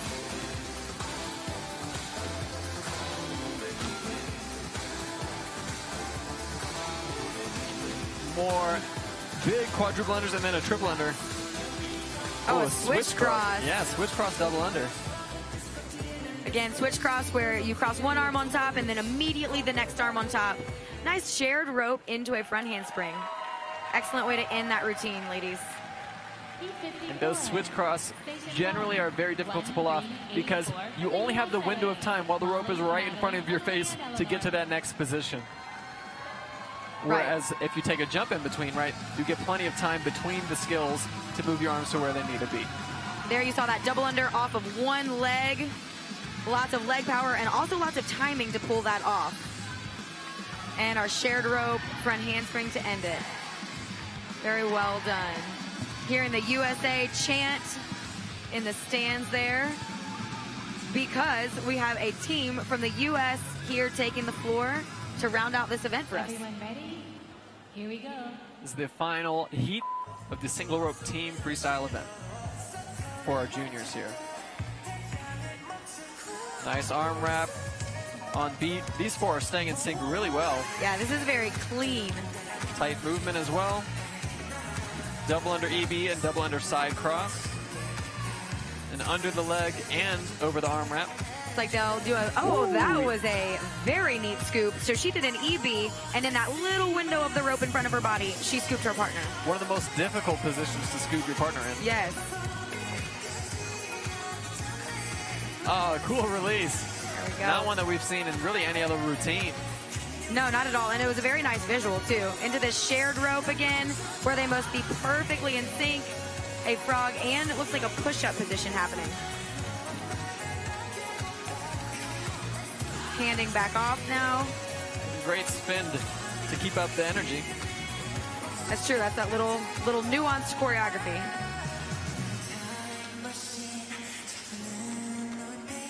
And a very nice job to these ladies. Clean, well-executed routine, and they are happy about that. That will conclude the junior division world championships right here for single rope team freestyle. That's this event right here where we have 4 athletes on the floor competing a freestyle routine together. This routine must be choreographed, and they are scored on difficulty as well as presentation that includes creativity and technical execution. And then they also must hit required elements, and they are scored for that as well.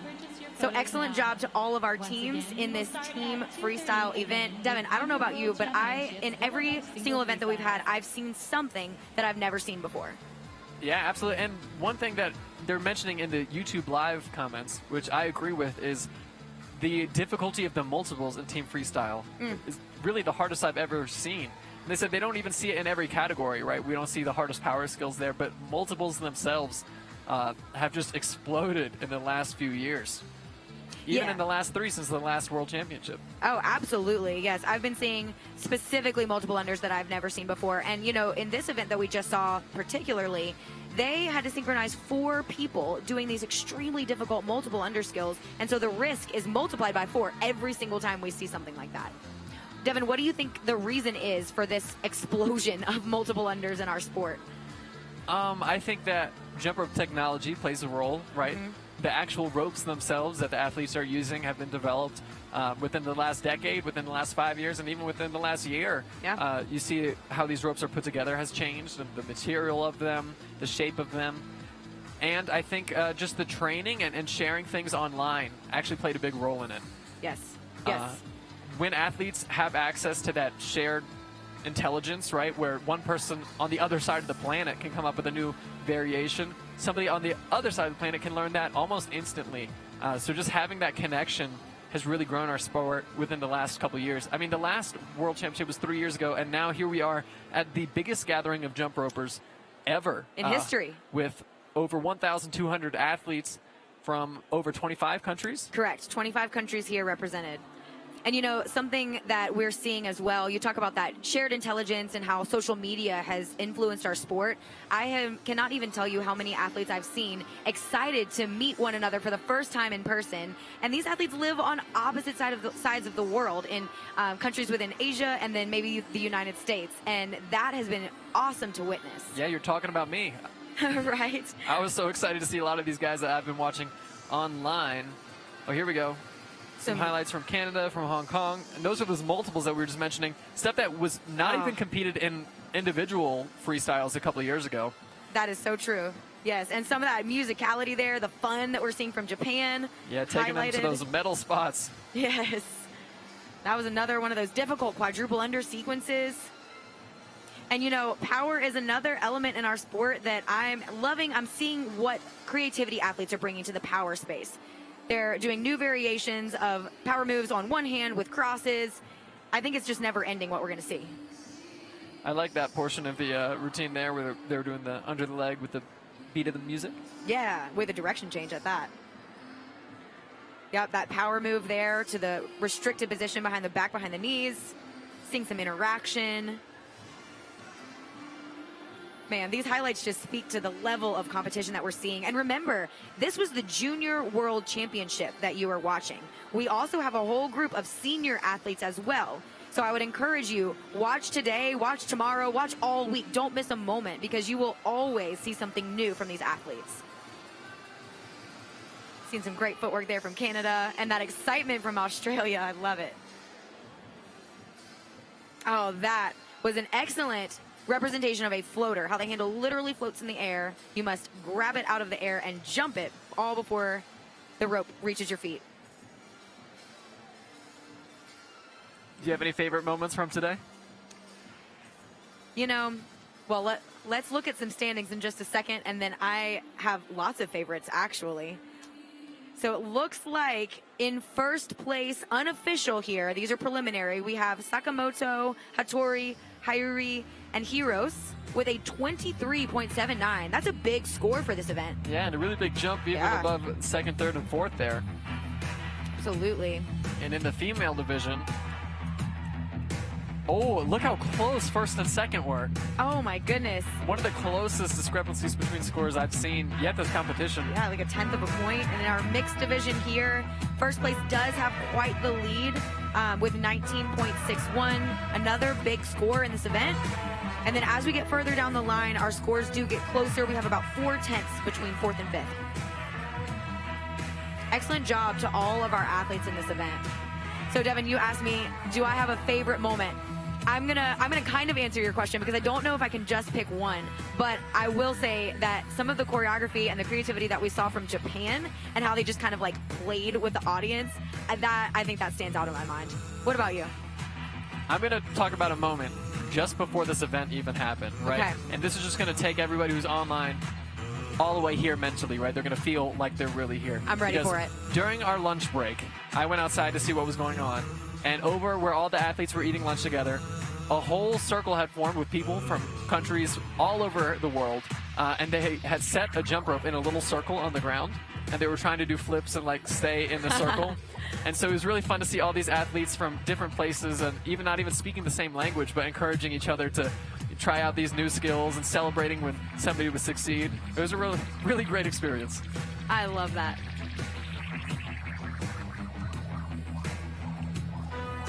I love that. So what we're going to do, guys, is take a very, very short break, about 10 minutes. And then when we come back, we have one of our most exciting events of the day. We have double Dutch single freestyle, 3 athletes, 2 double Dutch ropes, and lots of crazy things happening. So about 10 minutes, we will be right here with you. Don't go anywhere. That's right. It's 2:18 locally for us. We will be continuing at 2:30. See you soon.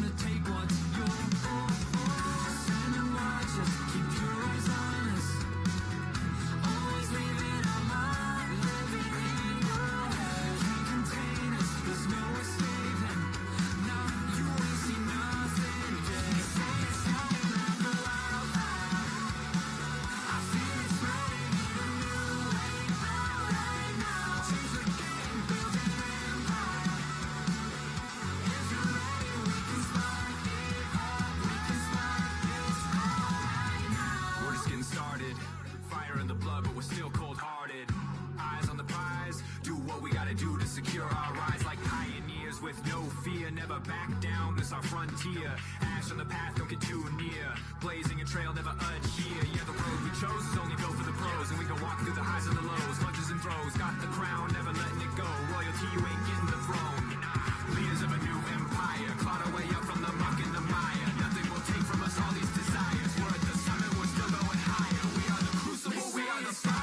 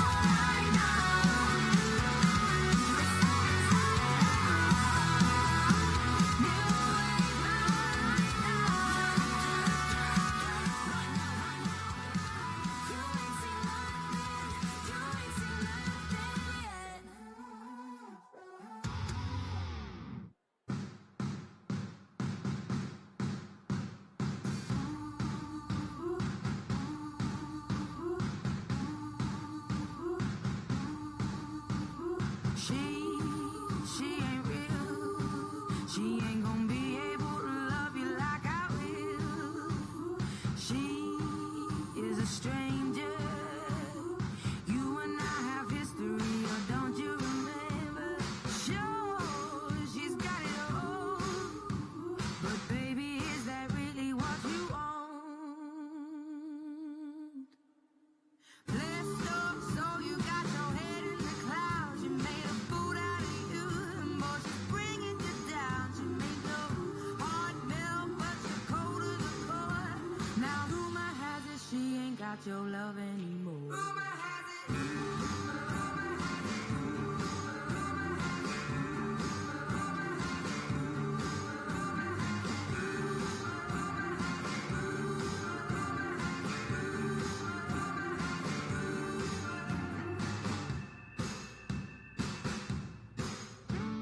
She is half your age, but I'm guessing that's the reason that you stayed. I heard you've been missing me.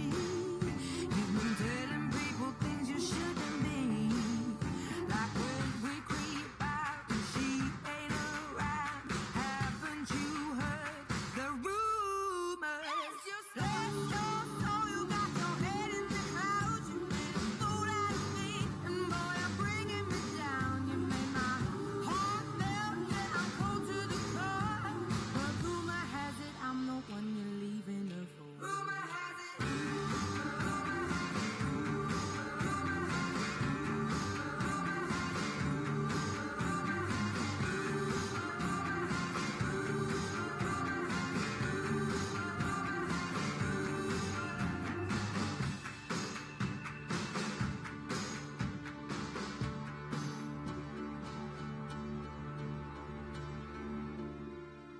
All of these words whispered in my ear tell a story that I cannot bear to hear. Just 'cause I said it, it don't mean that I meant it. People say crazy things.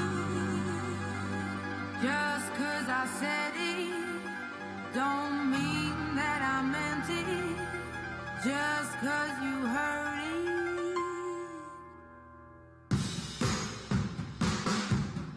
Rumor has it. Rumor has it.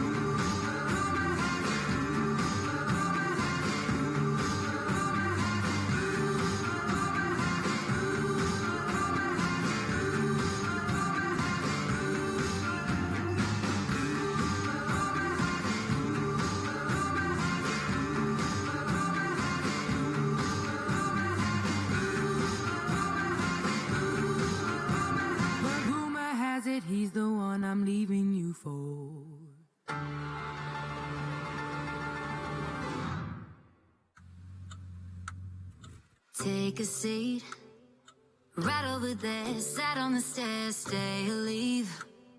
The cabinets are bare and I'm unaware of just how we got into this mess. Got so aggressive. I know we meant all good intentions. So pull me closer. Why don't you pull me close? Why don't you come on over? I can't just let you go. Oh, baby. Why don't you just meet me in the middle? I'm losing my mind just a little. So why don't you just meet me in the middle? In the middle. Baby. Why don't you just meet me in the middle? I'm losing my mind just a little.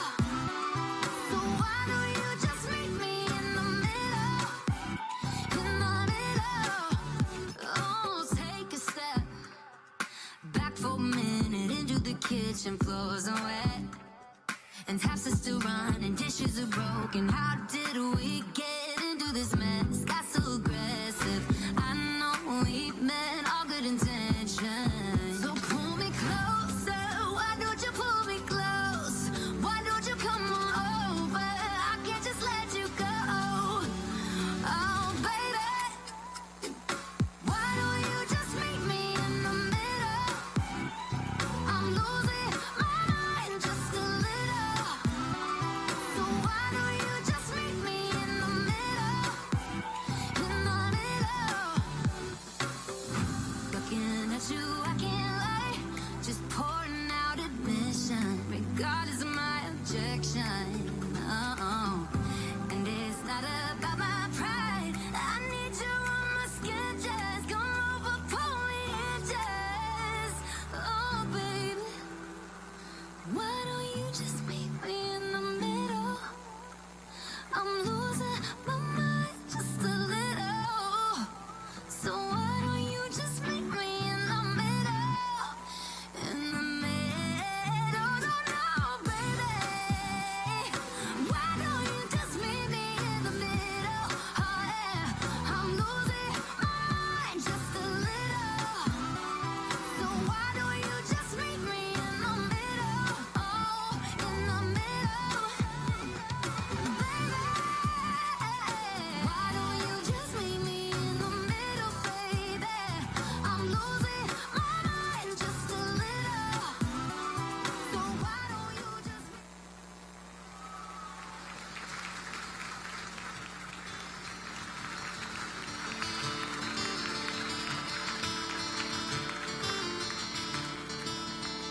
3:30 in the morning, not a soul in sight. The city's looking like a ghost town on a moonless summer night. Raindrops on the windshield, there's a storm moving in. He's heading back from somewhere that he never should have been. And the thunder rolls.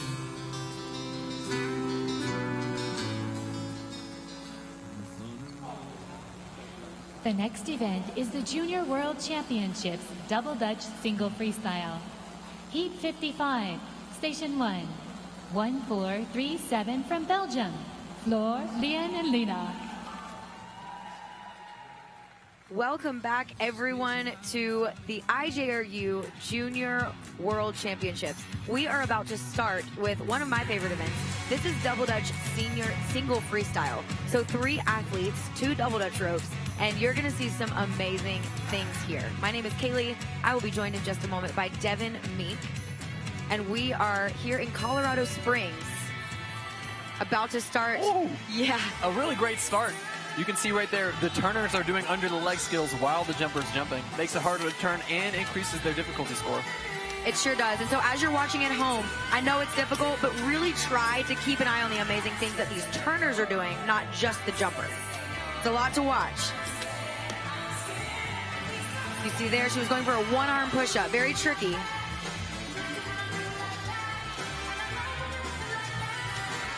Oh, a nice one-arm to two-arm hand hop. She bounced on her hands and let the rope go around her. And with every power move, these turners are adding in some under the leg action.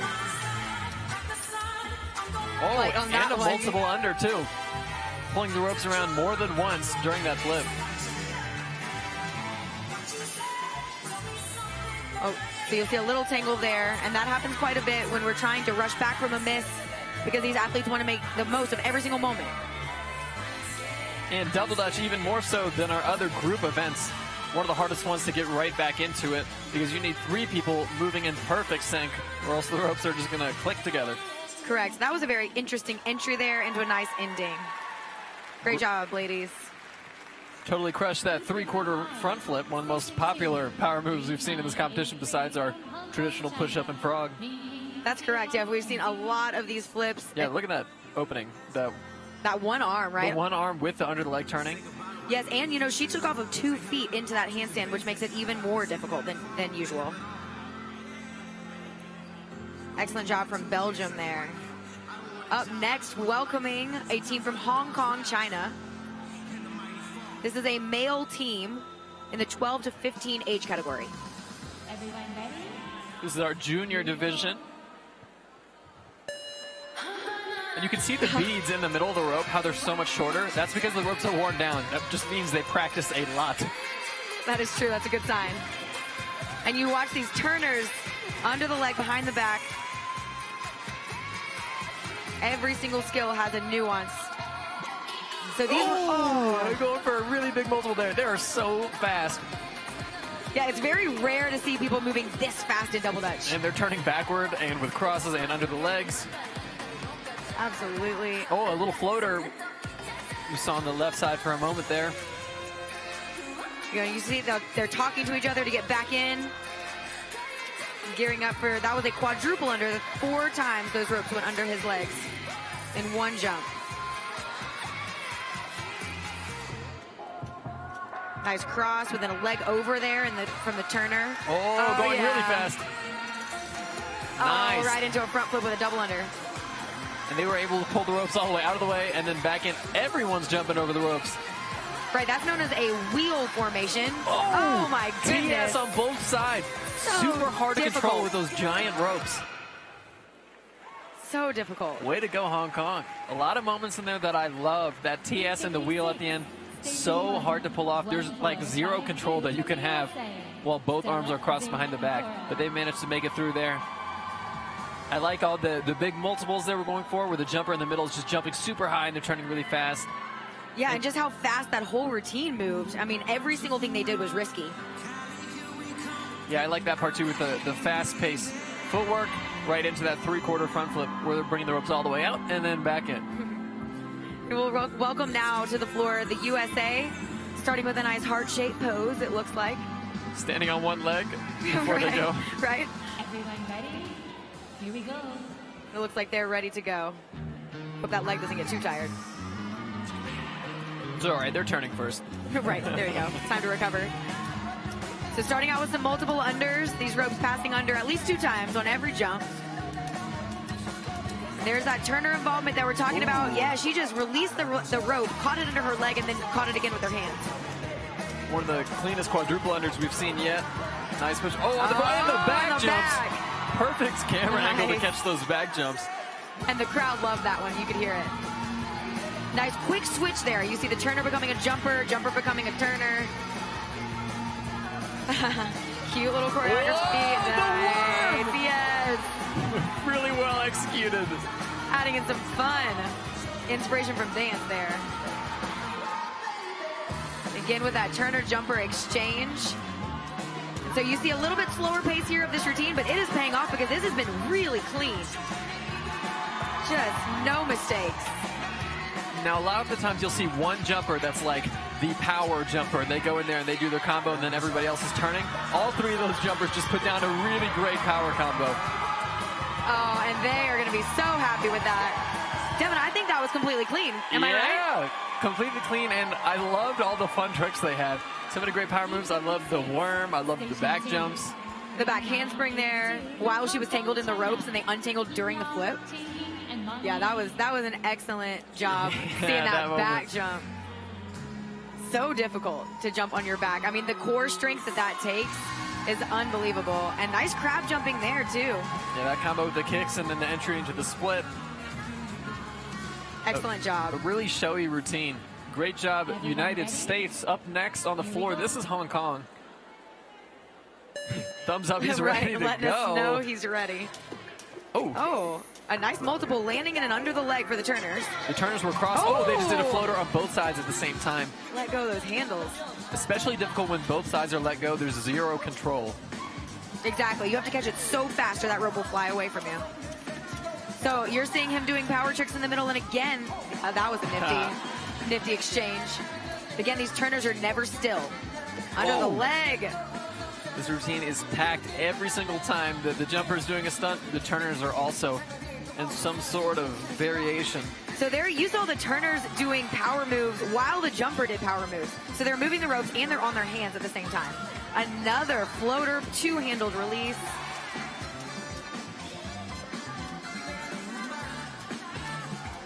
Excellent power moves there with a multiple to crab. Oh, yeah. Crossing the arms and putting them under the legs. Saw a quick double under there. Oh, a really unique variation. Yeah, and that was a nice view, too. You can kind of see the little control that he had there. He was all the way behind his back, relying on the other Turner. Steez. Right. Very nice job. Very stylish. Heat 57. And Station 1. These jumpers look so young, and to be doing this difficult of a routine at this age blows my mind, really. And they were doing a great job keeping the ropes taut, even when they're in those cross positions, right? The more wiggly it is, the less control they have. When it makes that nice banana shape over the top and the bottom, and it stays taut, that's how you know that they have control over the ropes. It's a great way to describe it, a banana shape, Everyone a ready? rainbow shape. Here we go. Here we go, welcoming from Canada, our ladies here. Starting off with a strong power sequence. And there you saw the Turners doing what we call regular double Dutch turning. No crossing yet, but I'm sure we'll see it coming. Oh, and it almost happened right there. You see the ropes, you got to keep them separated. As soon as they hit each other, it'll kill the momentum in both of them.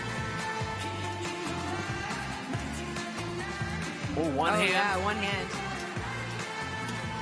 Nice. Oh, another one hand, So playing with the forearms. audience. Now, forearms back up to hands is a lot more difficult than the other way around, right? Because you're starting that lower position, and then you don't even have your hands to push off of to get back up to your hands. Excellent. Nice. Round off scooping on both sides, hands and feet. A lot less common. Oh, leapfrog. They got it. A great save there, too, yeah. One of the most challenging parts of that leapfrog skill is getting the ropes totally out of the way as the jumper is flying in. Really great quick entry. Again, with that wheel formation that you just saw. They'll show us some fun here with their footwork. Oh, an interesting way. They were pulling the rope out while keeping the other one in. Oh, powerful ending. Good energy. Oh, yeah. Let's go, girls. Well executed, girls. Very nice. And you can see the excitement there on their faces. Station 2. A double Dutch routine is one that it can either go your way and it can be completely clean, or it can be a disaster very quickly, right? Because when you have a mistake, like Devin mentioned earlier, 3 people have to get back in sync to recover. So double Dutch is very hit and miss. You'll see that in these athletes' faces when they hit. Oh, a little bit of excitement there from Japan as they get ready to welcome our all-male Japan team to the floor. Already in sync with the music. Nice double unders. And behind the back, you can't even see the jumper. So many great variations packed in right there. A hand hop. He's Nice. jumping in a handstand position and holding that handstand position. Right, and hopping on his arms while he's doing it. Nice double under sequence there. Both Turners underneath the leg and rotating, doing all kinds of crazy restrictions.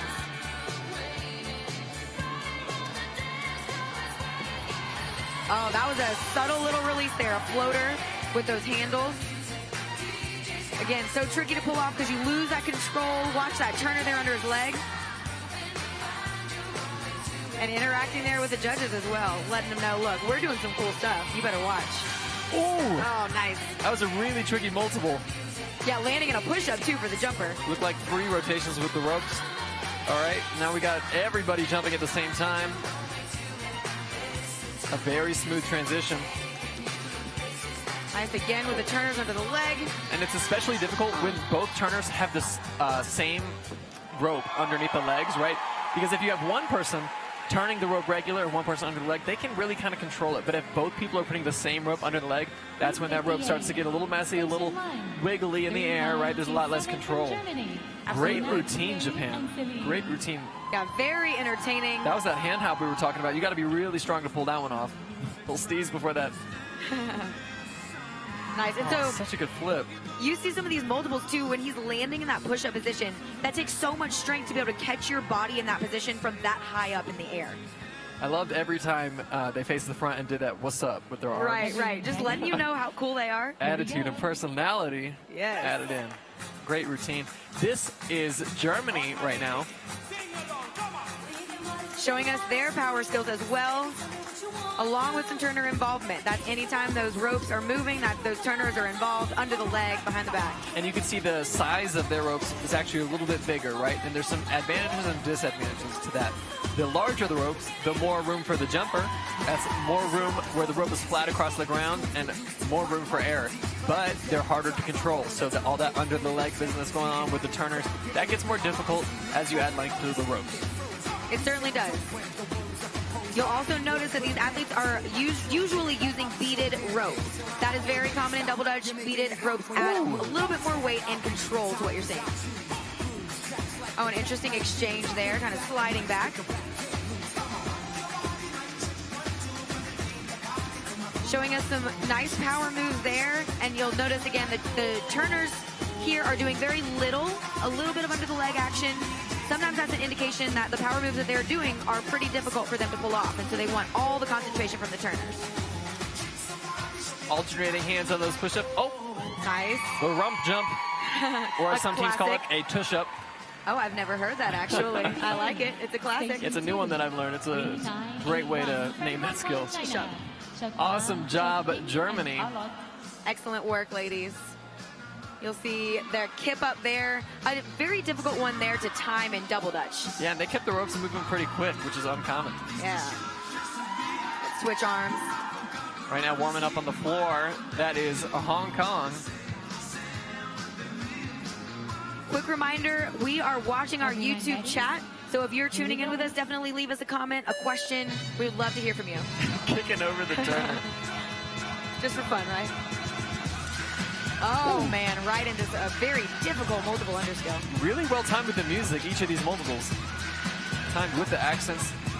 Whoa! Man. That looked like an elephant or toad variation with double unders, and the ropes are going backward. Yeah. All of those variations are going to add to that difficulty. Right, nearly impossible to control the ropes, but they're doing it beautifully. Nice wheel formation there. Everyone's jumping and doing restrictions under their legs. And push-ups are typically really hard to pull off and wheel, right? Because they have a big area that they need to clear when you're horizontal to the ground. See them kind of communicating there on that mistake because they want to get back. It looks like this is choreographed to music. So they want to get, they're waiting on their music there. And here we go, they're back on. Oh my goodness, did you see that floater into the under the leg double under? Oh, another one. Wow. And again, that big multiple landing in the push-up position. A little bit scary, definitely takes a lot of strength. Handle switch there into a wheel. Oh, and everyone flipping at the same time. They actually pulled it off really well. They did. And the rope went around. I love it. Excellent job from Hong Kong. A lot of the times if you see a turner doing a power move, they're normally holding the handles like on their inside hands so that the rope doesn't actually need to clear them during the flip. But that time, I think they all three made it through. I believe so as well. Something subtle to watch for as you're watching these routines. Are the turners jumping the ropes? Are the turners under their leg doing something crazy? 9 times out of 10, it's a yes. All right, we've got another musical crew taking the floor from the United States. A very stylish beginning here.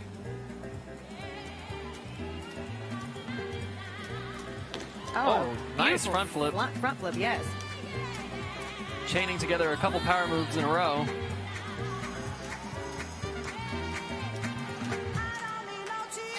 Little multiple under sequence with a nice turner involvement. Really well executed. Yeah, difficult when those turners are down low and the jumper's up high. Super strong aerial.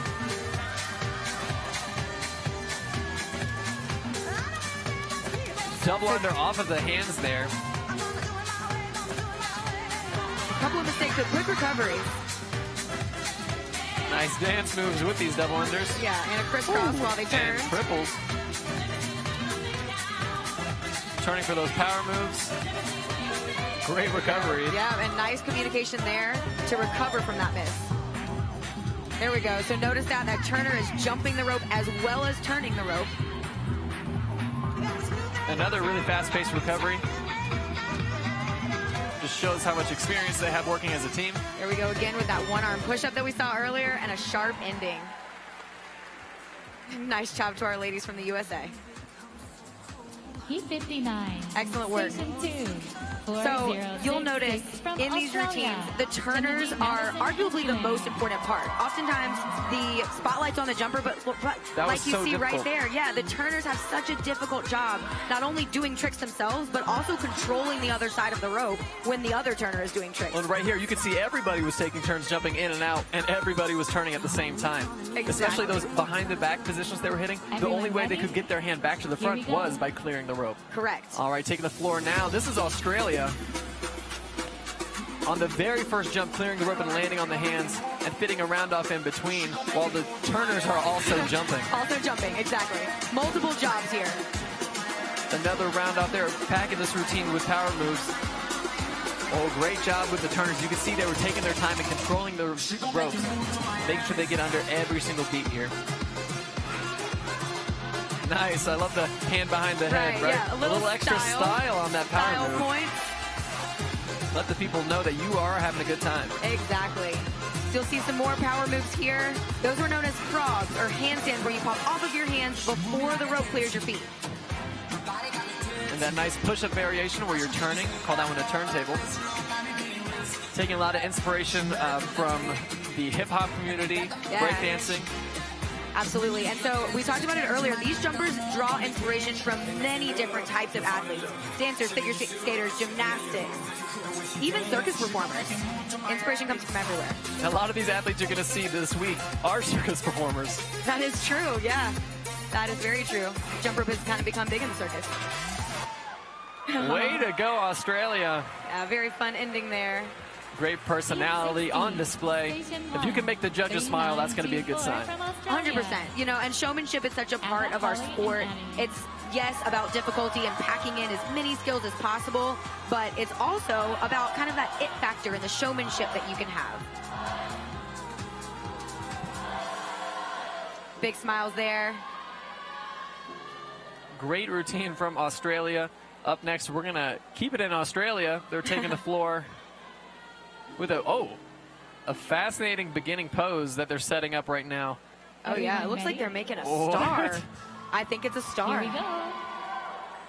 I wonder how they're going to get out of that one. Let's see. Oh, pretty easily. Wait, how was that possible? I don't know, but they figured it out. Looks like a nut. There they go. That's the it factor we were talking about. Right, that creativity. Oh, beautiful. Easy aerial. And a hand hop. So she jumped on her hands. Super strong. And cleared the rope. It's a really good power sequence with some turner involvement. Yep. This is Annie, Holly, and Ava. Nice job getting her hands up on those power moves and making it pretty easy on her turners. And now, tricks as big as a round-off back handspring, right? Normally when they cover a lot of ground, they'll use it as an entry or an exit because it's really hard for the turners to keep up. But they did such a good job moving across the ground as a unit. Absolutely. And another amazing power or gymnastic skill right there as an entry. These This girls, is a strong trio. yes, these girls are going places. And reminder, this is the junior division, right? So all these athletes are 15 years old or younger. Oh, nice back handspring within. Scooping the hardest part of the back handspring, too. That dive. Going back. Great split. Yeah, you could hear the crowd cheering for them. Oh, and they're excited. And, you know, they should be. That was a very difficult routine that they pulled off. So many really strong power moves that I don't think we're going to see again today. 4072 I would agree from with you, Japan. and I'm excited to see where these ladies go and as they grow up, because as you mentioned, these are in the juniors, 12 to 15 years old. Yeah, I love that beginning pose there. I know, I'm going to go figure out how to make that happen. I love that. And I was so impressed by the way they could fit those back handsprings. Yeah, like this, they're clearing the rope with each of those motions. Yeah, and as a jumper, you know, it's something to note that that's pretty scary. You're doing a back handspring and trusting your turners to get that rope under your hands and not catch it on your hands. If the rope catches your hands or your wrists, it can pull your arms out from under you, and you actually land on your head, and that's no fun. Nobody likes to be tied in a knot while they're upside down. Everyone Yeah, ready? it's not ideal. Not the favorite. Great job, Australia. Right now, this is Japan taking the floor. Nice. Nice aerial, bringing the rope up and over them. Nice visual trick. Crossing and under the leg. Super fast pace for these moves. Extremely fast. And you can see those shorter ropes are going to help them with that control, with the fast pace, with all the crossing. Whoa, crossing and spinning. A very quick transition there from turner to jumper. Oh, nice release. Yeah, the judges are going to love that one. Yeah, very visual and also very difficult there to release those handles. Oh, behind the back with a spin. And stepping out of it. Nice work. Oh, double unders with the my push-ups. They're rushing to every section of this routine. And so you'll notice that these athletes are using short ropes in comparison to some of the other teams. Some advantages there. Oh. Wow, like with these fast multiple. Oh my goodness. He's still going. He's still going. Wow. So visual with that. That was one of my favorite parts of today. All those double unders with the under the leg. Oh my goodness. And a little flexibility now that we just saw with that front walkover. Another series of very fast A double under landing on the hands. Great job, Japan. Yeah. Oh, really yeah. fun routine. They packed in so much in that routine, and that's because they were going so fast. And keep in mind, the tricks are judged. Now, it's not like an average of the difficulty, right? It is a sum. So the more skills you can fit in your time period, the higher your score is going to be. Absolutely. And so right now for our female division, we have some preliminary standings. Our first place with a 16.9. Looks like they have quite a handy lead on second. And then we do have some closer scores as we get into fourth and fifth place. Everyone ready? Excellent job to our team so far. Remember, those are preliminary standings, so we'll see what happens. Nice start here from Team Japan. And they are known actually for their double dutch. This country practices double dutch a lot. They have a whole double dutch culture in Japan that is so much fun. Nice double under in that crab position. Oh, they keep doing it. Landing in that really low position and standing back up is really difficult. Yeah, and they did that same thing again with a split.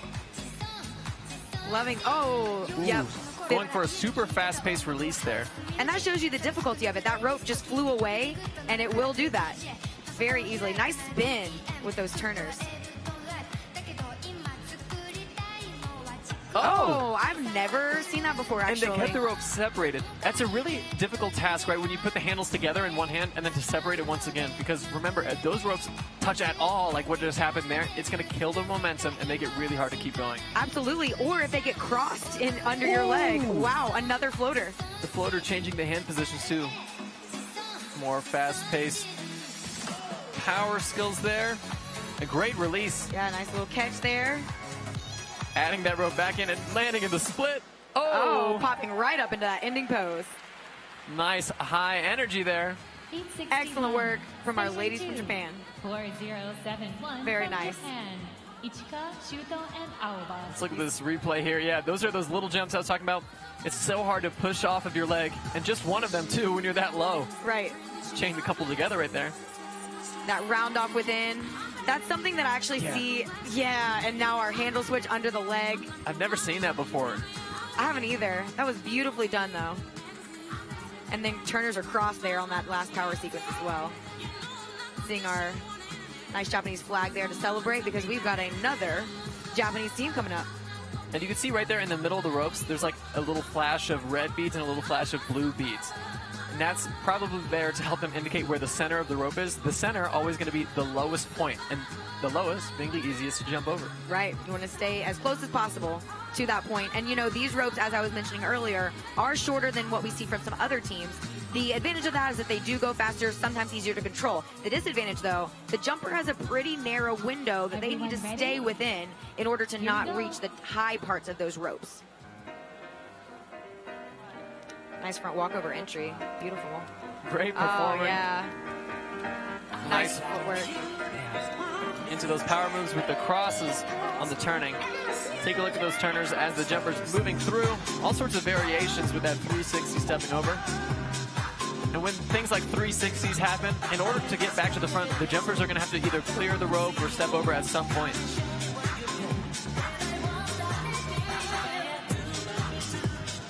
Going all the way down for these power moves. Fast power moves here. So difficult to control those. But you know, I think they're going so fast because they are committed to hitting that music. Under the leg there with some multiple unders. Yeah, that double under with the kick that we saw. Right. Saw over and over again. One of my new favorite tricks. Seriously, Nice. especially done so fast like they are. The what's up arms made an appearance. One arm push up there, landing from a multiple. And everybody's jumping. Ooh. They were going for a cross there, right? And the more restrictions you have, the more difficult it's going to be. Like they're communicating whose turn it is to go in the ropes. Right, where are we in our music? Where do we pick back up? Oh, you see the timing there. Excellent job. Nice dance moves to finish it up. So our judges actually have a very difficult job here. Not only do they have to watch what's going on inside of the ropes with the jumper, but they have to watch both turners and decide what difficulty level it is based on what everyone is doing all at the same time. So these judges go through lots of training in order to be able to do that and do it quickly, as you see how fast these routines are moving. Nice dance there, showing us their Japanese style, yes. And everybody who's watching on YouTube, we are looking at the live chat. Feel free to drop your questions in there. I see somebody asking how many countries are competing. We've got over 25 represented here today, around that number. Yes, and we have every continent, I believe, represented here as well. Except for, of course, Antarctica. Next time. Next time, yeah. We need somebody to make that happen. So starting out really strong here from Team Hong Kong. Turners are in a crossed position. More difficult to control the ropes in that. And really pulling it off beautifully. You see those arcs of the ropes are never really dying or changing shape. That speaks to the experience of these turners, able to do these restricted positions. Oh, wow. Crossing both arms under the leg and jumping through the rope while you're turning. And remember, the center of those ropes is always going to be the easiest to jump over. So when you have a rope as large as a double edge rope and you are all the way to 1/3 on the side, you're jumping over that really high corner. So you got to pick up your feet way more than usual to get through.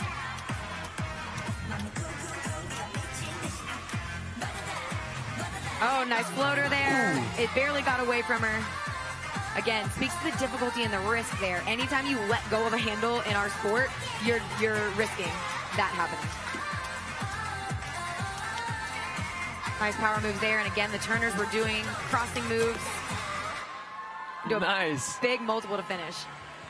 Great energy on the ending, Hong Kong. Station 2. Excellent.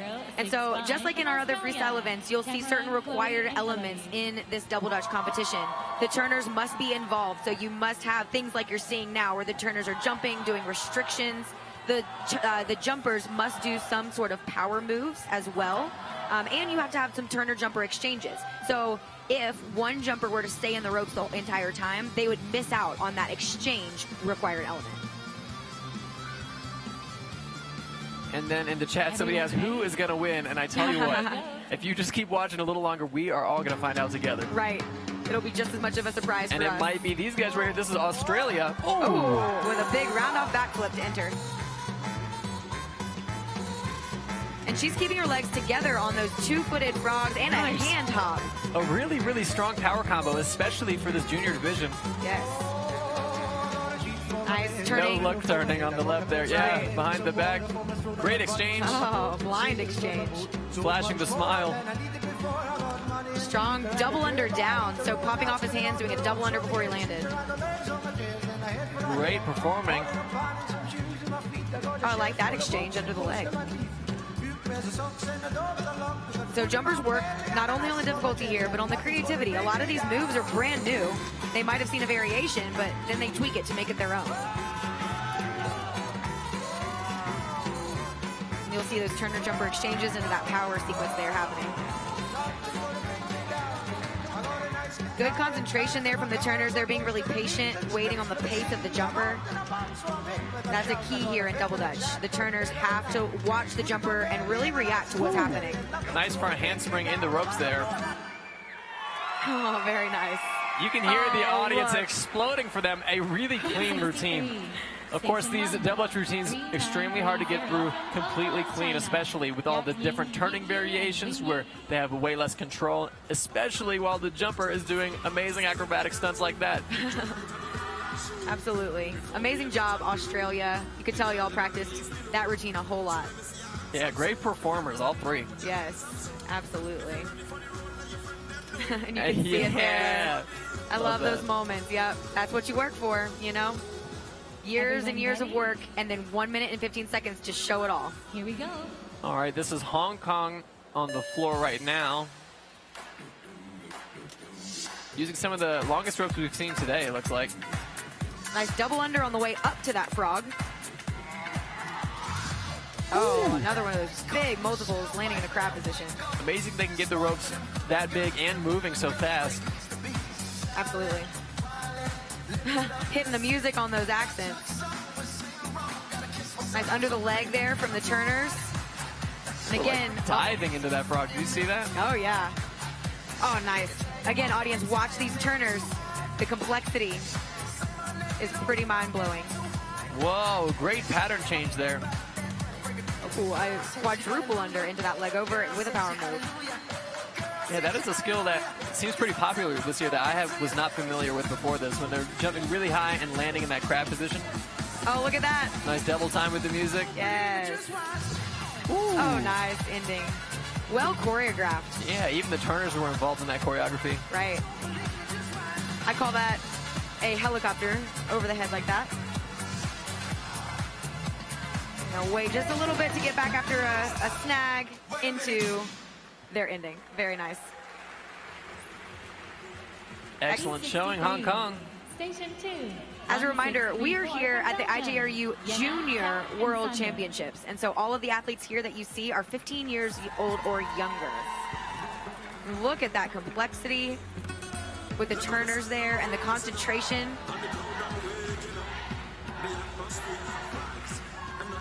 I like that exchange with the cartwheel going underneath of the rope. And you know what? I missed that the first time. So that probably tells us that we need to go back and rewatch all of these routines. We're going to catch new things. Very fast beginning here. A really risky move to start it off with that behind the back TS and a toad on the other side. Like EB toad maybe? Right, and so anytime, remember that those turners are restricted, it's much more difficult to control these ropes. And it seems like it should be twice as difficult if both of the turners are doing it, but it's more like 10 times as difficult because nobody's there to control them anymore. Absolutely. Nice double under within that push-up position and a beautiful split. She stuck her leg over the rope there in that kip. Nice. Quadruple under landing in a push-up. Powerful sequence there. Again, you see that, a 2-foot takeoff of that frog. Much more difficult than taking off 1 foot. Looks like it was helping her really get some height so that she could get 2 revolutions of the rope under her before she landed on her hands. Nice movement altogether with the EB and the cross. Oh, wow. And they got to really put some effort into scoop and jump themselves at the same time. And when I say scoop, I mean get the rope underneath of that jumper in the middle.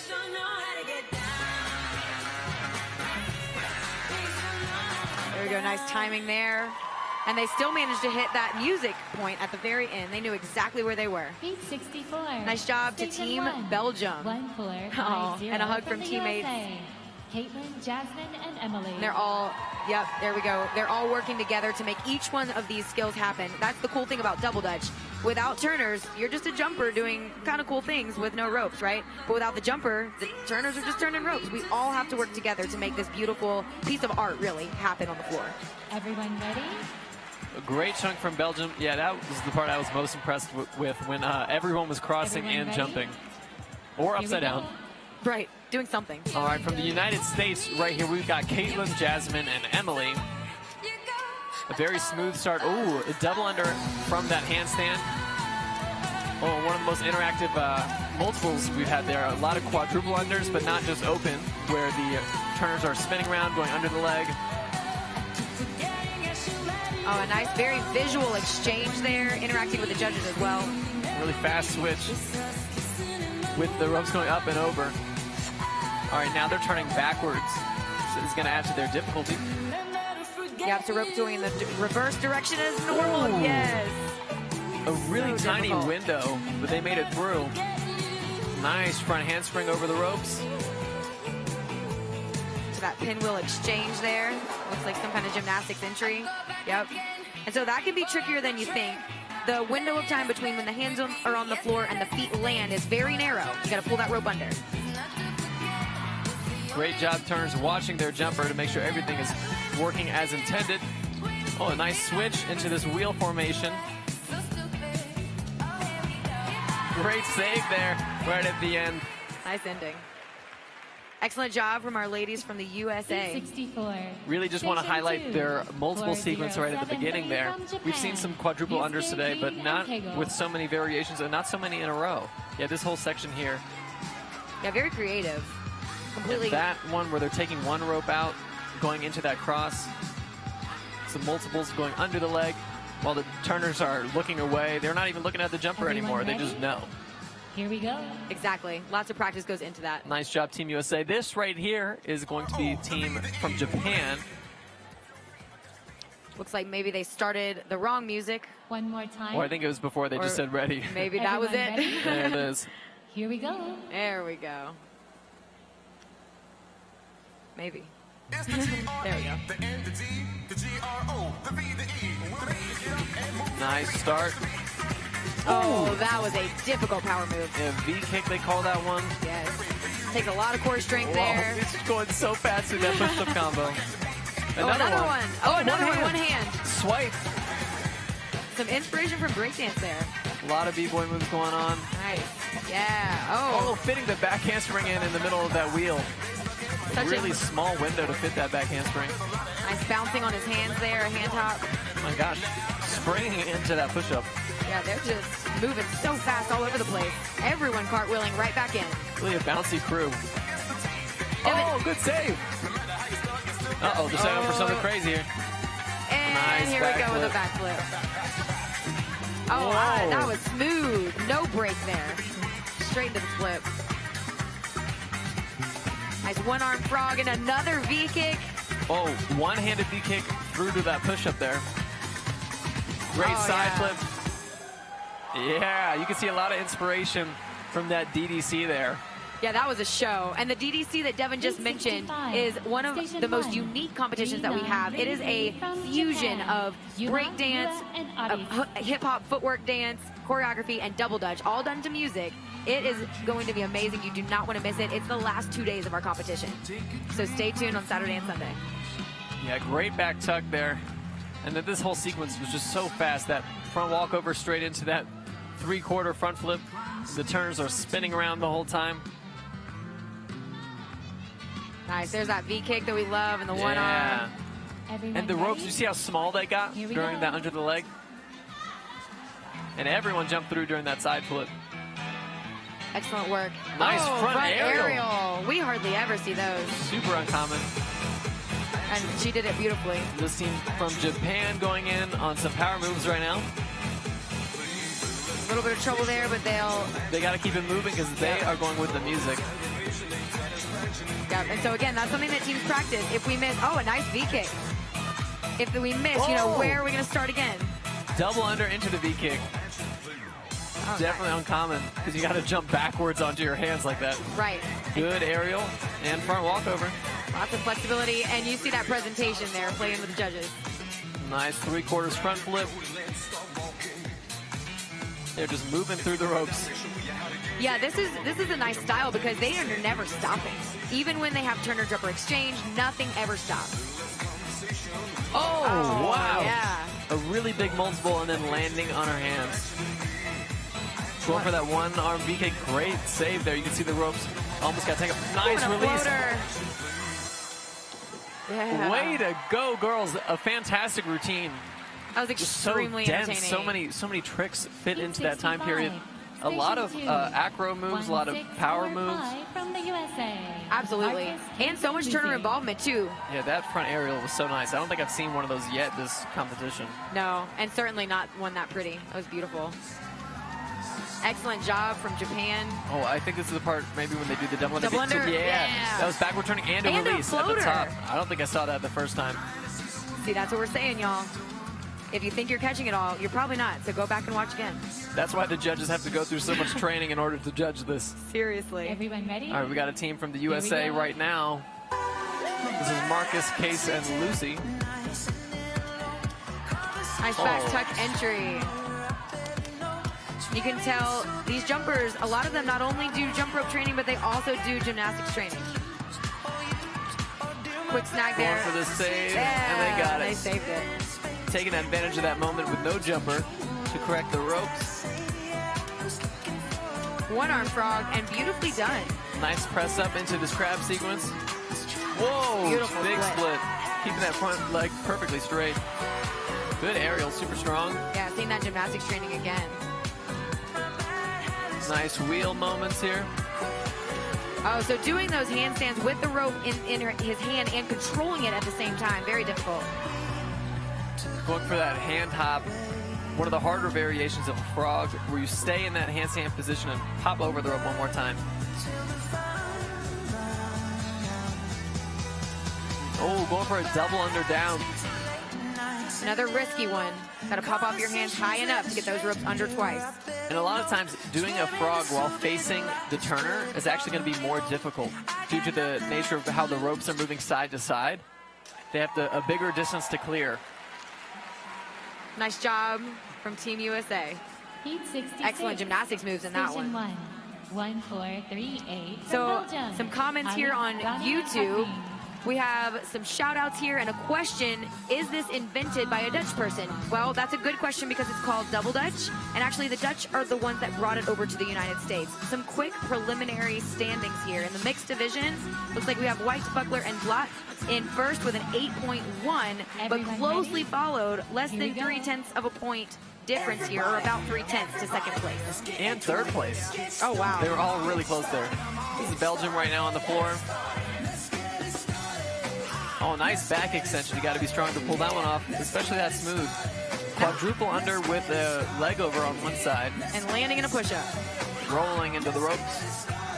Looks like there's a whole bunch of turner involvement happening there. And Belgium is known for their crossing while they're turning. They do a whole lot of crossing under the leg and behind the back. So we'll see if we see that yet from their younger athletes. It looks like we will. They've got pretty long ropes for double-edged singles, too. Double-edged singles being the one where one person's jumping in the rope, a total of 3 athletes on the floor at a time. They sure do, and especially since these are still small and young girls. Big ropes to control, nice crossing there with the turners. Oh, a double under in that 3/4 front flip. Oh, good front flip. Nice. And you can see, to get the momentum for that front flip, the turners moved with her all the way down the floor. Nice job from Belgium. I enjoyed that one. High Heat energy, 66. good Station execution. 2. And so something to note, 4069 you'll from Hong oftentimes Kong, see China. the same power skill done 2 or 3 times. However, it still counts. It is not a repeated skill if the turners are doing something different on each repetition of that skill. So there's always something unique, something different about these skills that you're seeing. Right, because if they do the exact same skill multiple times, they stop counting it. Correct. Everyone ready? These athletes are well aware of Here we that. go. Because this competition would be a lot less fun to watch if everyone just went out there and did one skill over and over and over. Right. Instead, you get a great variety the entire minute plus. Yes. Excellent start Oh here. my goodness. Wow. So much turner involvement. They're going backwards, crossing, under the leg. There was not one just open moment there. Some double unders there, under the leg with power moves. So that right there that you just saw speaks to the difficulty of turning in these restricted positions. It's so easy for these ropes to lose momentum and then stop before they actually reach, go underneath the jumper. Especially when the ropes are longer, there's a lot more you got to control. Yes. Going for a lot of under the leg crosses here while they're turning. Yeah, and a lot of multiples too with those power You can moves. see they're turning backwards right now.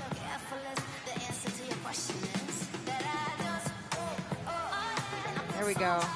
Lots of communication happening, trying to pull this back together.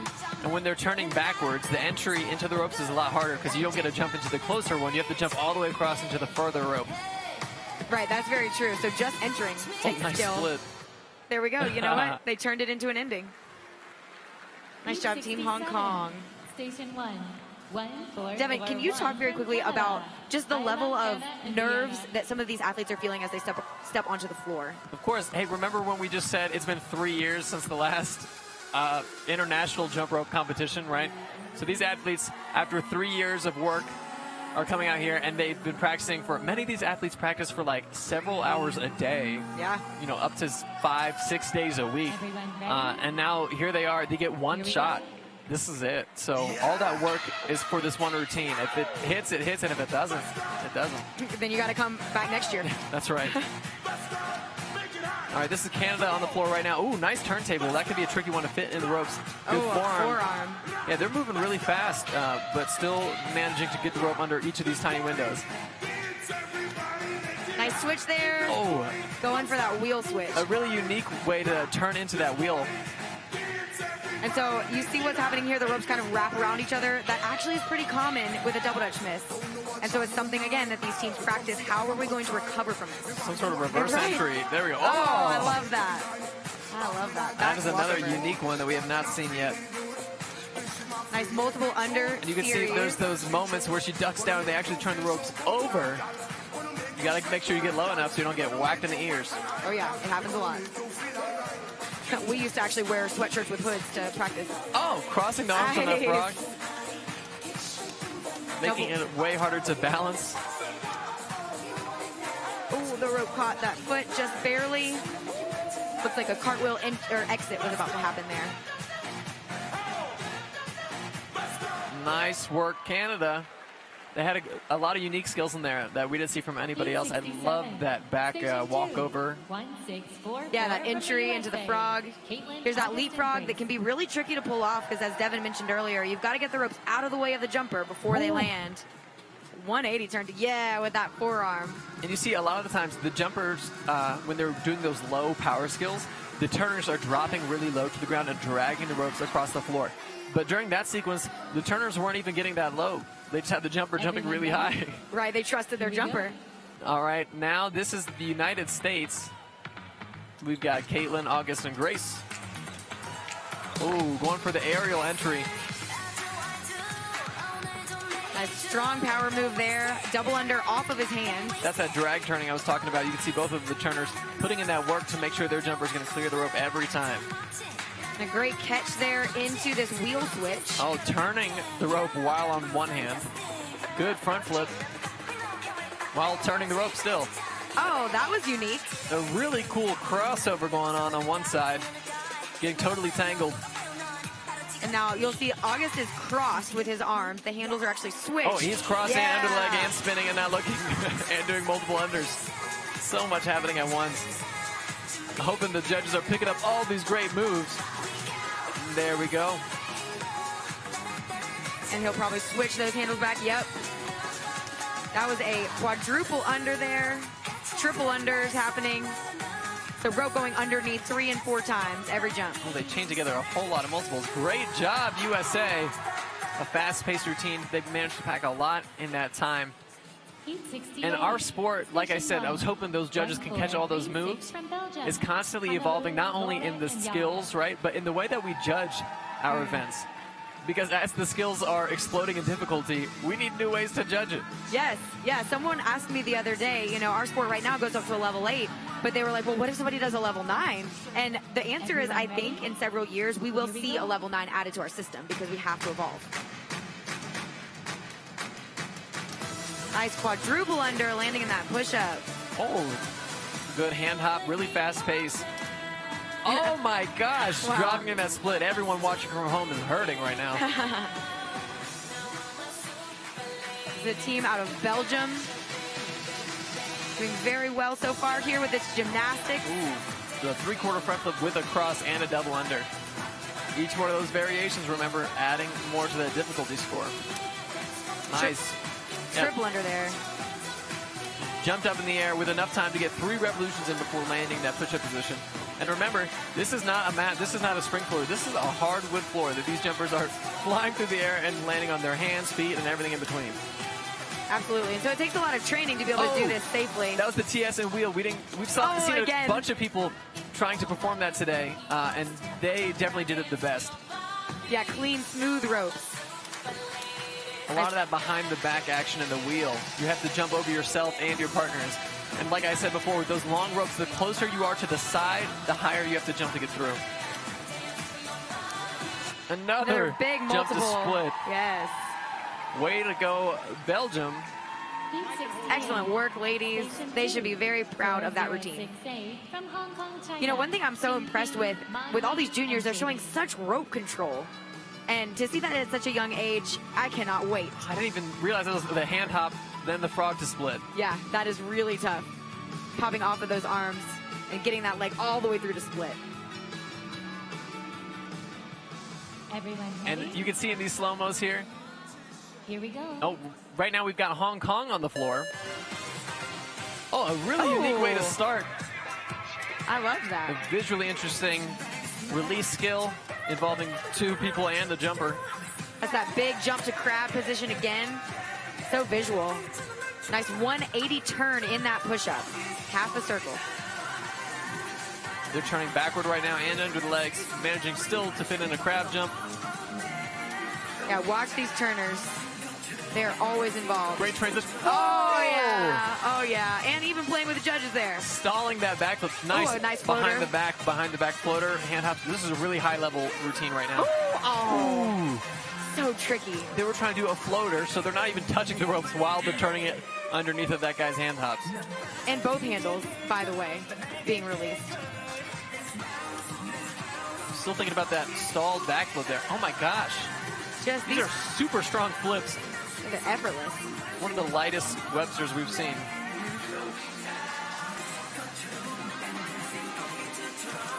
Oh my goodness, yeah. So double unders under the leg with a frog in the middle. I could not think of any more ways you could modify that skill. Right, to make it any harder. There we go. Nice work, Hong Kong. Definitely had some highlights in that one. Extremely entertaining routine, yes. From Australia, Emily Again, highlighting that gymnastics that they just put on the floor. Yeah, this moment was good with all that intricate turning, changing directions. And that Stalled backflip, yes. to that fun superhero pose. Boom, right back in. Oh yeah, and that restricted position, multiple unders landing in a power skill. And you can see when they're doing the restrictions, watch the top of the ropes and how low they get, right? All right, this is Australia taking the floor again. Once again, a very musical team. Nice, big smiles while crossing and turning the ropes. You can see them communicating, making sure that they're staying on track with each other, staying synchronized. And watch the top of the ropes when they cross. It's going to get way lower and way higher off the ground at the bottom. Right. So the jumper has to stay in the middle and oftentimes has to crunch down a little bit. Great round off, way to move with the jumper. The turners are going. There we go. So they'll communicate to get back on target here. Nice crossing there with that frog. Again, Turner's always doing something. And that was a different variation there of that crab jump. She didn't do a big giant jump into it, but it's the same skill on the bottom that we've seen. Nice one-arm push-up.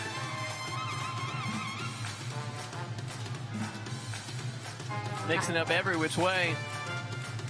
So you see some of that low turning there from those turners, that drag turning that Devin mentioned earlier a little bit.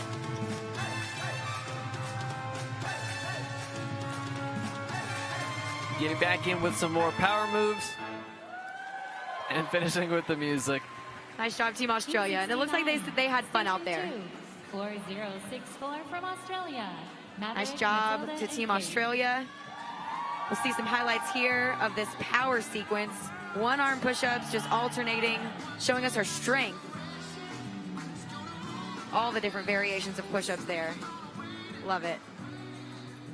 Getting the ropes under in each of those little windows, right, when you're just jumping. All four limbs have to come up off the ground at the same time. Right here, we got another team from Australia. Maverick, Matilda, and Kate. Nice power sequence here. Little 360 crab there. Oh, and a buddy bounce, or a tush-up, as you said earlier.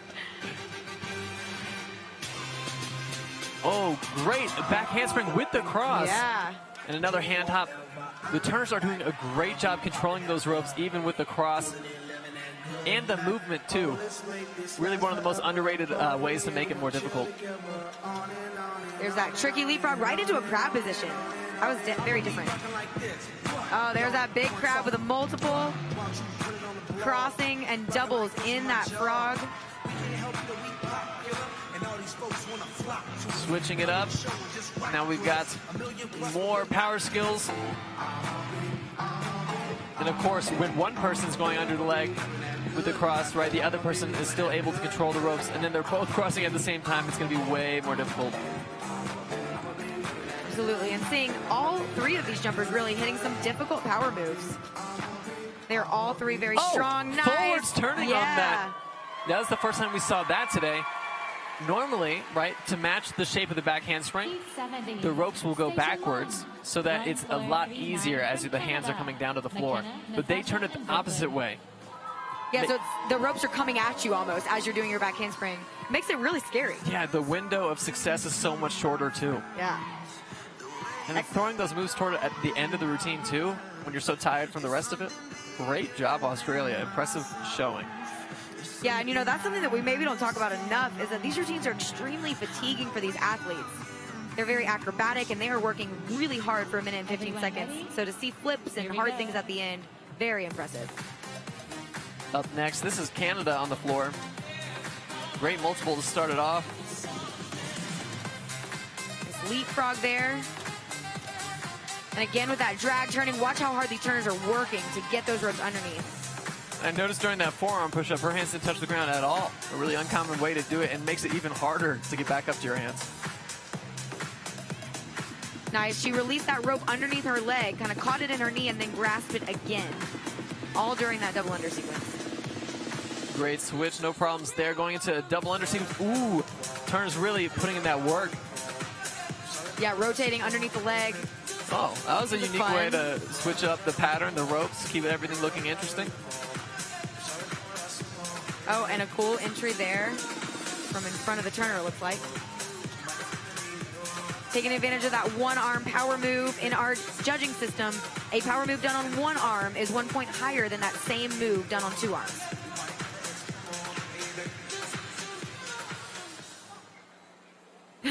She was like, don't forget the muscle arms. Don't forget. Nice job, Team Canada. After those power moves, we knew you had the muscles anyway. Right, you didn't even have to show us. Excellent job to these ladies. Here we see this really unique switch. Yeah, very fast. The way they kept the rope on the ground and really whipped it under. Made for a great visual, especially from up here.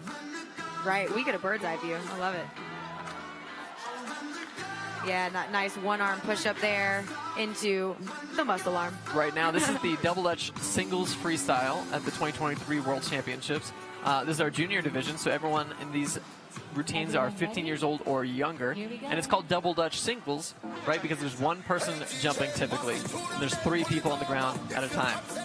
Starting off with a big multiple here. This is Belgium. Oh, big quadruple under landing and a push-up. 4 times under. Oh, nice front flip. That was so smooth. Yeah, easy looking. Jumping immediately after a flip can prove to be really difficult because you have so much weight coming down. Yeah, and so much forward momentum, you know. You have to stop all that momentum. Nice turner involvement there, crossing the ropes during that frog. And they'll do a handoff right into that wheel switch, keeping their rhythm, handing off the rope. Oh, I didn't catch all of that, but it might have been a TS behind the back cross. Oh, big multiple landing to split. This is a really fast-moving double Dutch routine, increasing the difficulty and the density of the amount of skills they can get in. Crossing arms and going under the legs during those frogs to make it score even higher. Oh my gosh, and then again, like I said, when they're both doing it at the same time, that makes it way harder. It's not just twice as hard, it's got to be more than that. Yeah, I'm going to go with at least 10 times. Oh, yeah. Oh, splits all day for this guy. Yeah, they're not playing around, and they are so happy with that, and you know, they should be. Excellent showing from Team Belgium. And this is our junior championship. these juniors do not qualify for the final round. That is reserved for our senior championship. And so for our juniors, this is their finals. So when they win this competition, they are world champions. Well, that was the replay there. It was a TS after all. That's true, yep. Behind the back cross in that wheel, very tricky. All right, taking the floor, this is Germany. Everyone ready? Here we go. These girls look like they mean serious business.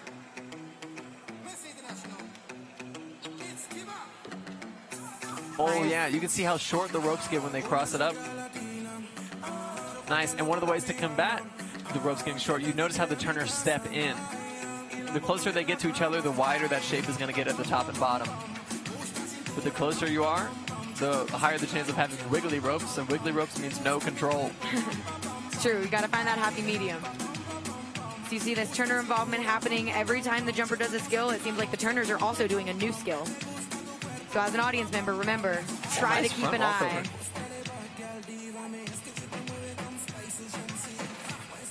Nice, taking some jumps to set up for that one. Yeah, nice back handspring. Clearing the rope. It can be so scary doing those backward setting flips into the ropes, right? Because you're just trusting that your teammates are going to have the rope exactly where it needs to be. Oh my gosh, another high front flip. Yeah, with a double under there. Beautiful split all the way down and popping right back up. That takes a lot of strength in and of itself. Great shape on the ending there. Great showing from Germany. A lot of really powerful skills. Those flips were super high. The splits were good. Yep. Yeah, you can see gymnastics training there coming through in this double dutch routine. Excellent work for these girls. So a lot of these teams have been working together for several years, and it shows in the amount of skills that they're able to pack in here, the timing on things like that, where the rope has to pass under her hands for that back handspring. The margin for error really is close to zero.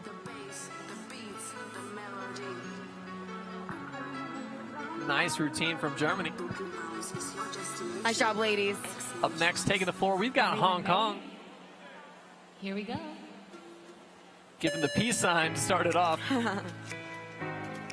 Double under, landing on the hands there.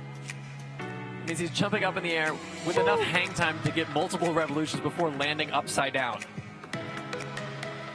These turners are starting out strong too. I've already seen a cross, an under the leg, and a rotation. And a behind the back. Oh, behind the back, that's especially difficult, right? Because our turner can't even see the jumper. They're going based off the feeling. Yeah, and, you know, relying on that other turner to control the rope, which, as you mentioned, if the other turner's crossing, I don't know what they're relying on. Right. Oh, yeah. Really well executed. That's backward turning with variation. Oh, a backward multiple as well. We haven't seen a whole bunch of that today. No, we have not. Switching it up here, changing up who's turning and who's jumping. One of the best ways to keep a routine nice and dynamic and to play to everybody's strengths, right? Your whole team doesn't have the same strength across the board. Absolutely. Some jumpers gravitate more towards those gymnastics moves, the power moves. Other jumpers are just naturally really great at controlling those ropes in restricted positions. So you got to play to each other's strengths. And nice split. And you know, Kaylee, I might even say it's not just naturally that they're better at it. They put in the work. They just practice it more. That is a great point. None of this really does come naturally. Excellent work here from our team from Hong Kong. You see there the height that he's getting on those push-ups in order to make sure that he gets over the rope. These athletes are strong. Yeah, that was one of the parts of the routine that I thought was so well executed. Because even though they were all going under the leg and going backwards, you saw the shape of that rope, right? Making that banana shape, keeping it nice and taut on both ends. Yes, something that these athletes work so hard on. All right, taking the floor, this is Germany. Starting off with a really interesting way to start the routine. She was doing a handstand outside of the ropes, and they brought the ropes to her. Right, into this multiple under sequence. So every time she jumped, wow, ropes going under her 3, 4, and 5 times. And upside down she goes, and they turned it under her hands and then also under her feet. A less common way, but more difficult way to perform that skill. Exactly, exactly. We'll do a quick exchange here as they recover, communicating with each other. Oh, yeah, and watch these turners. Turning blind there behind the head. Yeah, we're watching the turners, and the turners don't even need to watch the jumper. Right. So much skill here. So we'll see, yeah, here another strong power sequence. That was that crab position that we've talked about. We're seeing that quite a bit in this competition. Oh, a really creative way to get the ropes around there, too. Yeah. All right, switching it up. They are turning backwards right now and under. Whoa, I've never seen that one before. Bringing each arm under the leg individually in a really unique way. Now we've got a switch happening, changing up who's jumping and who's turning. Oh, going for both. Actually, all three of them were going to be jumping through the ropes at that last stunt. Exactly, exactly. But nevertheless, a really strong showing here from Team Germany. Nice job, ladies. And a reminder here, we are at our Junior World Championships. These athletes are between the ages of 12 and 15, sometimes even younger. And we're already seeing some incredible skills. Our sport is in such good hands. I just can't wait to see what we're going to see when these athletes are older. That's right, and you are tuned into the IJRU 2023 World Champions. We are here in Colorado Springs, and we are joined by, right now, the Czech Republic taking the floor. Everyone ready? Here we go.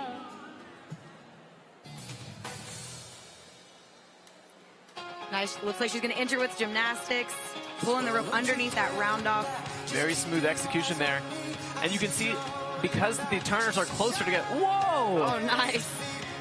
That kip is really tricky in double dutch. There's not much margin for error at all. Wait, and yeah, the turner involvement so far has been outstanding. I love when they put together the handles and then spun, and then what's going on right now on the right. Just all kinds of stuff. So impressive. And these ropes, too, they're so close together and they're so tall, right? That makes it harder to control, but easier for the jumper to go in there. But their control is impeccable. It is, yeah. You don't see the rope dipping at all or wiggling. Oh, and yeah. Roll kip into the ropes, front handspring. Over the back, too. Nice multiples there. Oh, into a helicopter. We got the perfect angle for that one, too. You can see that rope fly around the station. Yeah, that's always a tricky one. You just hope you catch that rope. Nice quadruple under, 4 times under. Every single jump. Nice, and they're stalling one rope while making the other one go around twice in a single jump. Yeah, you know, I always say that rhythm is one of the most important ingredients in a jump rope athlete, and that's a perfect example. Oh! Great ending. What a really well-executed routine. They had a lot of risky tricks, like all the releases, especially in double dutch, right? Where the ropes are so long, there's so much room for error. But they were catching them on the handle, and they caught them every time. Yeah, that's teamwork right there. That's what you see. Yeah, and then that whole power combo at the front so fast, even with the rump jump in there, right? That tush-up. Tush-up. Yeah, and a nice little exchange there, some creativity before we hit that big multiple sequence. That's right. And then one of my other favorite parts of this routine, at the very beginning, he put the handles together and spun around, right? And so that tangled the ropes on one side. But they still managed to jump because the other jumper, or the other turner, had so much control. All right, right now, this is Hong Kong taking the floor, starting out with all sorts of under the leg happening. Yeah, and blind turning behind the back, rotating. Oh, watch that turner on the right. And did you see how tight the ropes got during all of that? They still managed to get the jumper through. Oh, my goodness. Yeah, some good rhythms there. Again, pulling away the ropes from the jumpers. Cartwheeling all the way through. Excellent work. And look how short the ropes are getting on the top there. Barely fitting even the push-ups. Right, again, that margin for error, truly zero. You just have to practice until it's perfect. Oh, fast speed here to the beat of the music. A lot more difficult than it actually looks. Nice cross there under the leg. Going upside down in the middle of the ropes. Whoa! Oh, yeah. One of the fastest turnarounds I've ever seen from that turner on the right side, and they turned that as a double under too. While the jumper was in the air, the ropes made 2 full revolutions. Again with that turner involvement under the leg, and the jumper is down low. So turner's high, jumper low. That brings the difficulty up even further. And we mentioned before all that drag turning, right, where the turners are putting their hands down and getting it under. They didn't do that much at all. They trusted their jumper, and they made it work.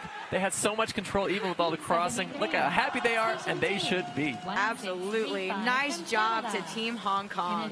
What a fun routine. They, I think, did the most skills Yeah, they really Right. packed that. Out of all the double dutch routines we saw, I mean, there was not an instant where a turner was not doing something crazy or somebody was upside down or sideways. Right, which is important because remember, our judging system sums together the difficulty of each skill. So the more you can pack in, the higher your potential score. All right, on the floor, this is Canada competing right now in the double dutch singles freestyle. Going upside down with the cross there. You can see under the leg happening on one side. And a smooth transition and the switch here. Nice. One arm and then back. Oh, forearms. forearm. Always a tricky one to push off of the elbows, back up to the hands. Oh, really dynamic switch there. A lot of spinning happening. Love the different shapes that the rope made. Yeah, look how much the turners are putting in that work to help out their jumper. And then a fun jump over the jumper this time instead of the rope. Love that exit. Bring in a little bit of creativity in with all of this difficulty. Double under sequence there into a quadruple, 4 times under that jumper in one jump.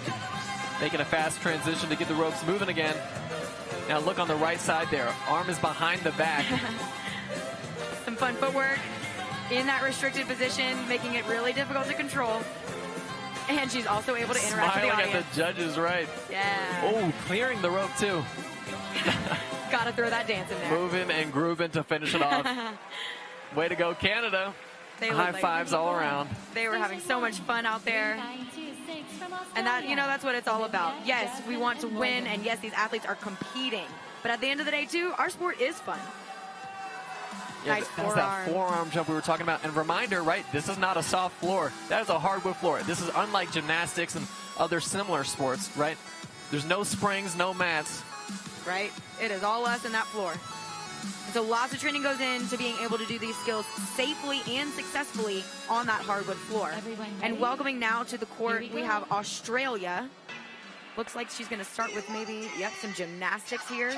And we've seen them bring a lot of very musical routines. Ooh, front handspring clearing the rope as she's going from her hands to her feet. Nice cross turning. And right, those bigger ropes make it easier for the jumper, but harder for the turners to keep them separated, right? To keep them in that nice shape, because the more wiggly, the less control. Absolutely. So we'll see them kind of regroup here as they move on to their next part, because remember, these jumpers do only have 75 seconds. So if you miss, you do have to know, okay, what do we need to skip to still make it in our time frame? That's right, and one of the fun things about double dutch, right, is you can pack in really difficult power moves the whole time, because in single rope, I might need to take a break right after 15 seconds of being upside down. But luckily, you have 2 partners to switch with in double dutch. So really, you only have to jump a third of the time. I mean, most of these athletes are doing these big wheel tricks and stuff where everybody's jumping for like half the routine, but theoretically, yeah. That's right. Theoretically, only a third of the time upside down. Making the entrance into the double dutch ropes, setting up for it looks like a power skill. Right, and they'll make the decision to go ahead and end it because these girls know their music, right? They knew the ending was coming, and they made that decision. Especially from Team Australia, right? We've seen all that practice with the music. Right, absolutely. So here we'll see this power move here. All these handstands popping off of her shoulders and showing that strength. And popping off the shoulders, they fit a double under in before her feet hit the ground. Right, which makes it more difficult. Also a little bit scary for those jumpers. Up next, we got the United States on the floor. This is Barrett, Gabrielle, and Logan. I was going to say, it looks like there's a little bit of a knot in her rope, but they meant for it to be on there. purpose, yeah, right. it's on purpose. They are joining us all the way from North Carolina. Nice turner involvement there. And a different crab variation. She kind of went down onto her knee for a second. Some behind the back turning was happening there on the left. Oh, really interesting on the right during those double unders. Woo! Oh my gosh, there's Under so many the leg. multiples. Guys, watch those turners. I'm telling you, you don't want to miss it. Setting up for something big here. Oh, a front punch flip front. with blind turning on the right side. Excellent work. And a hand hop rotating as well. Hopping on those hands. And the strength it takes to jump up off your hands and twist. Oh my goodness. Oh, yeah. Core strength, upper body, fast double under. Oh! Going for it. Looked like a 6 under. Yeah. 6 in one jump. Nice double unders. Again with that turner involvement under the leg, rotating. Ooh, a very fast wheel switch with double unders. Whoa, behind the head in the the wheel turning. Not something we typically see in double dutch at all. Oh, behind the back exchange there. My gosh, everyone's he's in going a behind TS. the back. And TS. Oh my Ooh, and they goodness. still managed to control it. Did you Yes. see how low the ropes were cutting? But they still got it over their jumper. Oh my gosh, that double under snuck in out of nowhere. Great job, USA. That was an awesome performance and a great way to round out this event at our competition. This see the crowd there concludes really the excited for Junior them as World well. Championships double dutch single freestyle. We will now have a Awesome. 15-minute So we're going to break see this for the replay judges and now. athletes. And up We will start next, again we have a in very 15 special minutes treat for the for junior everyone. We have a special interview that is happening here in our booth. I am honored to welcome Mr. Sean Hamilton to the booth. He has a storied history in our sport. Sean, not only have you grown up in the sport as an athlete, you are a former world champion, am I right? That's right. Yes. Okay, so you're a former world champion. You are also now the president of our international organization, IJRU. And so you're kind of over this entire event. How does it feel to see your hard work and the team that you put together put on an event like this? Well, you know, it is truly a team effort. It's the culmination of many people's dreams and work ethics who are really coming together. I tell you, I've been up many nights, up early, many mornings, thinking, dreaming, praying about what this would look like. And it actually is better than I could have ever thought of imagined. That's awesome. Yeah. That's awesome. I would agree. Sitting here and watching the action, this is unlike anything I've ever seen. And we've said several times, and I'll say it again, this is the largest gathering of jump rope athletes that we've ever seen. Yes, it truly is the largest. You know, and that's the power of sport. It's also the power of unity, working together. You know, IGRU is a formation of two international jump rope organizations who put aside differences for the betterment of the sport and the athletes. And so when we all came together, we knew it was going to be a party. We knew it was going to be a big event. And I knew big. I didn't know 1,200. Right? I said, what? How many? So yeah, it's just truly a dream come true. It's an opportunity, and I can't wait to see what the future holds. 100%, of course. Can you actually walk us through? You mentioned that IGRU is the merging of two international organizations. Can you kind of walk us through the strides that the sport has taken in the last 10 years?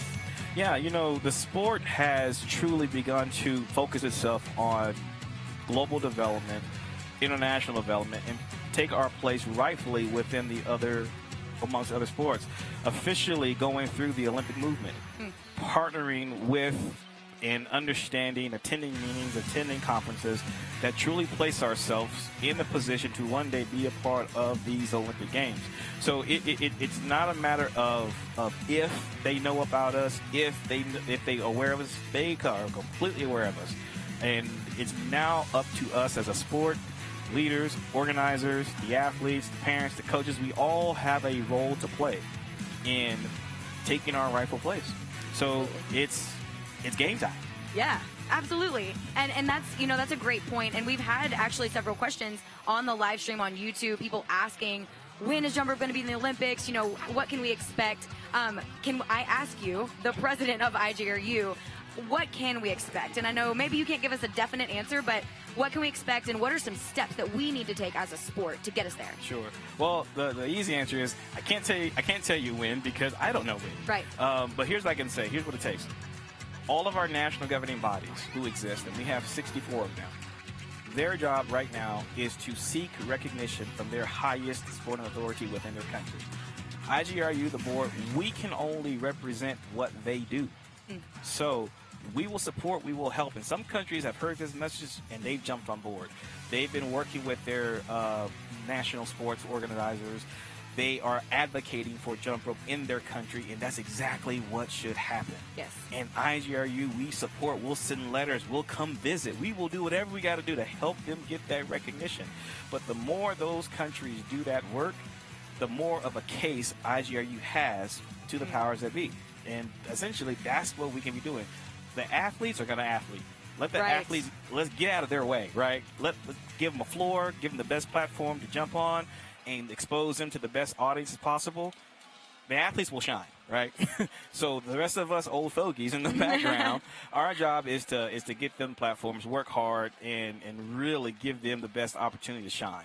Oh, absolutely. And, that's something that I've always appreciated about you and about our organization is that it is athlete-centered. Absolutely. Athlete-centered. So a question for you also. We have people watching from all over the world. We have athletes, we have coaches, parents, and we also have people who have maybe never even picked up a rope before. So from your perspective, my question is, why jump rope? Why jump rope and not basketball or swimming or, some other form of sport or fitness? What makes jump rope as a sport so unique and so special and worthwhile? Well, we are unique. I am biased. I am biased. But because unlike other sports, it can be individual, it can be team. You can test different type of physical strength and endurance in jump rope. It's allowing for different body types and different heights, and what it allows for most people to be involved with jump rope. That's why one of our core tenets is inclusion. So if you feel like you can't fit in some other sport, guess what? Jump rope, there's a role for you. If you're not a good jumper, guess what? You can be a turner, right? If you're not really good with working with a bunch of people, we have individual events, right? If you're a semi-social, right, you can just have a partner event. My point is, there is a spot for you. So that's one of the unique things about our sport. The other unique thing about our sport that I just really love is the creativity. It is you and a rope. Yes. That's it. Game time. What can you take and do with just that simple concept? It's a rope, and the amazing things, the creativity skills that these athletes come up with blows my absolute mind. I thought I was creative coming up. Right. These athletes now, I'm like, you got it. I mean, they are truly, truly, truly awesome. Oh, yeah. And, we've said it so many times on the live stream. We've never seen that before. And, oh, my goodness, it's happening all the time, speaking to that point. Sean, I have one more question for you. Sure. And I'm wondering if you'll share with us a little bit of your personal story. So I guess my question is, what has jump rope meant to you in your life? What has it done for you? Well, jump rope changed my life. It saved my life, actually. You wouldn't know it today, but I had a very pronounced speech problem growing up as a child. And from the first to the third grade, I was literally in special education. They thought I could not learn. Oh, wow. It wasn't until I moved to a town the day before school started, and I was introduced to jump rope. And without ever seeing a speech pathologist, without ever seeing a doctor, my speech was changed because I started jumping rope. Wow. It unlocked and unleashed a person that I didn't know existed, and I was addicted to jumping rope. I just kept doing it, and so for me, I continue to push the sport because I know there are a bunch of me's out there that if they just had the chance, if they just had the opportunity, what could this rope unleash in them? For me, it was speech, it was confidence. For others, it could be their health journey. For others, it could be personality, a shyness. Who knows what it is? But when you get a rope in your hand, there is something that happens every time you jump over. It's a concept I like to call victory jumps. Every time you jump over that rope, you're winning just a little bit. Love that. Just a little bit. And who doesn't like to win? Everyone loves to win. And every time you jump, you win just a little bit. Our athletes just win better than most people. They do it with style, right? Right. But that is the addictive nature of it. It brings joy, a smile to your face, and it does because, again, every time you jump over that rope, just a little bit, you're winning on the inside. I love that. That was probably the most perfect answer I could have imagined. Amazing story. Thank you so much, Sean, for sharing. And to those of you on the live stream watching, here is my challenge to you as we take a very short break. I would love for you to go onto our YouTube comments and leave us your comment. Tell us what jump rope has meant to you in your journey, because we would love to know. We would love to be able to share that with people around the world. So thank you so much, Sean, and thank you to our audience. We will be back very shortly for our Double Dutch Pairs event. Thank you, Taylor.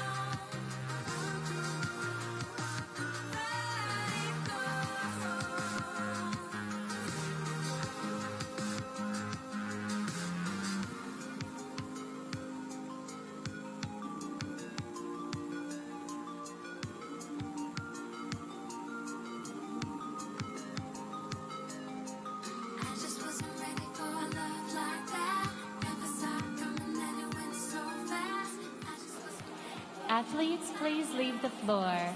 Athletes, please leave the floor. Thank you.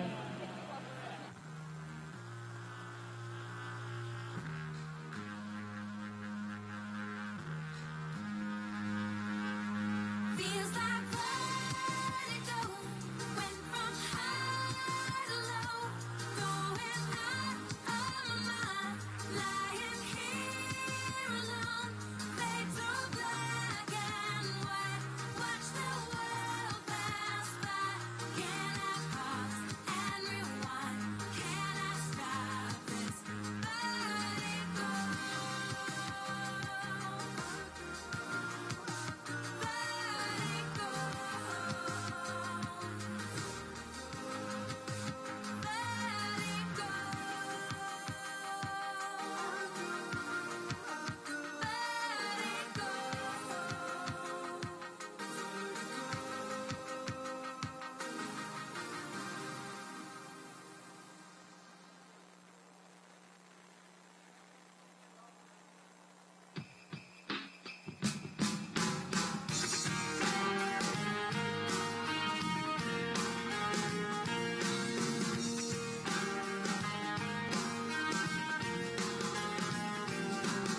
I never knew there were such great movies on TV at 3 a.m.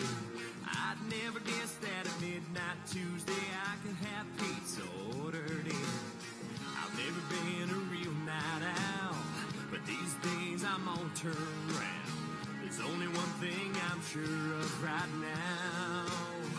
I should be sleeping instead of keeping these 8 hours I've been keeping. I've been pacing and retracing every step of every move. And even though I'm feeling so right, I'm so happy, still I know I should be sleeping instead of dreaming about you.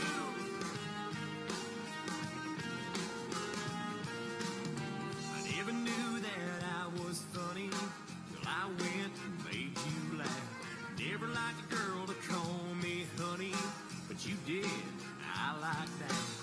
I keep thinking about your smile, trying to read between the lines. But looks like I'll be up for a while.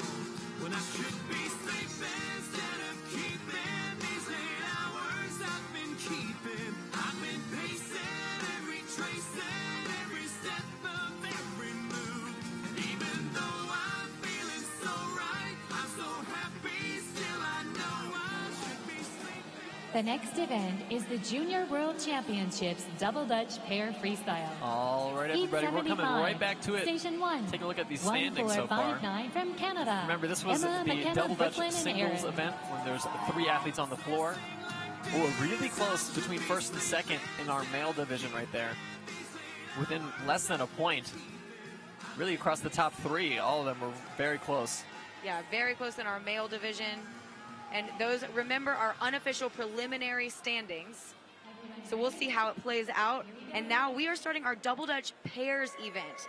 It's Double Dutch Pairs because now you notice that there are 2 people inside the ropes at any given time. 4 people total, 2 Double Dutch ropes. Lots of fun. And just like double Dutch singles, we were going to see a lot of interaction with the turns, but now also interactions with the jumpers, because there's 2 in the middle. Correct. So yeah, lots of assisted flips probably in this event. Just a little bit more dynamic. This is a giant wheel switch that you're seeing right now. Everyone involved. So this is some of that interaction, yeah, that we're talking about, stacking the feet on the shoulders. Great switch. It looks like another interaction is about to have. Using the back to support another jumper. Yeah, that was really cleanly executed. That's not an easy skill. Another interaction. Yeah, with the muscles. Playing it up, too, all the way for that presentation. Which, remember, is a part of these athletes' score. They're scored on difficulty as well as technical presentation, creativity, choreography. That's right, and that presentation acts like a multiplier to the other skills. Great job, Canada. Yeah, I love that last goal there. Yeah, lots of fun. I've actually never seen it done with the muscle arms. Right. Or for that many jumps in a row, honestly. Yeah. Normally I see it for maybe 1, 2 if they're really holding it out, but that was almost 4 jumps where one jumper is totally supporting another. Yeah, speaking to these ladies' strength, for sure. So here's some female division preliminary standings for our single, our double Dutch single freestyle. Here we go. And it looks like we got another close first and second right here. Exactly. Oh, a quadruple under straight into that push-up.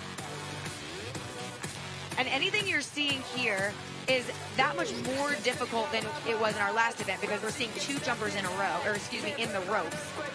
So adding to that difficulty. Nice leapfrog while clearing the rope.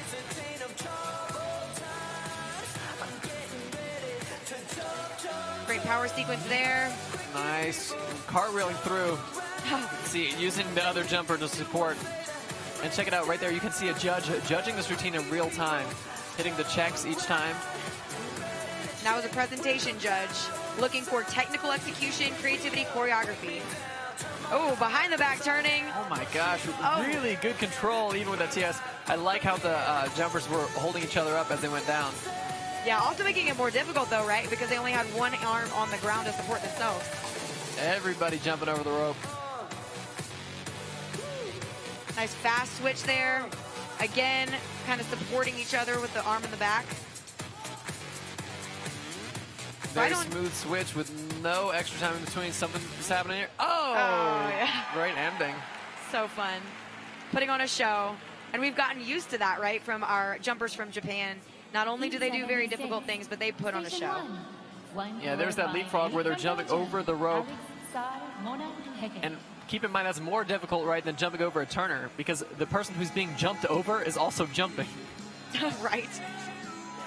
Yeah, such dynamic. Oh, nice. Landing in that crab position. Great control and execution from each of those turners. They're jumping over the rope and scooping in under 2 of their teammates. All right, on the floor right now, looks like Belgium. Doing some push-ups right beside each other. And now, when the athletes are going side by side like that, it creates a wider area that the ropes need to clear. So it makes that skill even more difficult. Beautiful execution here. That 3/4 front flip. The rope's looking really good in the air. Nice switch here. And you notice all of the jumpers are involved. We see the turners jumping and the jumpers jumping there. Once again with that great support. Going into a leapfrog. Oh, with the cross at the same time. So we'll remind you, and we said this during our last event, always watch the turners. 9 times out of 10, they're doing something other than just turning the ropes. They had a nice assisted flip there. One of the tricks that is pretty unique to a pairs double Dutch freestyle, because you need 2 people to do it. Under the leg there with the turners. And diving forward into that frog, making sure they're getting all the way up and over the rope. Now everybody's jumping in that cross, especially difficult with the handstands going on in the middle. A trick we call a frog. Great job, Belgium. Nice ending. Great job, ladies. So many of those tricks were really clean and well executed, especially that double under to raising the ropes up with the 3/4 front flip towards the beginning there, right? Oh, yeah. Absolutely. And pretty ropes the whole time. Let's take a look at those preliminary standings right here. This is from the double Dutch singles freestyle. That's when there was just 3 of them on the floor. Our last event in the mixed division. First place won by a landslide right there. Wow. Yeah. And then if you look at that compared to the next few places, those are very, very close. A very fun. Okay. Kind of threw him into the ropes. I've never seen that, that's for sure. Me neither. It's kind of fun.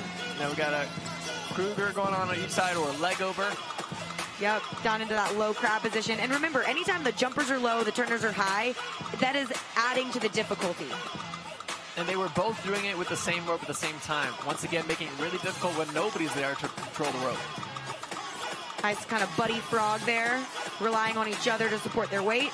Building up for a big front flip through the ropes. Nice little Webster axis, a little bit diagonal. Yep, putting a little flair on it. Oh, multiple unders with those jumpers side by side, making it even more difficult because the ropes have to clear a lot of distance. Still with that side by side. Oh, what a floater. On both sides at the same time, they were releasing handles there. Extremely difficult. They're in the flow of it now. They are just side by side this whole time. Right. It's like they want to make it difficult on themselves, but you know what? I'm here for it. Nice under the leg turning with double unders and power moves. Going a lot faster now. We saw that a little bit in our double dutch singles competition. Again, even more difficult with two people. I love it. They loved it too. Look at those Right. smiles. Hitting that drop. 1, 4, 5, 6. Always having fun here. Great job, Hong Kong. Here we're seeing that little supported frog there and then a double support. Requires a lot of upper body strength, and there was that floater. Into the leg over on the double under. Man. And once again, like we mentioned before, going side by side for those makes it way more difficult. All right, on the floor right now, we got Belgium again. Oh, nice one-arm frog. Again, these power skills, oh, nice choreography Great there. choreo. If these power skills are performed on one arm, they do get one additional point compared to performing on two arms. And a great combo so far. I mean, they've been connecting all these skills really fast. Yeah, great speed. Little to no breaks in between, especially with all these switches. Not a moment with somebody outside the ropes. Another buddy frog there, showing off their strength. And then that was a stack. You notice her legs kind of went underneath her partner in the push-up. They'll regroup there, make sure they know where to start. Now this is a subway. We haven't seen that yet in this competition, but this skill is iconic and done all across the world in our sport with different variations. Subway meaning one jumper doing a power skill and the other one going underneath. Kind of like a subway, like a bridge. Little tingle there. I'll get right back in. Once again with that side to side. More common than I thought it would be today. Right, yeah. Just so much distance to cover with those ropes. Great job, Belgium. Another routine where they managed to fit so much into that time. I mean, they were jumping at a really rapid pace. And a reminder, that is going to help them when it comes to the scoring, because the more skills you can fit into that time, the higher your score is going to be. Absolutely. And as a reminder, you are watching the Junior World Championships. So these athletes do not qualify for the final round that is reserved for the female athletes. These athletes are doing their finals right now. This is their one shot to leave it all on the floor. Excellent work from Belgium. Up next on the floor, this is Hong Kong. Oh, I almost didn't even see both of them in the ropes. They're standing so close. Oh, so Great fast. combo. Very fast pace here. And doing the crowd out sideways like that is going to make it such a wide area you need to clear. Great work so far with all the power moves in addition to the leg overs with the turning. Yeah, this is like what we said before with the drag turning. No drag turning is happening. These guys are going under the leg and crossing and doing multiple unders all at the same time. The jumpers are still managing to get over the rope. Right, that means the jumpers have to jump extra high here. No laziness can occur with those jumpers. There we go, backwards double unders and a quad. Quadruple. 4 times under in that one jump. Under the leg. Come on, guys. Oh, yeah. Jumping up really high and landing in that low crab position, right? That's that one leg out straight and one leg right underneath you. Again there, these big multiples and hitting them flawlessly. That one ended with that under the leg turner. Oh, yeah. Double under. Oh. Imagine jumping over somebody while they're jumping over 2 ropes at the same time. Excellent job from Team Hong Kong. Man, I can't get over how fast that routine was. The whole thing was just packed. Yeah, we've been seeing that a lot today, these really fast routines. It is not something that really used to be traditional in the sport. People would take their time, do the drag turning, but it's going to work in their favor. The faster the routine, the more tricks, just like what we were saying. Right. Oh, they just barely made it through on that leapfrog, too. That was a little snag. Yeah, great work from the turners, keeping that controlled and keeping it moving. Welcoming now to the floor, we have Team Australia. And so we've been seeing some really strong, really clean double dutches here from this team so far. Yeah, they just knocked the singles routine out of the park, so let's see how they're going to do with 4 of them. Everyone ready? Here we go. They'll start out here. Looks like maybe with some gymnastics. Yeah, front handspring entry. Very nice, ladies. A push-up underneath of the frog, and then a push-up underneath of the push-up. Smooth switch. Big smiles going into this one arm. And the turners are crossing their arms during the action there. That rotation there, known as a turntable, where they rotate and a push-up. Little snag there, but a quick recovery. That shouldn't hurt him too bad. Really difficult to move across the floor as a unit with 4 people. Yeah, right, because not only do you have timing, but you have that spacing. Oh, nice. Yeah. Little variation of that subway that we talked about earlier. One-arm frog done in perfect synchronization. And there's that stack, putting the feet up on the back of somebody else doing a push-up. If you think jumping in a push-up position is hard, try it with somebody pushing on you. Right, right. Half their weight on your back. Nice turners crossing while they're doing these difficult power moves, making it nicely done. That much harder. Oh, okay, that was very different. A push-up with, it looks like an aerial kind of over her feet. Nice work, Australia. Good job to these ladies. They were going all the way to the end of their time there, making sure they could fit in as many tricks as possible. And a quick reminder, tune in with us on YouTube. Leave your comments. Thank you, those of you who shared what jump rope has done in your life. We love hearing from you. And for those of you just joining for the first time, this is the IJRU 2023 World Championships. We're here in Colorado Springs. Athletes have come from all over the world to join in on the biggest gathering of jump ropers ever. Ever in history. Over 1,200 athletes, over 25 countries represented.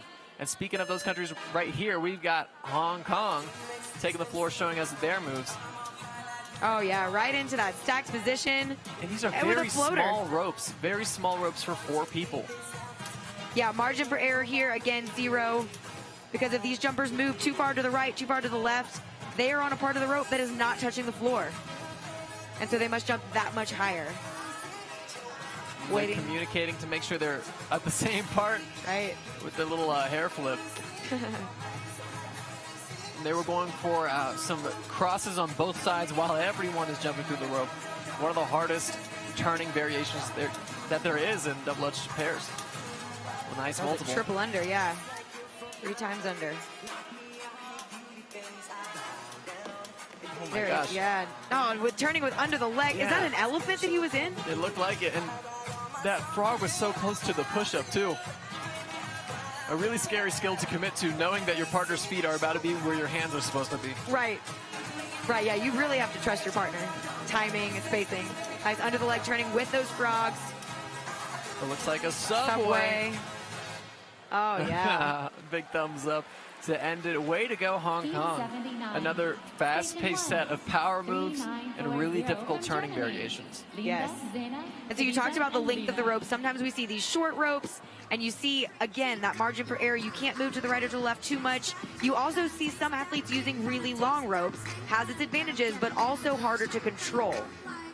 Oh, yeah, nice job there, turning. And you could see the ropes even when they were losing that shape. That's when they were hitting the feet, hitting the other rope. But they still managed to get through without missing. Yeah, they fought through it. Welcoming now to the floor, we have a team from Germany entering with a nice 3/4 front flip. There we go, with a buddy frog. So these turners, watch them. Remember, don't just watch the jumper, watch the turners. Ooh, switching places during the frog. Another skill that's pretty scary to commit to, right? Because you were going underneath of your partner while they're doing a handstand. Yeah, their feet are awful close to your head. And their feet are about to snap down. Germany's making their way back into the ropes here. Oh, yeah. Nice. Double unders with the cross, double unders under the leg, every form of double under. All in sequence, too. No jumps in the middle. Nice little power combo there. Push-ups done perpendicular to the ropes, making it that much more difficult. That was a really nice power move. Just barely caught on her hands there. Looks like, yeah, nice split frog stack. I'm always impressed when the athletes are able to jump over the rope from the split position, right? They're pushing off of just that front heel and their back toe and a little bit with the hands to get all the height they need. Right, absolutely. And we've seen that quite a bit in this competition with a nice ending here from Germany. Great job, ladies. Heat 79, Station 2. Definitely had some highlights in that one. I loved when they did the frog and switched places. Yeah, that one right there. Right here. That's exactly what I was talking about. And with smiles. They weren't even nervous about it. Looks like here, yeah, we'll see this really difficult power move. Barely snags, you can see right there on her hands. Another move that's just full of trust, right? Because when you're doing the handstand, you can't see your partner behind you, and you have to just trust that they're going to catch your feet. Here we go. Yeah, and you know, we've had some close calls there where feet have pretty much slammed into the ground. All right, we've got the United States of America. We got Marcus, Patrick, Case, and Lucy starting out with a big trick. One arm frog together into two hands. Great control of the turning so far. Oh. Leaping over that rope and landing on the hands. And all of the jumpers here are involved. Notice everyone has the handle and they're all working together. And they're exchanging those handles. Great Nice. assisted front flip. Super high landing. Another subway there. Well executed. Very smooth subway. You can see the turns working hard to make sure that low jumping is as smooth as possible.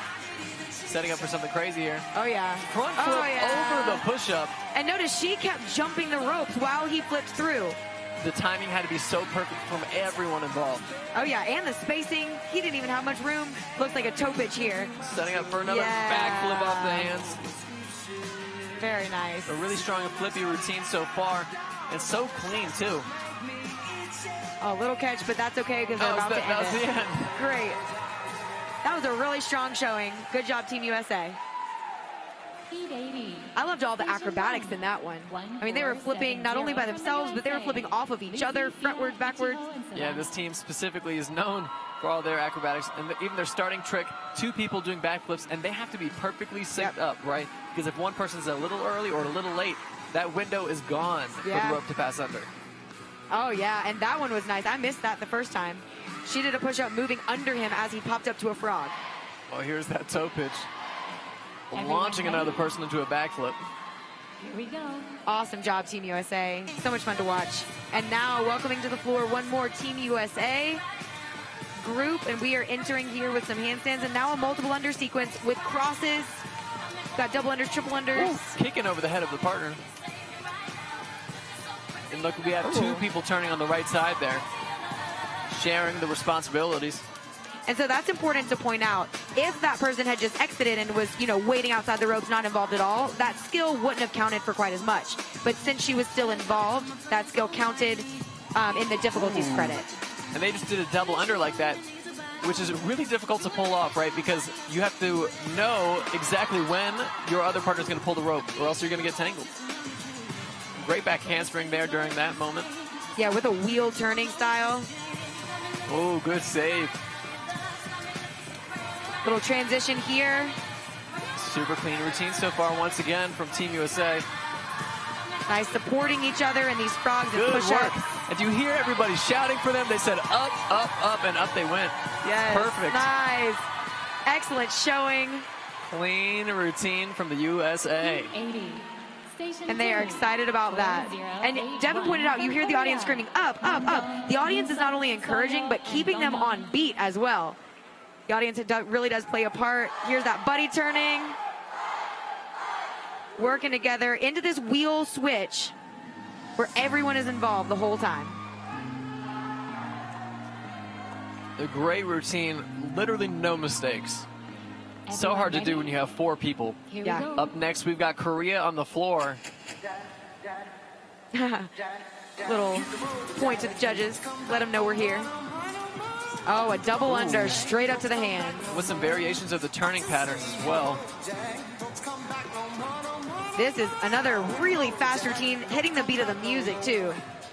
And getting in and out of the ropes that quickly is a task as well. Everyone was jumping over the ropes at the same time. Oh, getting those crosses through a difficult task. They're There turning they the go, ropes right together. back in.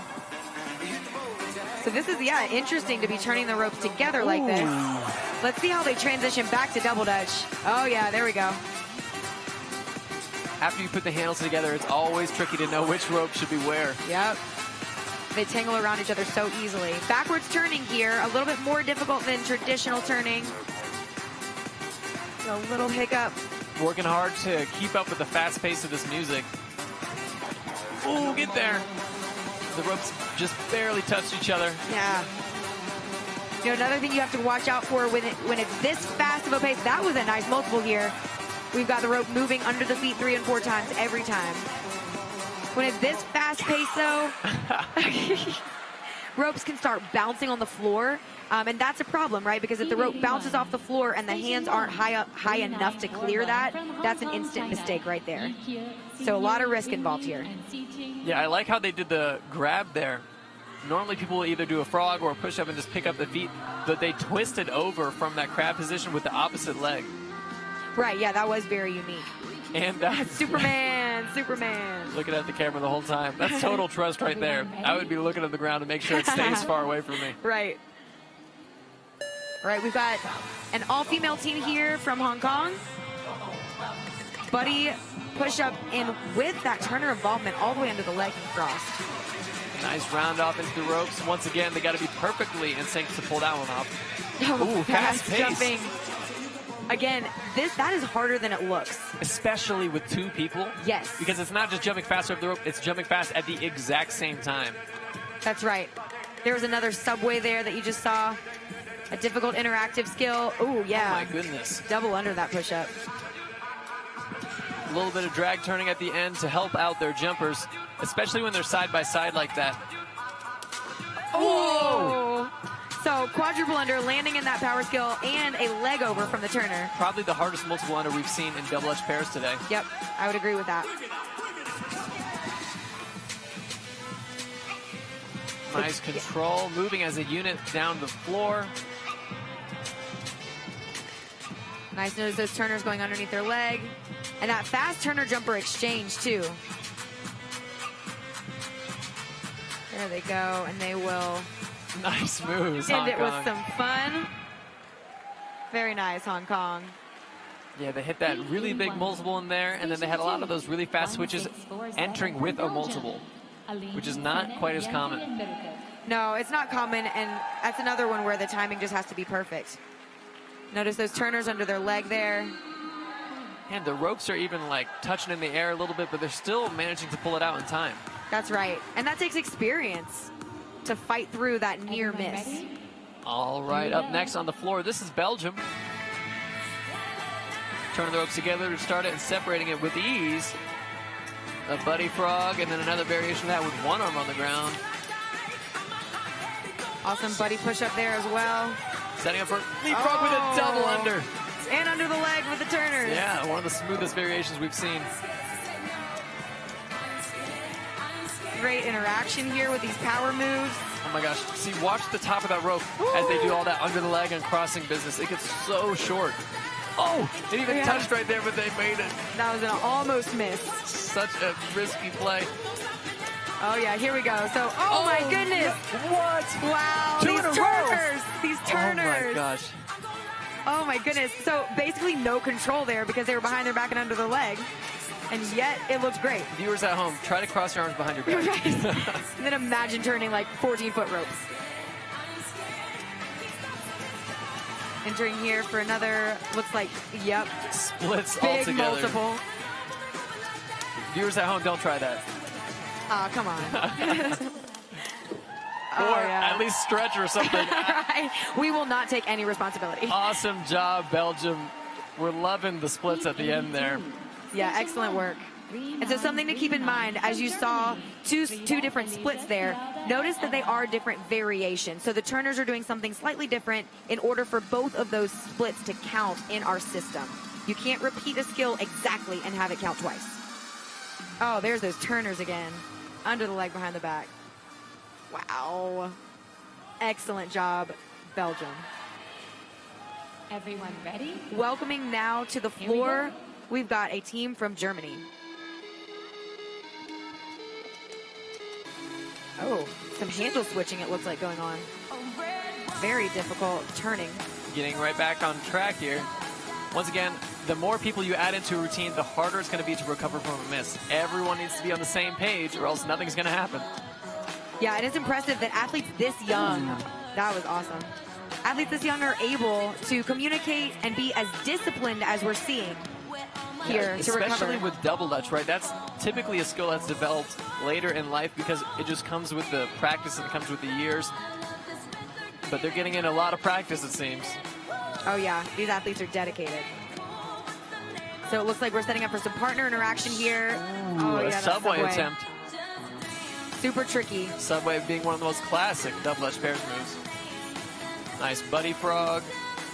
Going side by side.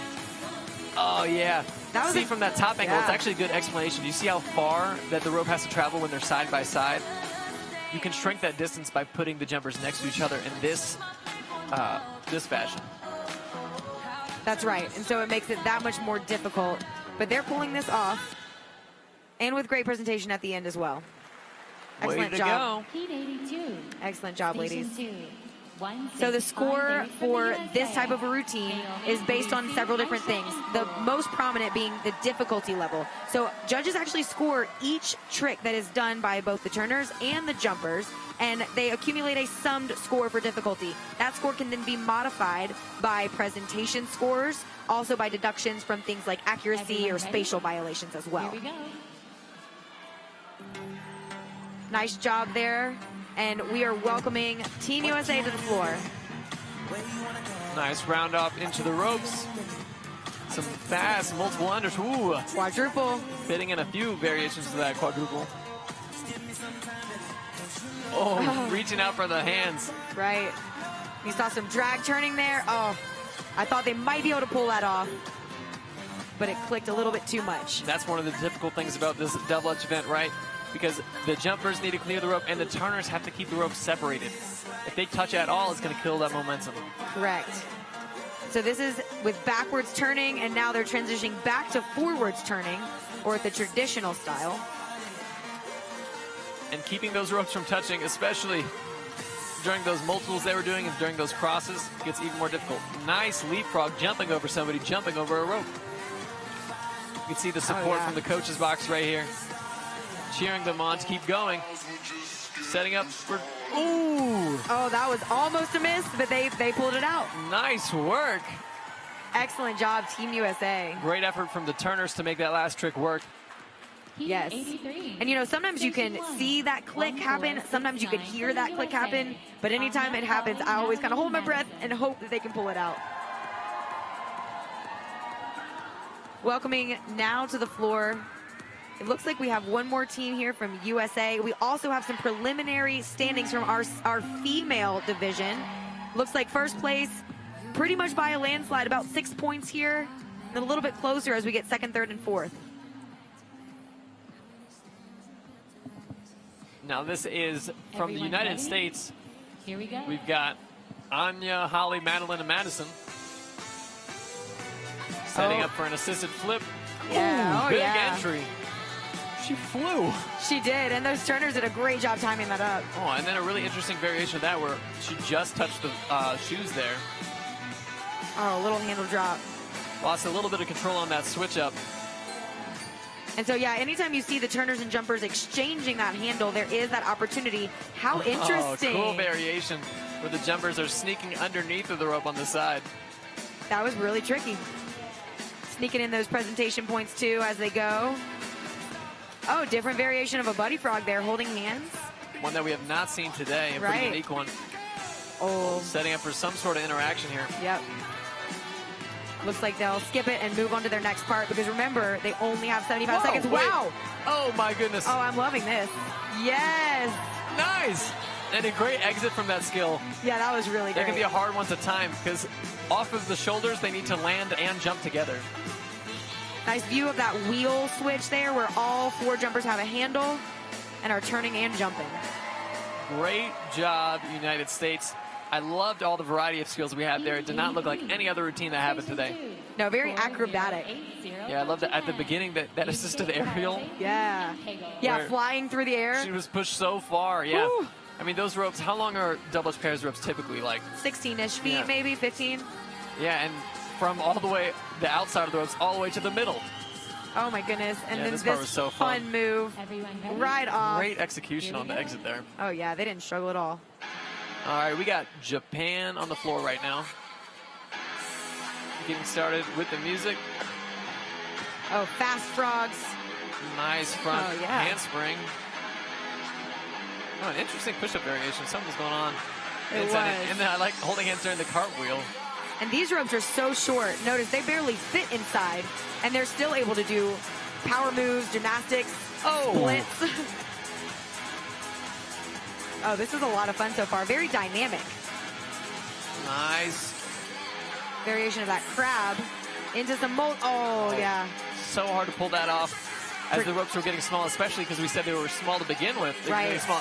No! An aerial over the legs of the partner and over the rope. Nice back handspring out of nowhere. Setting up for another aerial. Nice work there. They're pulling the rope so tight, creating those pictures. Notice Japanese jumpers often do these pull-aways where they'll pull the ropes through, pull them away, and then back to the jumpers again. So much fun. Excellent style on the ending, too. That's going to help with their presentation, which does affect their score. It sure does. It actually can modify that score by up to 60%. So it can have quite a big impact. Beautiful front handsprings there. Yeah, into that hand-holding cartwheel that we love. And then that aerial, that was so close. And the ropes being short, right? She was going underneath of one of the ropes. So she needs to go high enough to clear a rope, but then still low enough that she's not kicking the top rope out of the air. Right. All right, on the floor, this is the United States, Ari, Barrett, Gabrielle, and Katie. Starting out with a subway, a very difficult interactive skill. Very strong. You'll see that drag turning from the turners, just making sure they get those ropes underneath the hands. And the long power sequence, oh my gosh, going for the blind turning. Yeah, really difficult. Looks like a switch is happening during the power moves. Looks like everyone jumped a little bit there. Oh, that buddy frog again with the hand holding. Like that variation. Oh, some fast doubles and quads there. Crossing the arms too. Remember, those ropes have to stay separated. If they touch at all, they're going to miss. So crossing the arms while keeping the ropes separated. Pretty risky. Really even hard to picture in your head. Right. Oh, nice wheel switch. Very dynamic, all moving around each other. They're taking up that space very well. Yeah, putting on a show too. Oh, yes. Rushing in to get that handle just in time. Ooh, a TS. TS fighting for it, and they made it work. Nice assisted flip there to finish it off. Great work. Excellent job, Team USA. Yeah, they hit all the big ones. That TS at the end, they had a fight to make that one work. Right? Yeah, and so when your arms are behind your back and you're trying to turn these really long ropes, you have basically no control. Yeah, this is such a good power sequence. I mean, it's like, what, 16 counts long? We've seen maybe 5 or 6 in most other routines. That's a good point. These girls are just going. They're showing off their strength. Here we have that wheel switch. So turners become jumpers, jumpers become turners. It looks so cool the way that rope was switching all about. Yes. And they did a great thing by doing that one blue rope and the one white rope so you could really see that switch happen. Yes, absolutely. And you know, that's on purpose too. We're all trying to paint pictures, put on a show here. All right, up next, taking the floor. This is going to be Hong Kong. Starting off with that side-by-side formation again. Just so much distance to cover, but they're making it look easy with these crosses. Goodness. Wow. I cannot believe they made it through that insane combo. On the left side, that turner was putting in work. Oh, look at those pull-aways, so fast and rhythmic. Still with the variations on the turning. Oh my gosh, these multiples are fantastic. Yeah, so crisp. Oh, that one was going to be a cross quadruple landing under the leg. So tricky to pull off. Backwards turning here. They're doing so much, it almost sounds like a single rope trick. Right, it does. More crossing, fast multiples there. And so what you're seeing happening here is the jumpers are just landing barely too early so that they step on the rope rather than clearing the rope, causing that miss. Here we go, back in. It looks like maybe they'll try some of it again.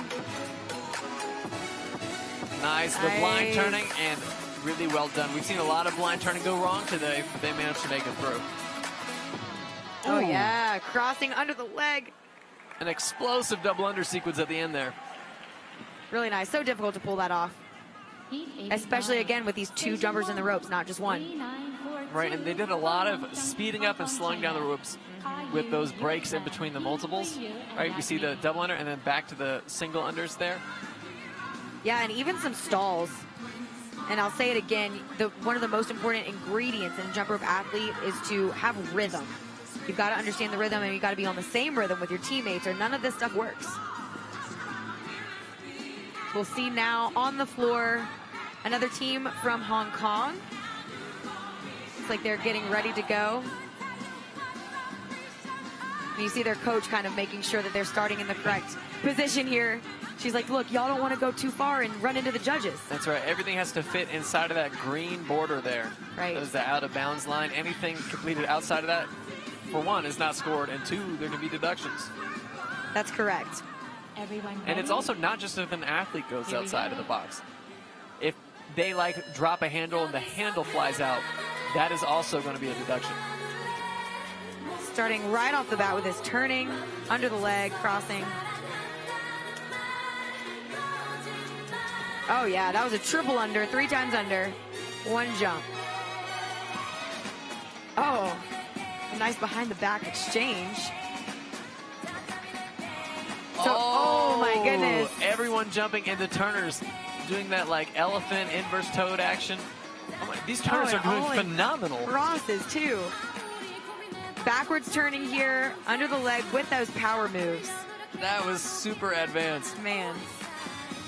So again, these judges are watching not only the jumper, but they're watching what the turners are doing and adding points for every restricted position that they hit. And they are hitting one every single time there's some action in the middle there. Right, taking full advantage of every jump here. A little quick point to the judges. Nice cross again on these power moves. Losing a lot of control every time they cross like this. Oh, a subway to end it. Yeah, they are excited about that. Nice work. Another routine, super packed with tricks. That one is going to be super hard for the judges even to keep up with. I mean, every single time a power skill is happening, there were 2 different variations happening on either side. Look at that. Under the leg with the double under leg with, it looked like almost a triple under. And then crosses. And then behind the back with the switch. And then all of this business. Yeah, this was crazy. When they go under the leg with the backward turning. Absolutely crazy. And you know, something else that we don't really think about a lot, these athletes have to not only create this routine, but then all remember it at the same time. Right. So complex. Like, how do you remember a routine when, like, most of the tricks don't even have names? That's a great point. It's like, yeah, you stick your arm behind here and just hope that the ropes work. Oh, so low on these ropes, too. Oh, my gosh. Goodness. Just barely clearing those push-ups. Backwards turning here, under the leg with a pull away.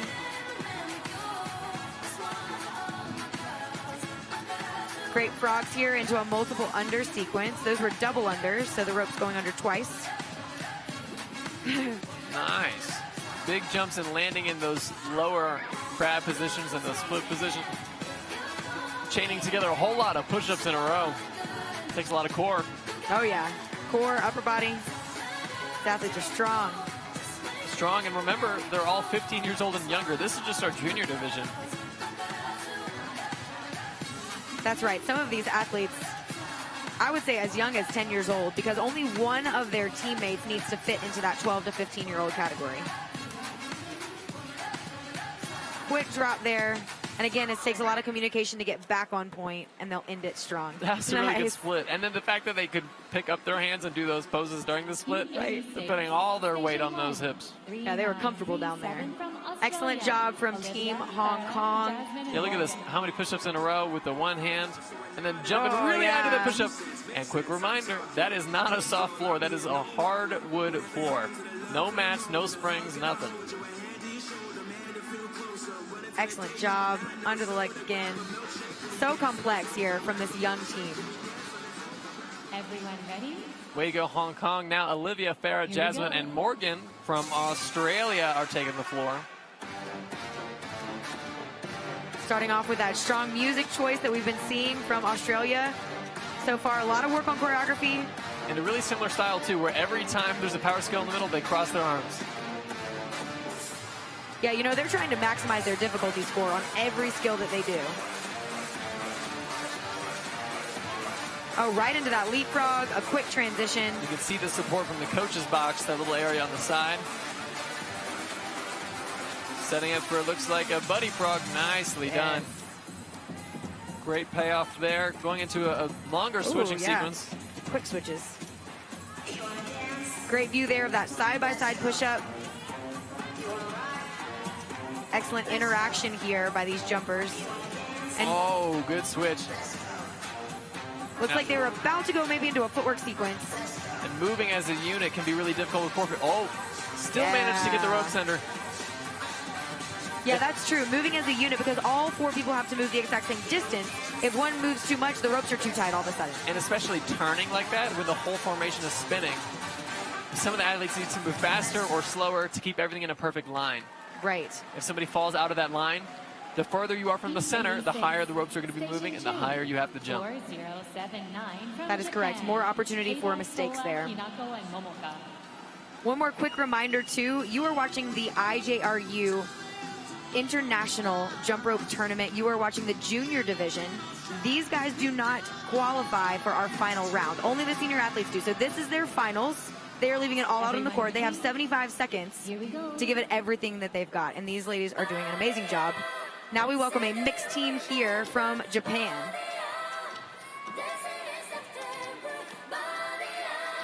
They're really fun cover of September. Right. Fun music here. And hitting that beat so fast. Oh, I love that little choreography point. Yeah, you can see the ropes were clinking a little bit there when they're touching each other in the air. And the closer the turners are to each other, the harder it's going to be to avoid that, right? So during a switch, when you have to move into the middle, that's a really dangerous moment for that. That's right. Another. Nice. Hitting the pose on beat. Yeah. Playing into that presentation score. Fast multiples there, all under the leg. Turners. I like that angle. So you see the double unders and you just saw feet flying around on the outside. Right. Oh, they made it. Let's yes. go. Come on, Japan. Nice fun. footwork. That was Steve's. So much harder than it looks there. Perfectly in sync. What a long chain of those speed jumps. Yes. Nice, they're waiting on that rope. Perfect timing. Oh, there we go. Oh, look, Really they're trying it helping. across. Really helping their jumpers get through their ending pose. Right on beat. Japan has been doing a great job of like hitting a formation and a pose at the end, and always with the music. Always with the music, yes. And always so much fun. You can just, their energy is kind of contagious. Just like that. Yeah, that was that tricky motion, right, where the athletes are moving in to make the switch happen. Legs flying all over the place during those double unders. Wow. Such high kicks there. Everyone ready? Woo. Way to go, Japan. Right now taking the floor. We've got a team from Hong Kong in the female division for the juniors. Already under the leg. And with that stall really there. Great movement for what seems like a very young team. Yes. Those stalls there that you saw, pretty tricky to pull off. You've got to control the ropes perfectly and time it up. Excellent job there. In a cross with these turners. And now the turners are jumping. Everyone's jumping. Everyone's involved. Big smiles. Yeah, presentation points there. I know those judges were smiling. Right. And yeah, sometimes that's the goal. Like, make your judges smile. Make them have a good time.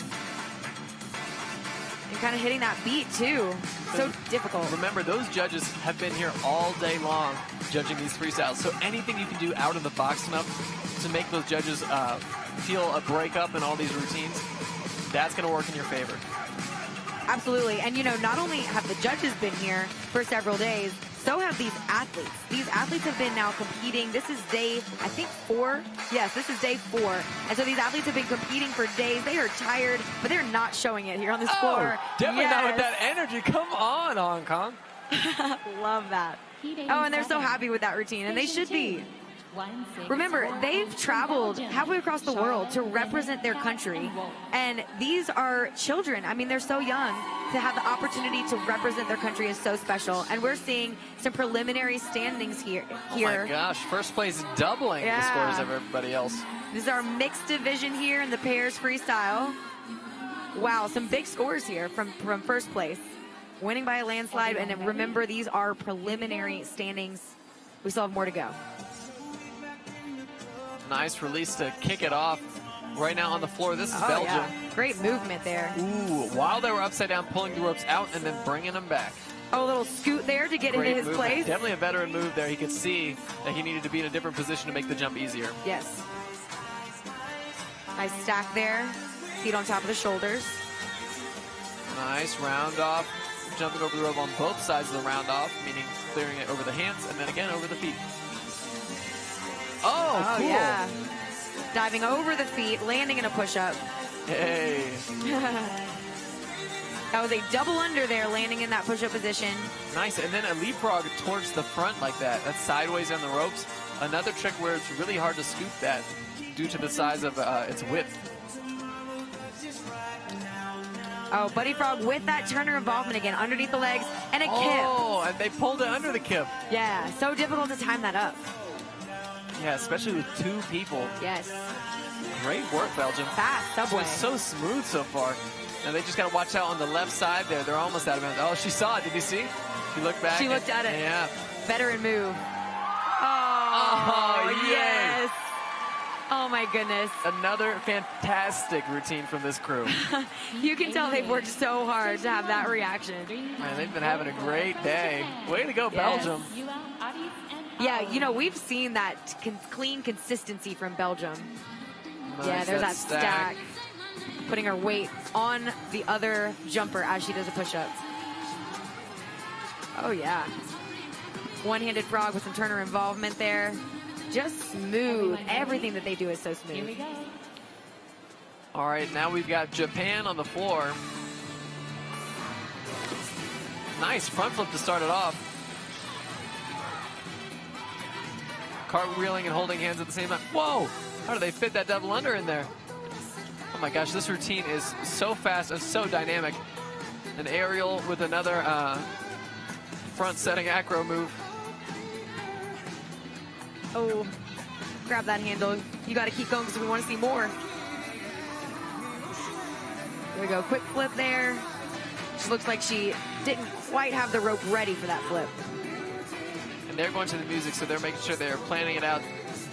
The Turners just did a front handspring. That was interesting. I like that. Oh, double under into this. yeah. Oh, and spinning around, and the kip went over the rope.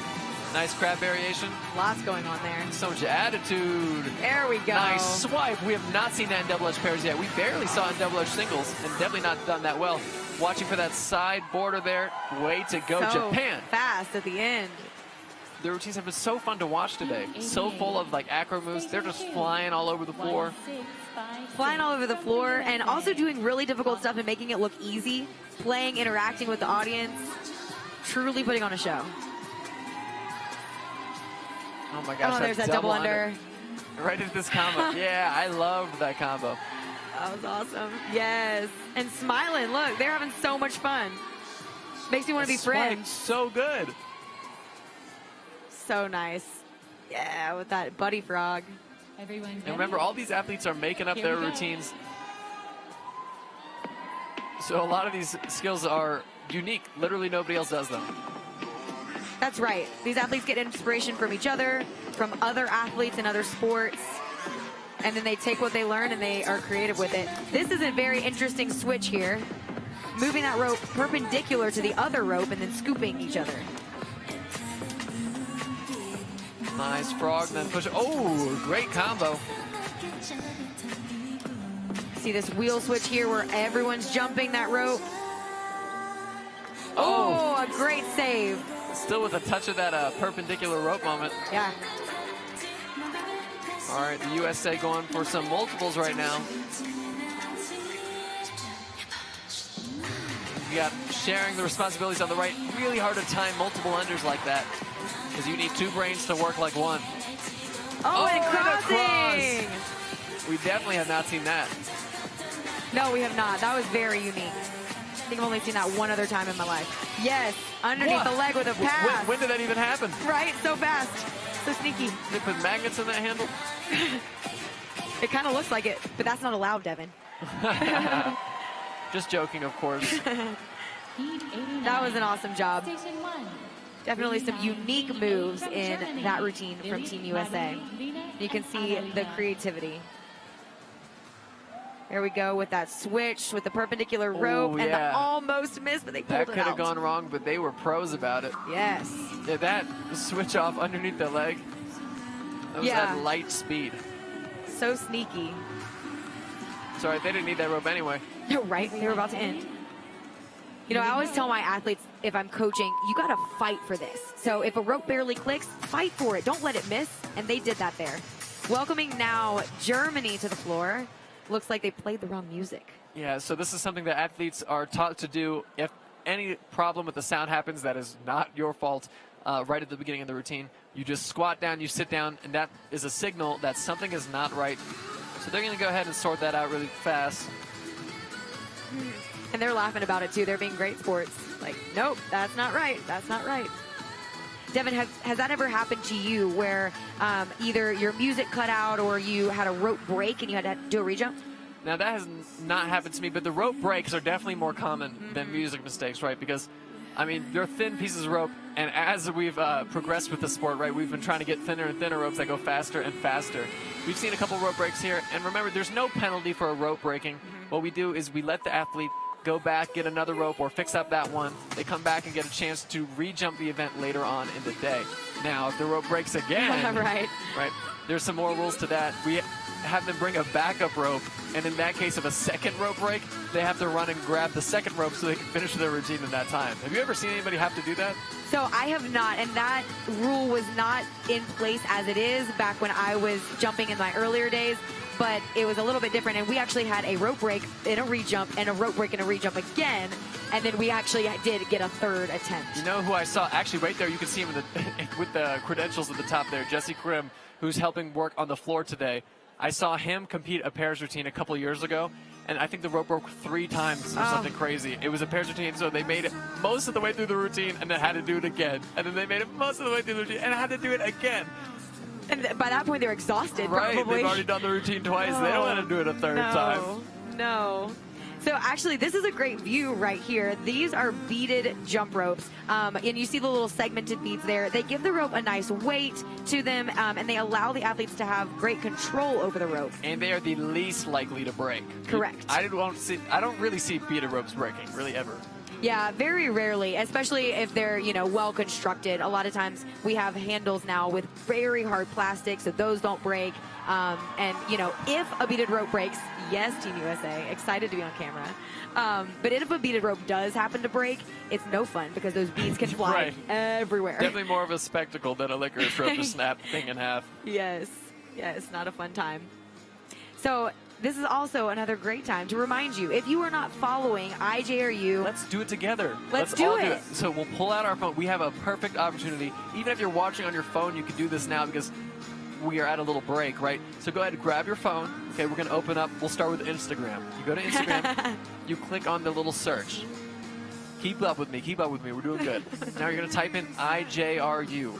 It should show up from that, but it's IJRU_jump rope. That's going to be our official IJRU account. You can go ahead and tap on that. It's got that blue logo with the IJRU letters on it. Once you're there, click on follow. All right, and you can see all of our posts from today and the last few days. I mean, we're only a couple days in, and we've already got to share so many great moments with you all. You can see the world records that were beaten there. Yes. We've already had world records beaten this week. You can see other great videos of athletes putting on a show. All right, looks like we're at a good spot to return to our competition here. That's right. Thanks for walking them through that, Devin. That was very kind of you. And also, guys, send that to a friend. Don't be the only one to follow this cool content. Send it to a friend. Share the love. Here we've got Hong Kong on the floor. And this is an interesting beginning. Looks like they're setting up for something cool. Also looks like they're maybe waiting for their music. I'm not sure if we have maybe some technical difficulties going on here. And if you're looking at these ropes, there isn't any rhyme or reason a lot of times to the designs. This is just a fun time where people get to show off their personality. Just a little bit of art. Yeah, There we go with the music. Going backwards with the turning to start it off. Oh, over the head over the turning. head. Super rare in this double edge event, especially Yes. with bigger ropes for double edge pairs. Triple under nice there. variation on the turning. Oh, yeah, under the leg with these power moves. Oh, a really good start. leapfrog. Oh, super close, too. I was a little nervous. Oh, an interesting stack variation. They didn't go from straight on. They went from the side, up, and then over to the other side. Yeah, even more difficult there. And notice he's turned in across, so his handles are switched. Into a switch there. And they'll kind of get back into it and regroup in, it looks like a wheel formation. So now everyone will be jumping these big giant ropes together. And in order to do all the wheel tricks that they wanted to do, they need to make sure that the correct rope is in the back first. So that's what you saw happen right there. They're getting set up for success. Big multiple there, landing in an under the leg. Nice double under entry. Oh, and a floater. Oh my God, that was so fast. Right. Almost missed it. Hope How do the they even judges have caught time it. for that? Oh, a quadruple under, landing in a split. Nice job from Team Hong Kong. Excellent work. Yeah, that floater was bananas. Oh yeah, so fast. I hope the judges caught it. I'm sure they did. They've trained a Oh, lot. I bet they did. I think they're seeing more than me, if I'm being honest. I think so too. They really have trained so much, and there's that crazy turner involvement. And a nice view there of that under the leg turning. Yeah. So intricate. Oh, there's that Oh floater. my gosh. I don't even know if that was the same one. Was that a different one that we missed? I don't know. It very well could have been. Ready? Here we go. Fantastic display. Up next, we've got Canada taking the floor. And this is the Double Dutch Pairs Freestyle event. 4 athletes on the floor sharing some Double Dutch ropes. That double leapfrog, very tricky because, again, you have to time up those ropes to be out of the way by the time those feet land. You have to time up your jumps over the turners together, right? Right. If anybody's a little bit off, that trick doesn't work. Great motion going on the left side here. Setting up. Oh, yeah. No-handed split there. Going for a combo of a couple tricks right in a row. Always making it more difficult to chain tricks together. Here we go into a quick turner jumper exchange. Oh, I liked that. Jumping over the rope and the other person. Right. And keeping the rope out of the way, too. Here we go, setting up for another partner skill there. Kind of using her partner to put her weight on. Nice multiple under sequence. So those were a series of double unders. There we go.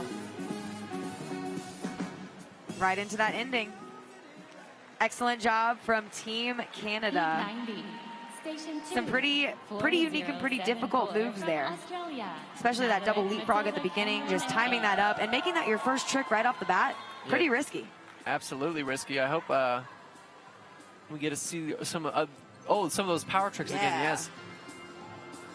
And some of those double unders. That's known as an up the ladder right there, where one arm is up, one rope is up, and one rope is down. And these tricks are going to get increasingly difficult as we add people in the ropes, right? That's just more of a chance of missing.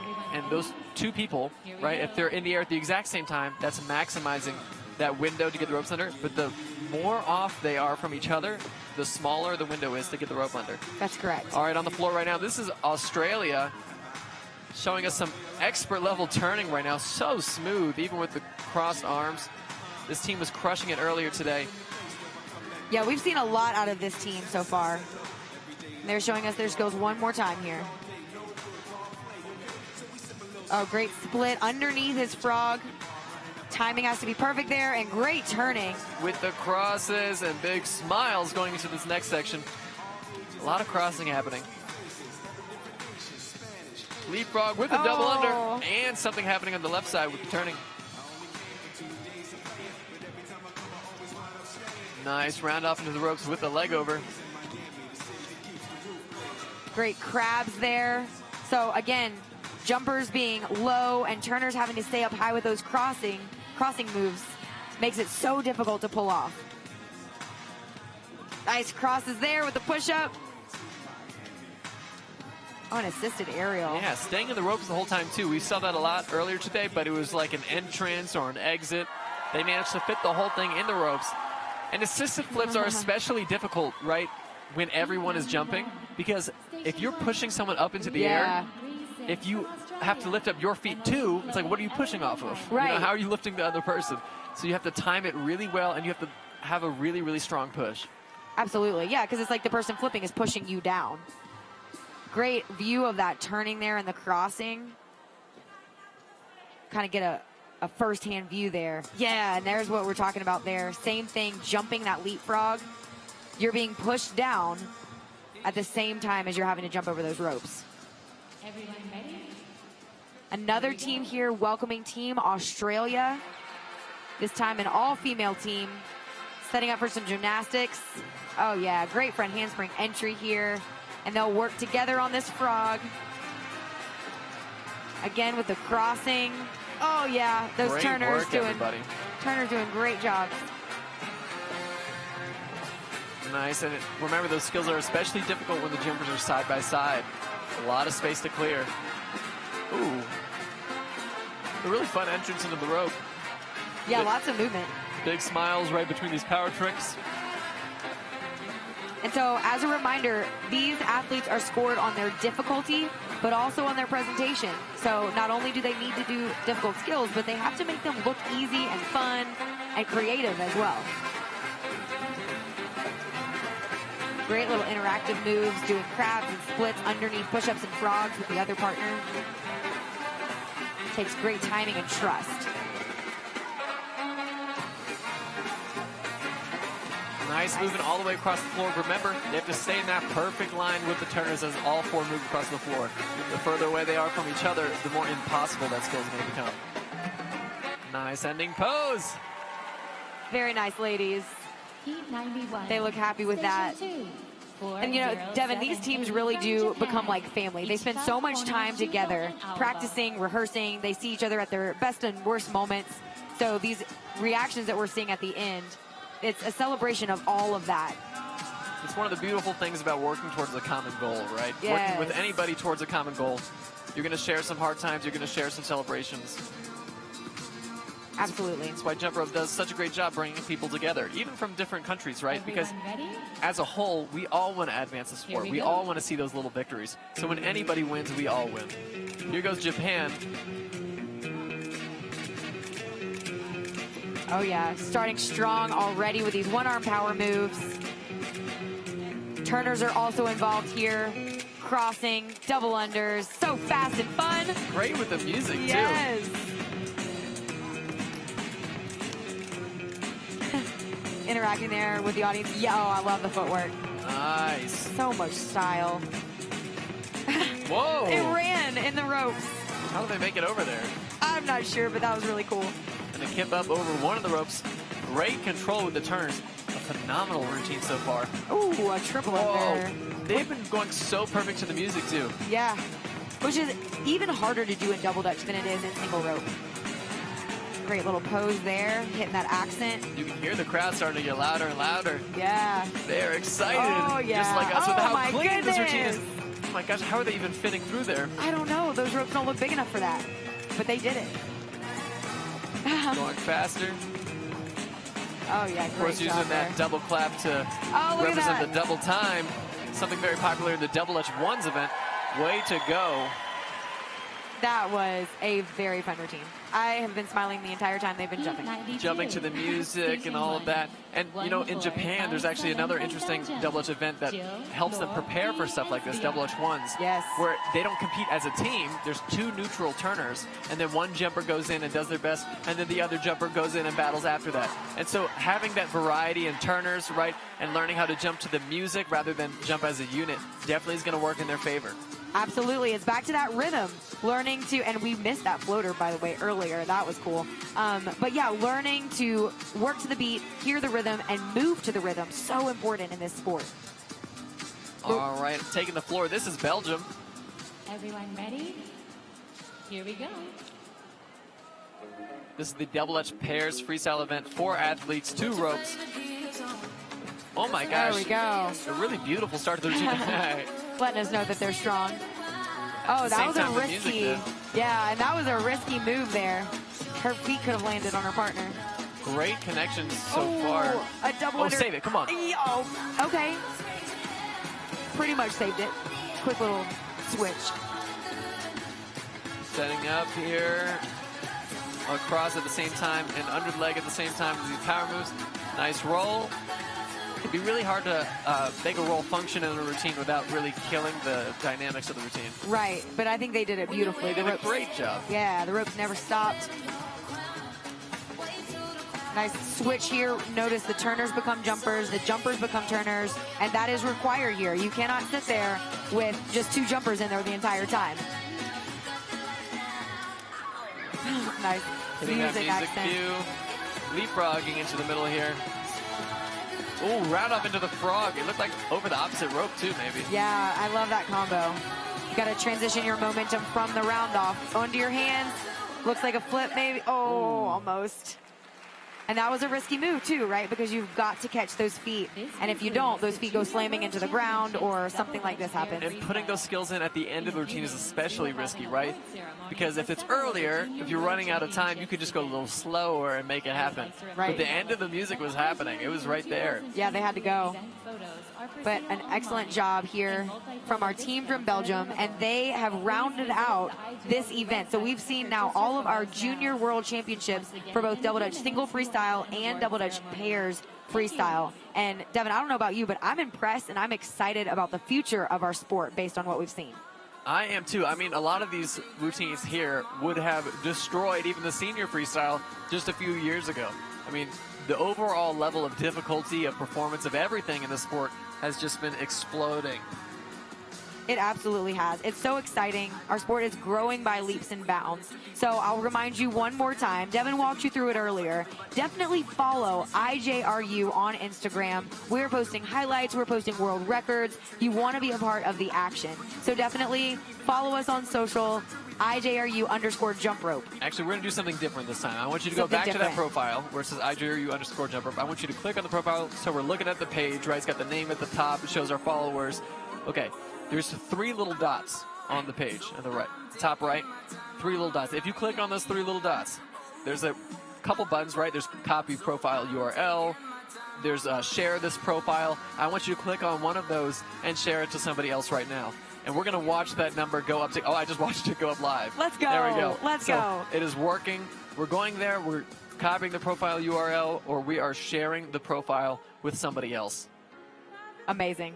I think if everybody on the stream does that, I think that we'll reach our goal of 10,000 followers by the end of this week. All right. So up next, what you are going to see in the next few minutes is a medal ceremony. And very exciting is that Mike Fry will be hosting this medal ceremony and passing out medals to our athletes. We're also going to be seeing some highlights from the previous event as a way for you to enjoy all the action all over again. So certainly don't want to miss all of that fun. And here come our highlights. Yeah, the leapfrog's going over. Oh, that was a really interesting buddy frog too. I think I missed that one before with the arms really tangled. Oh my goodness, yeah. All these fun moments. Subway, the classic move. Oh, into that split and push-up. Forgot about that one. I think no matter how far we see jump rope advance, there will always be subway variations. Yes, absolutely. And you know, I think I was a part of the biggest subway ever. I can't remember how many people were involved, but I think it was around 20 in one set of double dutch ropes with one person going underneath all 20 of those push-ups. So yeah, never-ending variations.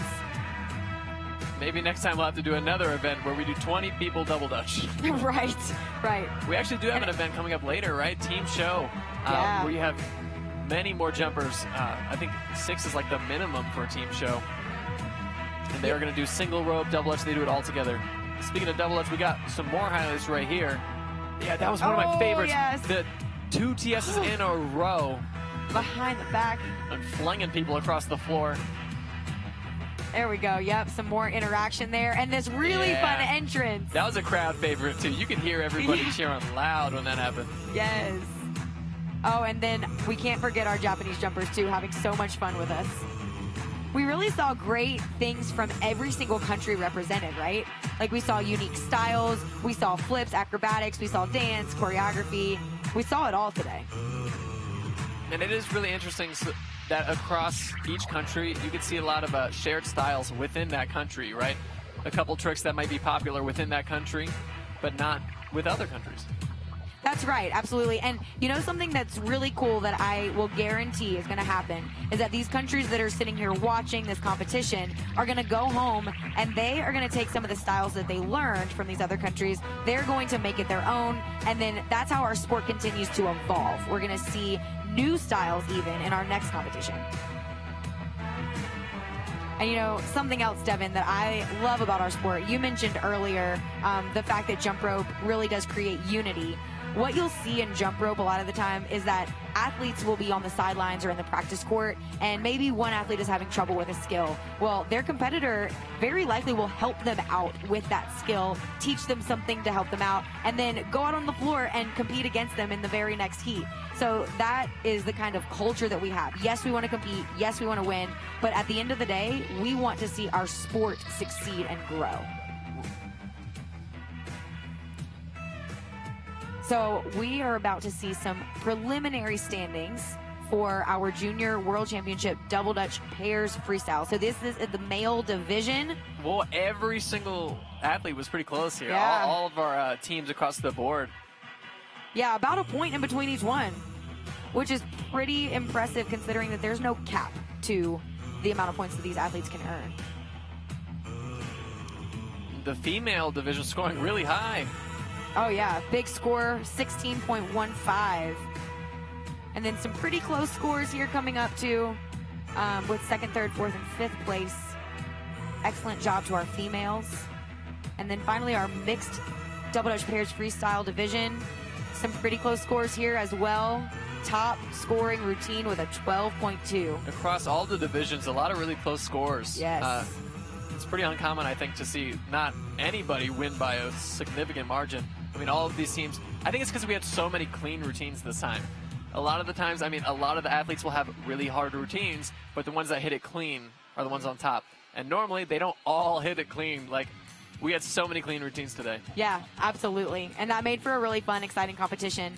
And you know, one reason why it's so important for these athletes to hit their routines clean is because they don't get credit for anything that they miss on.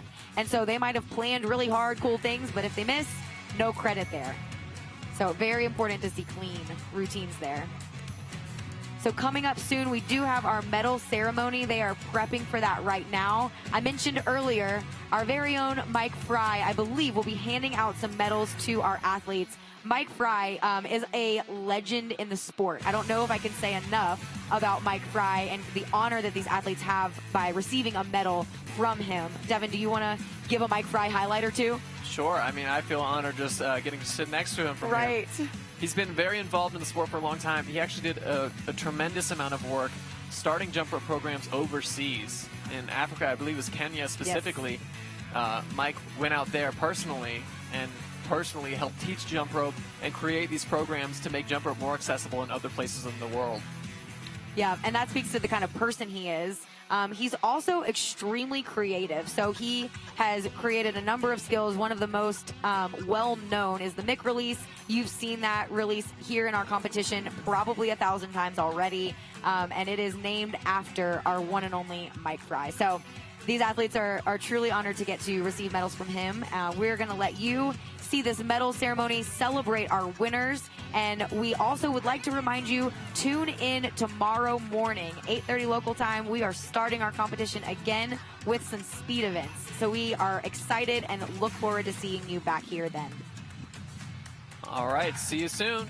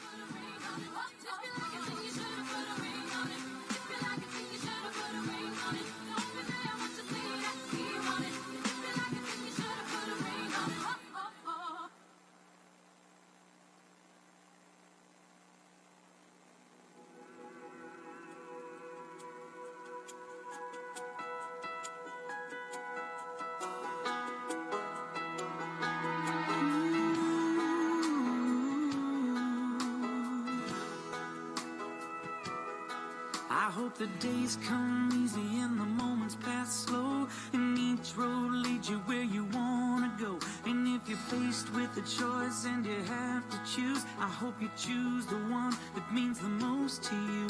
And if one door opens to another door closed, I hope you keep on walking till you find the window.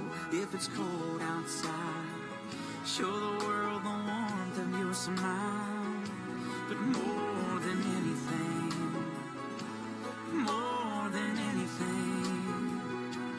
my wish for you is that this life becomes all that you wanted to. Your dreams stay big, your worries stay small. You never need to carry more than you can hold. And while you're out there getting where you're getting to, I hope you know somebody loves you and wants the same things too.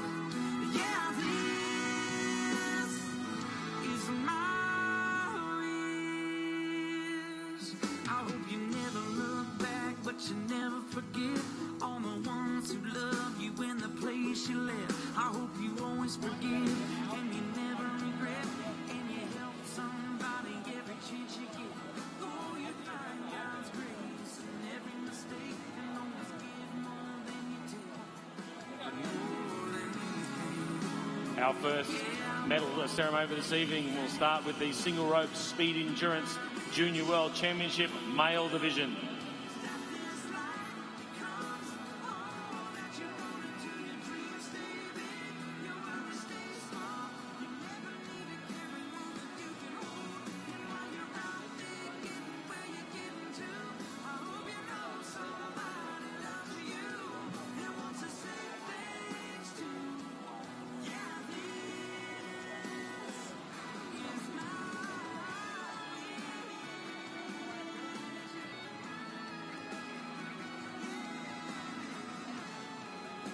The bronze medal goes to Hong Kong, China, Chuk Lam. The silver medal goes to Hong Kong, China, Chuk Hing. And the gold medal goes to Korea, Seo Jim.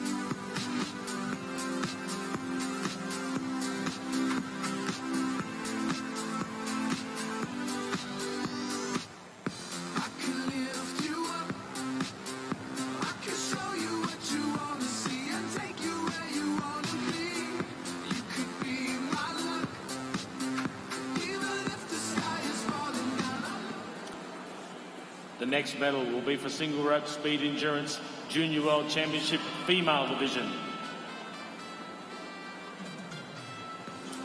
The bronze medal goes to Hong Kong, China, Hao Yi. The silver medal goes to Japan, Ryu. And the gold medal goes to Japan, Kono.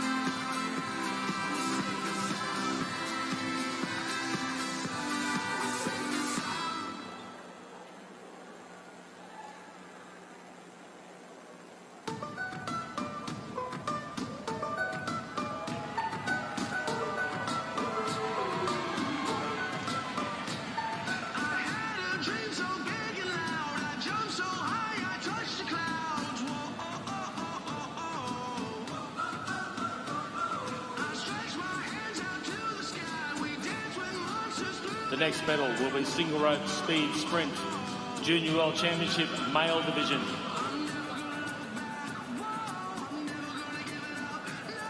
The bronze medal goes to the Korea, Min Sup.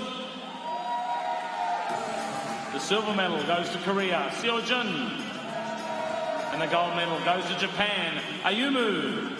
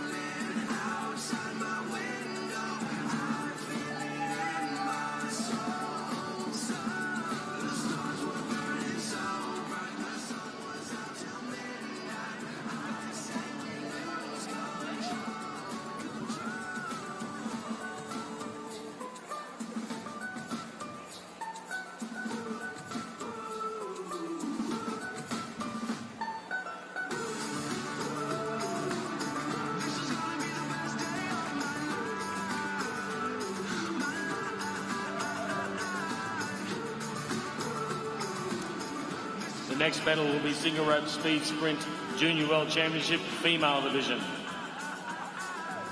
The bronze medal goes to Japan, Ryu. The silver medal goes to Japan, Sayuri. And the gold medal goes to Hong Kong, China, Hao Yi.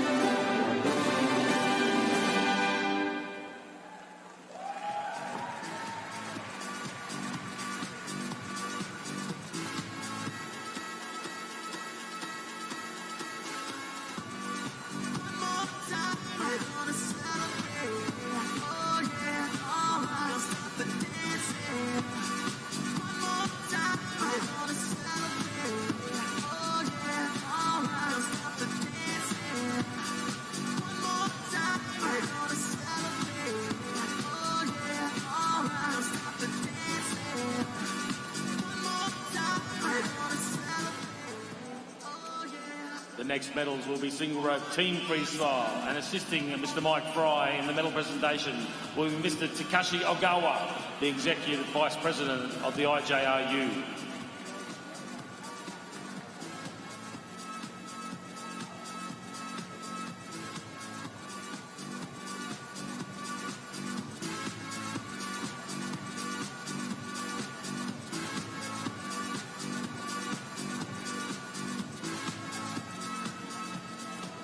The Junior World Championship single rope team freestyle mixed division. The bronze medal goes to Australia, Kate, Cameron, Maverick and Tilly. The silver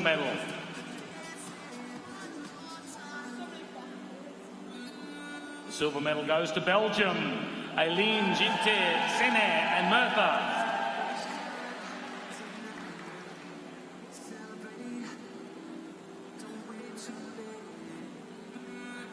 And the gold medal goes to Japan, Aoba, Shuto, Ichika and Kono. We're gonna celebrate one more time. One more time. One more time. A celebration. Know we're gonna do it right tonight.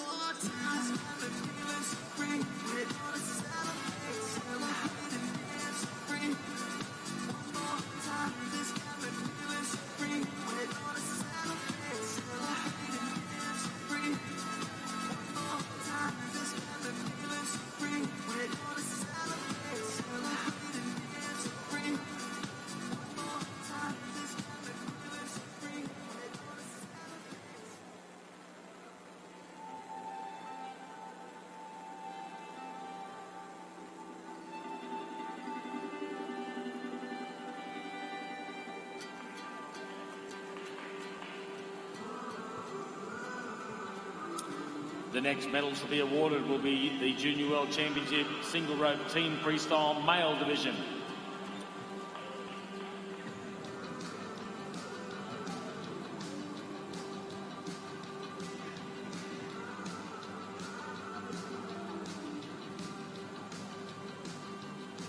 The bronze medals go to Hong Kong, China, Chuk Hing, Austin, Chuk Lam and Karlok.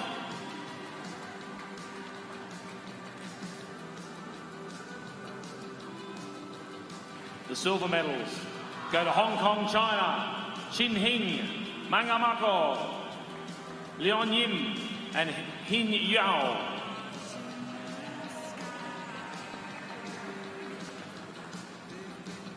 The gold medals go to Japan, to Tsukasa, Shitaro, Kinsharo and Yuki.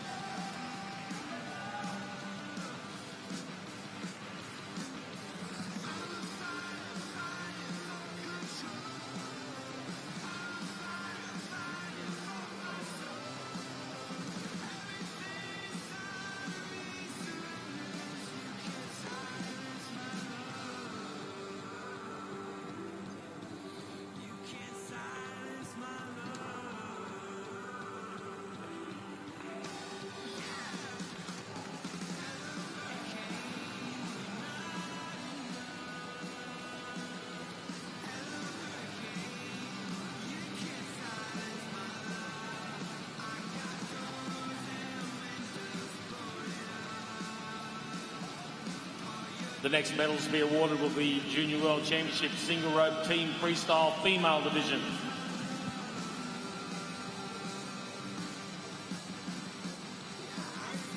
The bronze medals go to Australia, Elodie, Violet, Charlotte, Chloe and Emily.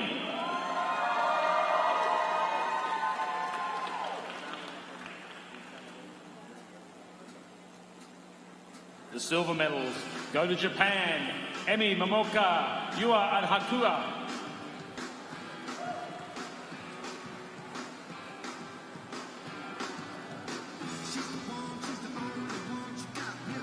And the gold medals go to Japan, Sara, Tsukino, Sakura and Sayuri.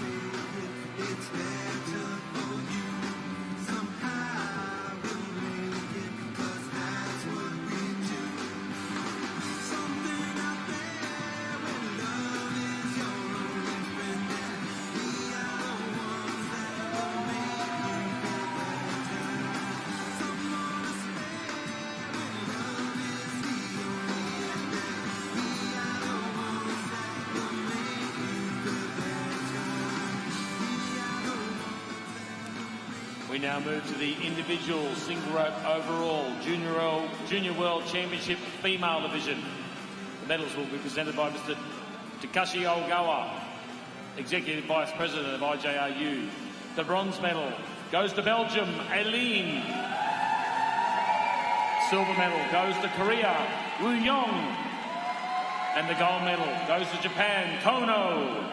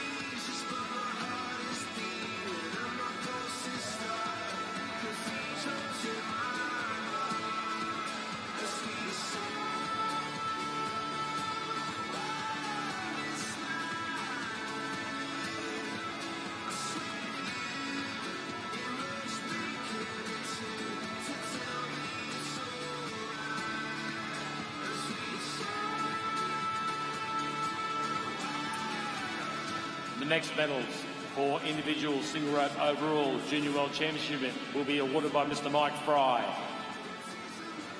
The Junior World Championship individual single rope overall male division.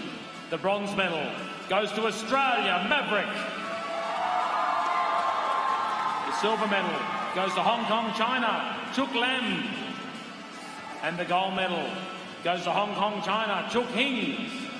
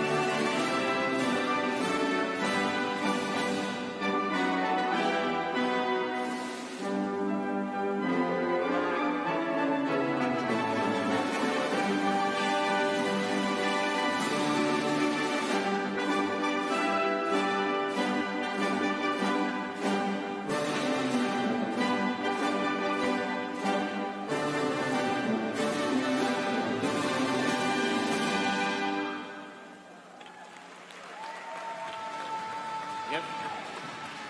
That concludes our medal ceremony. The IJRU is celebrating all of our winners by providing free awards pictures. Please visit the website to download yours now.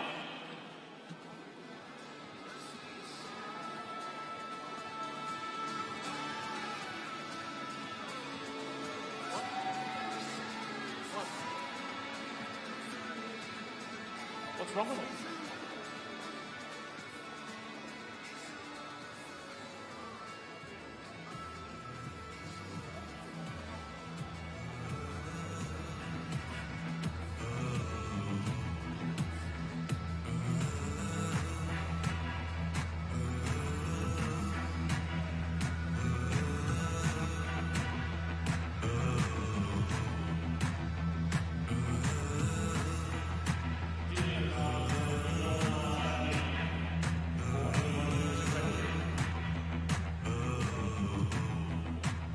That is the end of the day. Thank you very much. We look forward to seeing you all here tomorrow.